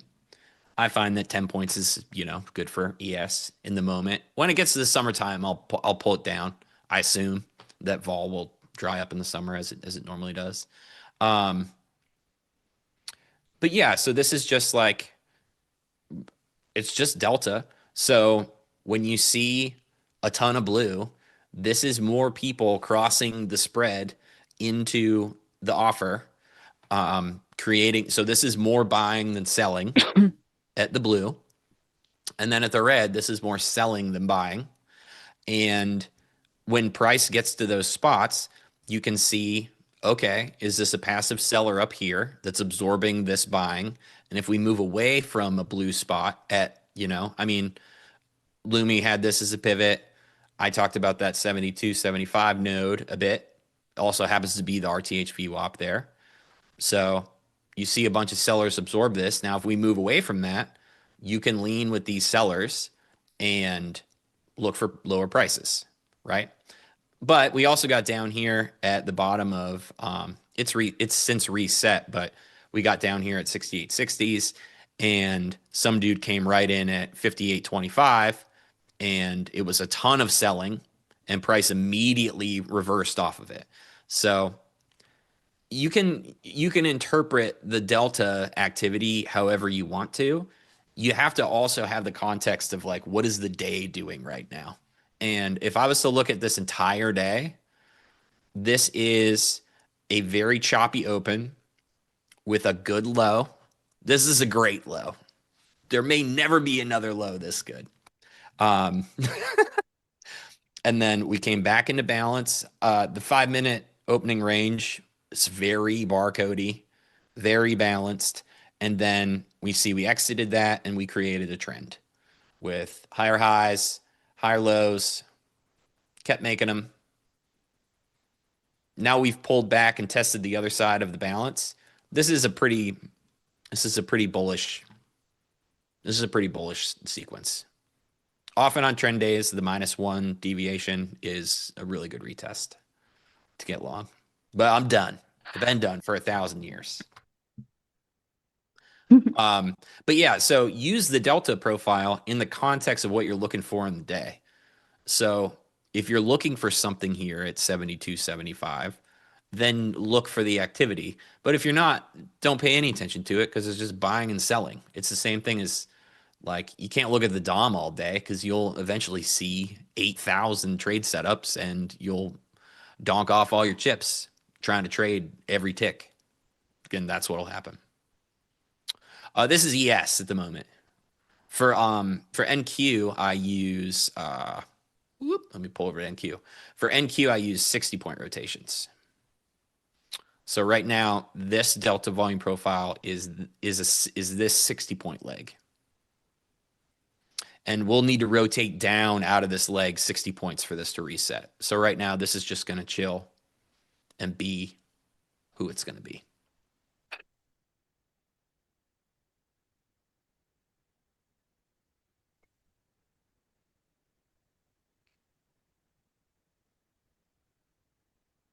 Cuba, the 52nd state. My word.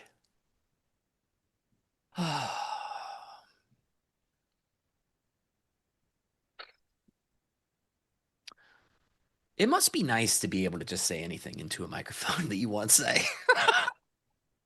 It seems like a good gig. You're just like, yeah, Greenland. Why not? Cuba. Let's go. I don't know if they'd be down with that though.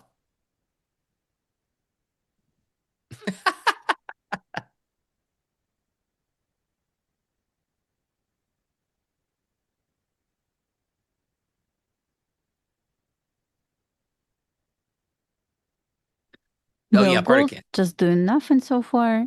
Yes, and then QBD trace to break your block and fair value gap. I know. We need to break previous daily low level for another short. Again, because we just closed above 68.70. I mean, it looks like they're trying to make that. I mean, yeah, I would not be surprised if this just doesn't if this isn't the node that's created. These little LVNs here, I bet they just fill this whole. This just becomes a balanced day. I bet if we came back to this at 4 o'clock, this whole thing is just this, with previous day low being the point of control. They have put a lot of work in it on both sides, and it's pulling in.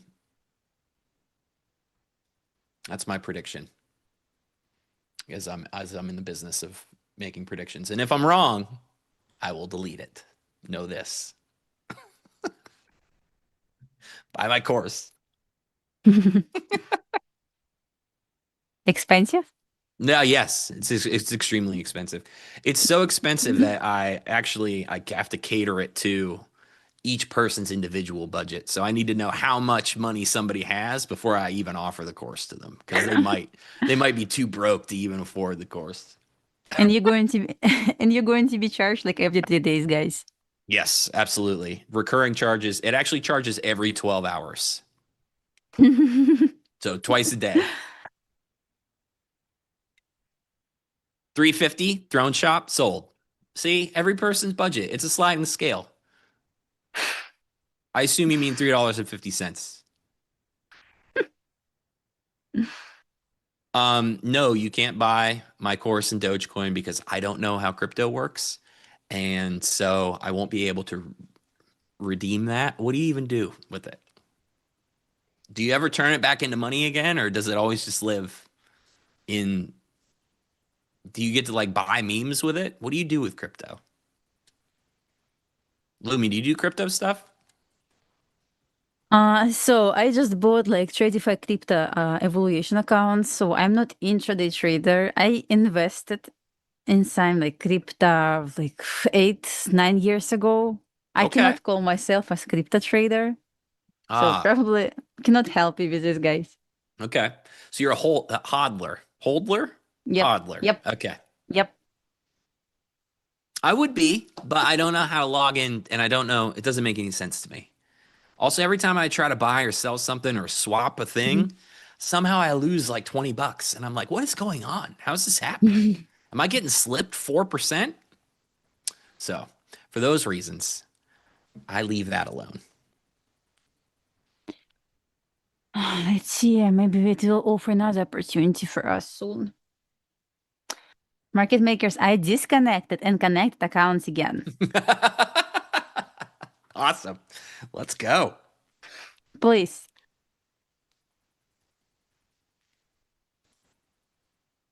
Be nice.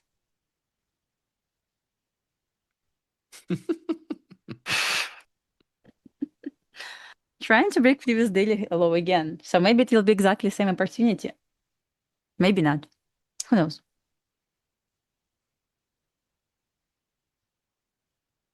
Where was my last entry? How to watch this 1 second. It was 69. All right.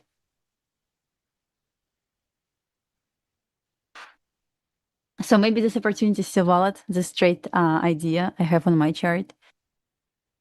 Yeah.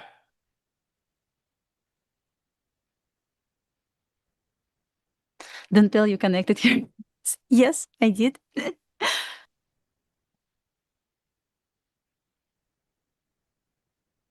Yeah, we're going to Just get not going to copy my 10 accounts. You'll trade just 5.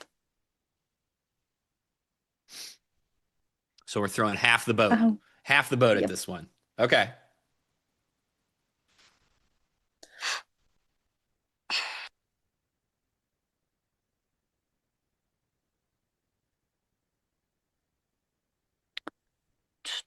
What about NQ, by the way? It's interesting because ES just broke below previous daily low level, but NQ still above this level. Yeah. Wow. NQ is really balanced up here. Doesn't mean it doesn't have room to the downside, though. Mm-hmm. It On definitely NQ, I needs also it. would like to see 10 AM open retest at 8. What's the price? 880. Maybe. Yeah, the continuation long setup for me is 885 on NQ at the moment. Oh, it closed this, Somewhere yeah. down there. So yeah, so very same theory. There's definitely a seller trying to come down on ES. It's a much thinner book than it was this morning too. So you have the opportunity for those moves. Yeah, it's for evaluations only. I'm not going to trade funded anymore today. It's Friday. Evaluations, yes, please. You might get the 55. Ah, where is the screen? I'm back in so bad. One second. Pull yes. All right. So whoever asked me about the Delta profile. So now we're coming back into that area.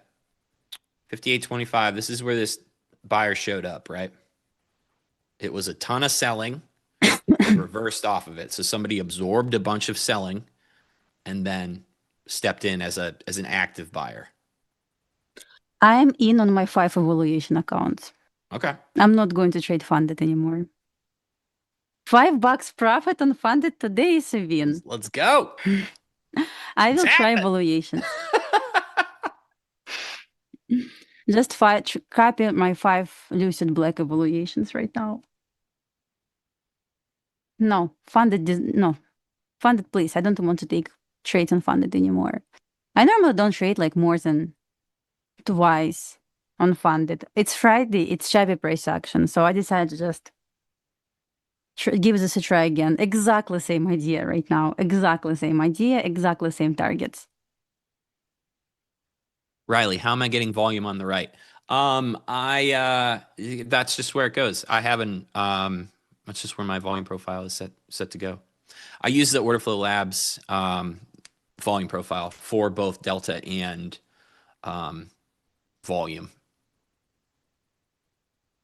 Sorry, guys.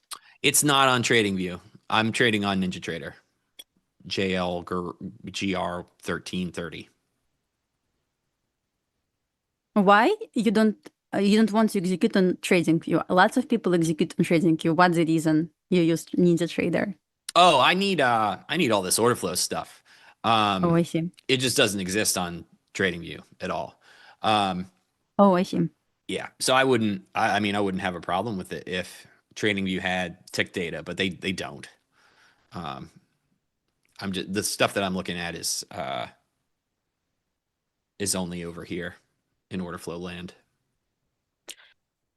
So reason why I use NinjaTrader because it's easier focus on price action. So I don't really watch my executions. I'm watching like just chart without executions on it. And when I see invalidation of my setup, I'm like, okay, it's probably going to like right now it reverse.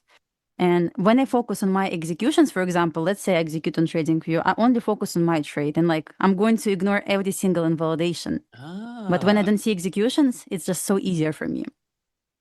So I focus, for example, well, I know from this level we can reverse right now. It felt too close. But when I watch executions, like, yeah, we can reverse right now, but I don't care about this. It should drop because I'm in the short. So it helps it's like you distraction for me. Yeah. Hands off because that's what you want to do. Okay, that's awesome, man.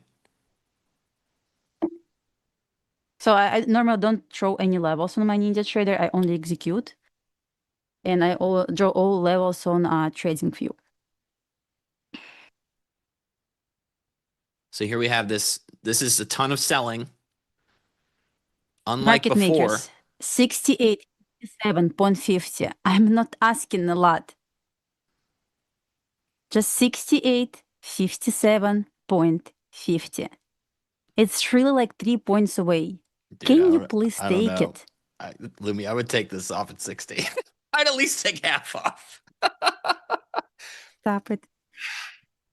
I'm okay to take a loss. It's evaluations. At least I tried. I gave it a try.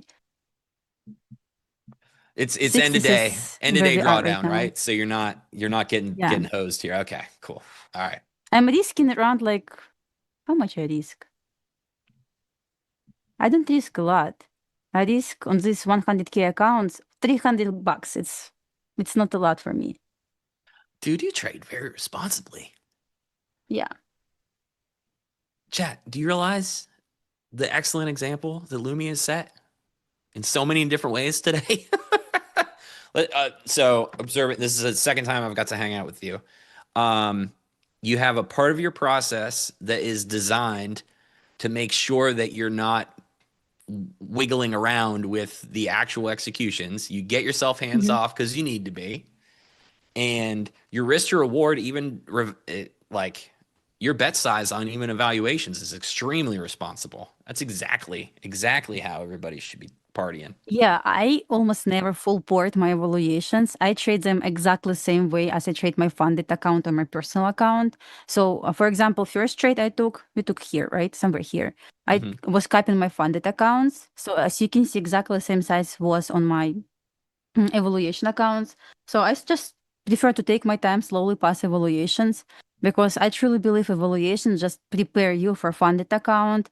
You need to start like, I know how to explain this because I feel like it's really good psychology for me when I'm trying to trade evaluations before funded, because I prepare myself to losses, how I want to feel when I take a loss, and so on. But at this point, just evaluation. It's not like real money. I cannot take payout, but I can teach myself discipline, patience, and try to stay away from recovering my loss.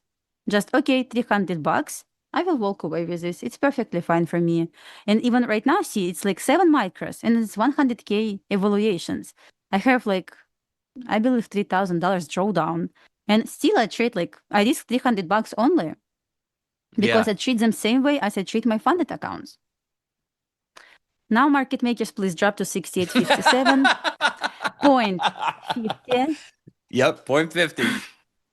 It's all right. We'll stay as long as it takes. I will work overtime today just so we can get to this target. I mean, they're holding this selling. Someone asked me why not move to break even. If it was funded account, maybe I would move at break even right now. But it's evaluation, so I would like to just sit in this trade. Either stop loss or profit, I will take everything. I will be happy with any result because I follow my plan right now. If it's going to be stop, I mean, okay, I'm going to lose $300. As always, it's okay. It's okay. If you're unfunded, I would probably move at break even if it was funded. But since it's evaluation, no reason. Zero reason to trail right now to break even. Lumi, they're throwing other languages at you in here. Is this like when they try to get XY to respond to Mandarin? Can you read this or no? This guy said like, you're very welcome, or just you're welcome. Okay, cool. So, all right. I just want to make sure nobody's being racist against you as they do to XY sometimes. They try to get him to read. That was maybe the funniest day of my entire life. XY was like, hey, man, I don't know what that is. It was great. Let me watch NQ. NQ can drop like 40 points, ideally. At least like I would like to see an NQ 900 retest. 24,900. It would be nice to see. All I'm trying to say, I'm not going to long today. It does not make any sense. It will be my like second and last trade for the day. I'm not going to trade anymore. Let me check gold. Leonardo says, when I connect Lucid to NinjaTrader I need Trade of It or Rhythmic. It just so there's if you're using NinjaTrader, you'll connect with CQG or NinjaTrader or Trade of It prop data feed. It just depends on which evaluation you bought. So if you bought a NinjaTrader account, you can connect to NinjaTrader and trade that way, or you can also use those credentials on Trade of It prop. Trade of It. I'm still not sure. Trade of It. Great question. Now I need to know the answer. Yeah, you can connect Rhythmic, you can connect Trade of It. It's up to you. But if you use Replicant as your copier, it's very important right now. When you use Replicant, you can connect only one prop firm with Rhythmic connection and as many as you want Trade of It connections. So that's why I never buy arithmetic accounts. I prefer to don't have limit, and I just buy trade debit accounts, and I can Dude. copy as many as I want. Do you know about Trade Copia? Do you know about this Trade, other one? yeah, trade copy, trade sinker, but I use Replicanter for 3 years, so I'm not going to cheat on it. All right, that's fine. I used Replicanto for 9,000 years also. I have to tell you, man, Trade Copia is worth the try for like it is so clean. Just check it out. Not a plug, not in this. Like I was just the same way. I was like, I've used Replicanto for 9,000 years. I'm not going to change and cheat on it. That's a good way to put that. But dude, you should look it up. It's real. It's really clean. Yeah, I will check this out. Jim. Yo. Hey, brother. Hello. Hello. Lumi, I love the trade. Thank you. Let's see how it goes. It's going to go your way. I hope I don't jinx you, but I like it. Jim, Lumi's good. Did you know Did I know what? that Lumi's really good? I'm figuring this Oh out. my God. What do Thank you you so mean? much. Second, I mean, like everything. I've only got to stream with her 2 times, and I am endlessly impressed, humbled. Thank Much you. better trader than I am. Thank you. Oh, come on, stop it. It's true. Everybody, pump the likes for Lumi. You don't get on this show unless you're good. That's true. Lumi is great. Subscriptions, everybody. Got to pump those. Appreciate true. it. Yeah. So we're almost we cracked 190. Is that true? I think, Not yet, seems like. probably yes. Last time I checked it was 189, 189,000 subscriptions, but I wouldn't be surprised over the last day or so we hit that 190,000 milestone on the way to 200,000. Everybody, So sick. Reginald, I know we extended the Friday broadcast an hour. And, I was going to send a letter to Human Resources, but I decided it's going to be worth it. So Jim's saving a tiny bit of money on gin now on Fridays. It's just like, it's just one hour bump. oh my goodness. No, we have stuff to do, man. We got work to do today. That's cool. Yeah, as a matter of fact, I'm going to show something that Mike Burke's been working on in a minute. Oh, great. And it's pretty awesome. So, but good job, you guys, today, for sure. Thanks, Let's Jim. give these guys a round of applause, everybody.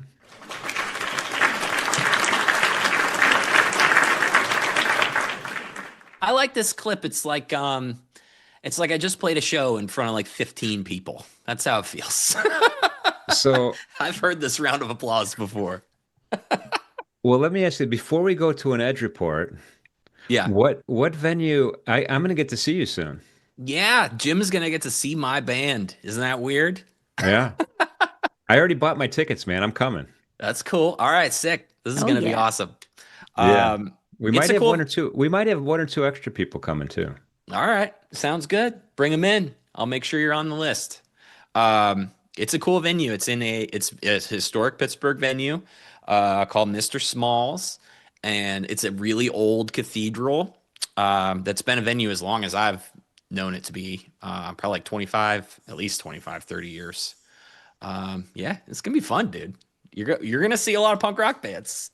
You, So get you- ready. You just made my day when you said I'm going to be on a list. I'm going to make Oh, a yeah. list. Yeah, That's of sweet. course. That's right. Cags +5. Who knows? Oh my gosh, Lumi, I'm taking a trip to Pittsburgh to see Stowe play in a band. It's cold there. Not in May. It it'll won't be. warm. It's May. It's May. It'll be better. Oh, well, yeah, maybe then. It'll be good. It'll be good. Yeah, I'm not that. I mean, I as badly as I want to see him, it's got to be okay weather. Yes. Yeah. You So- left Chicago for a reason. You Yeah. ain't come. Yeah. But any event, you guys, we appreciate you being on the stream this morning, Friday, Capital Preservation Friday. Thank you for your terrific analysis, banter, trades. It's been a fantastic end of day. Wish you two the best possible weekend. Hopefully you can relax, enjoy family, friends, and all that kind of thing. And I'm going to do one last edge report before I do. You know what I'm going to do next. Yep. All right. Thanks, Jim. Thanks, Lumi. Good to see Thank you. you. See you next week. Good to see you guys too. Bye, guys. All right. All right, let's kind of. Ooh, my bad. Sorry about that, Mission Control. I was looking at the E-mini S&P. One of the things I just want to point out something that really just is really stuck out on this particular chart, and it's the value area and prices, a couple prices above the value area and a couple prices below the value area. This is looking like a rectangle. I mean, there is no. There's no bulge there. There's no glossy. It's glossy in distribution, but it's blocky. It's bulky. And what does that tell me? It tells me the shelves are pretty solid, right? The shelves are pretty solid. So yeah, 68.83 resistance. And you can see every time we get up there, sellers just shoot us back down. On the downside, I'd extend it a little bit lower because we have a little bit of a bulky volume, a little bit lower than that. But look at this, 68.53. Every time we get down there, buyers are pushing us back up. The point of control, yeah, there's an official point of control, but anything could be a point of control at this point. We're pretty range bound right now. So I'm gonna say I'm gonna be range bound for the rest of the day until I'm not, right? Until we get some candles that are closing above those levels. Or below those levels right now in the mini S&P. VWAP also is interesting because it's kind of going sideways here, which makes sense given the distribution. And we just keep trading through it. I mean, it's almost acting like a central point, along with previous sessions lows in the 38.1% retracement. So there's a lot of price happiness right there, around 70-ish, give or take. So the other thing I wanted to show you, and this is coming soon to a town near you, naming NinjaTrader desktop platform. Mike Burke is behind the scenes making new programs left and right. We have a lot of stuff to kind of show you. This will be available. It's not available yet. It's a percent change chart. And so literally you could pick a date and you could put whatever symbols you want up here in the top, and you hit the go button, and it shows you a percent change over that time frame in which you're looking at. It's super cool. Could help you with bias. It could help you with relationships between related and even unrelated markets. So far, I have the equity markets here. A bottom tab, I click. Now I have bonds, 10-year note, and 2-year notes that I'm tracking. Then I could click on crude oil. This is energies, really. This is crude, heating oil, and RBOB all together on 1% change chart. Again, any anchor date you want. You can go way back in time, which I've been playing around with. Currencies here, my currency pairs up here. And then I haven't even got to tab 5 yet. So there's all sorts of stuff you could do with this. It is coming very soon. There'll be a website where this is posted and you can grab it and download it into your platform, among some other stuff that's coming that's super cool. So thank you for that, Mike Burke. Appreciate you as usual. You are a genius. All right, that's it for the Edge Report for this afternoon. It is Friday. Also, keep in mind it's the last day of the month, so there could be some of the end of month reporting for some of the funds and some of the money managers. So there might be some money kind of temporarily positions closed and then they reopen again next week. So keep that in mind also as we get closer and closer to the end of the day. But right now, again, we're range bound in a lot of these equity markets. So having said all that, I wish everybody a wonderful, great, terrific weekend. Remember, please, especially going into a weekend, hang on a second. CR, I don't know the answer to that yet.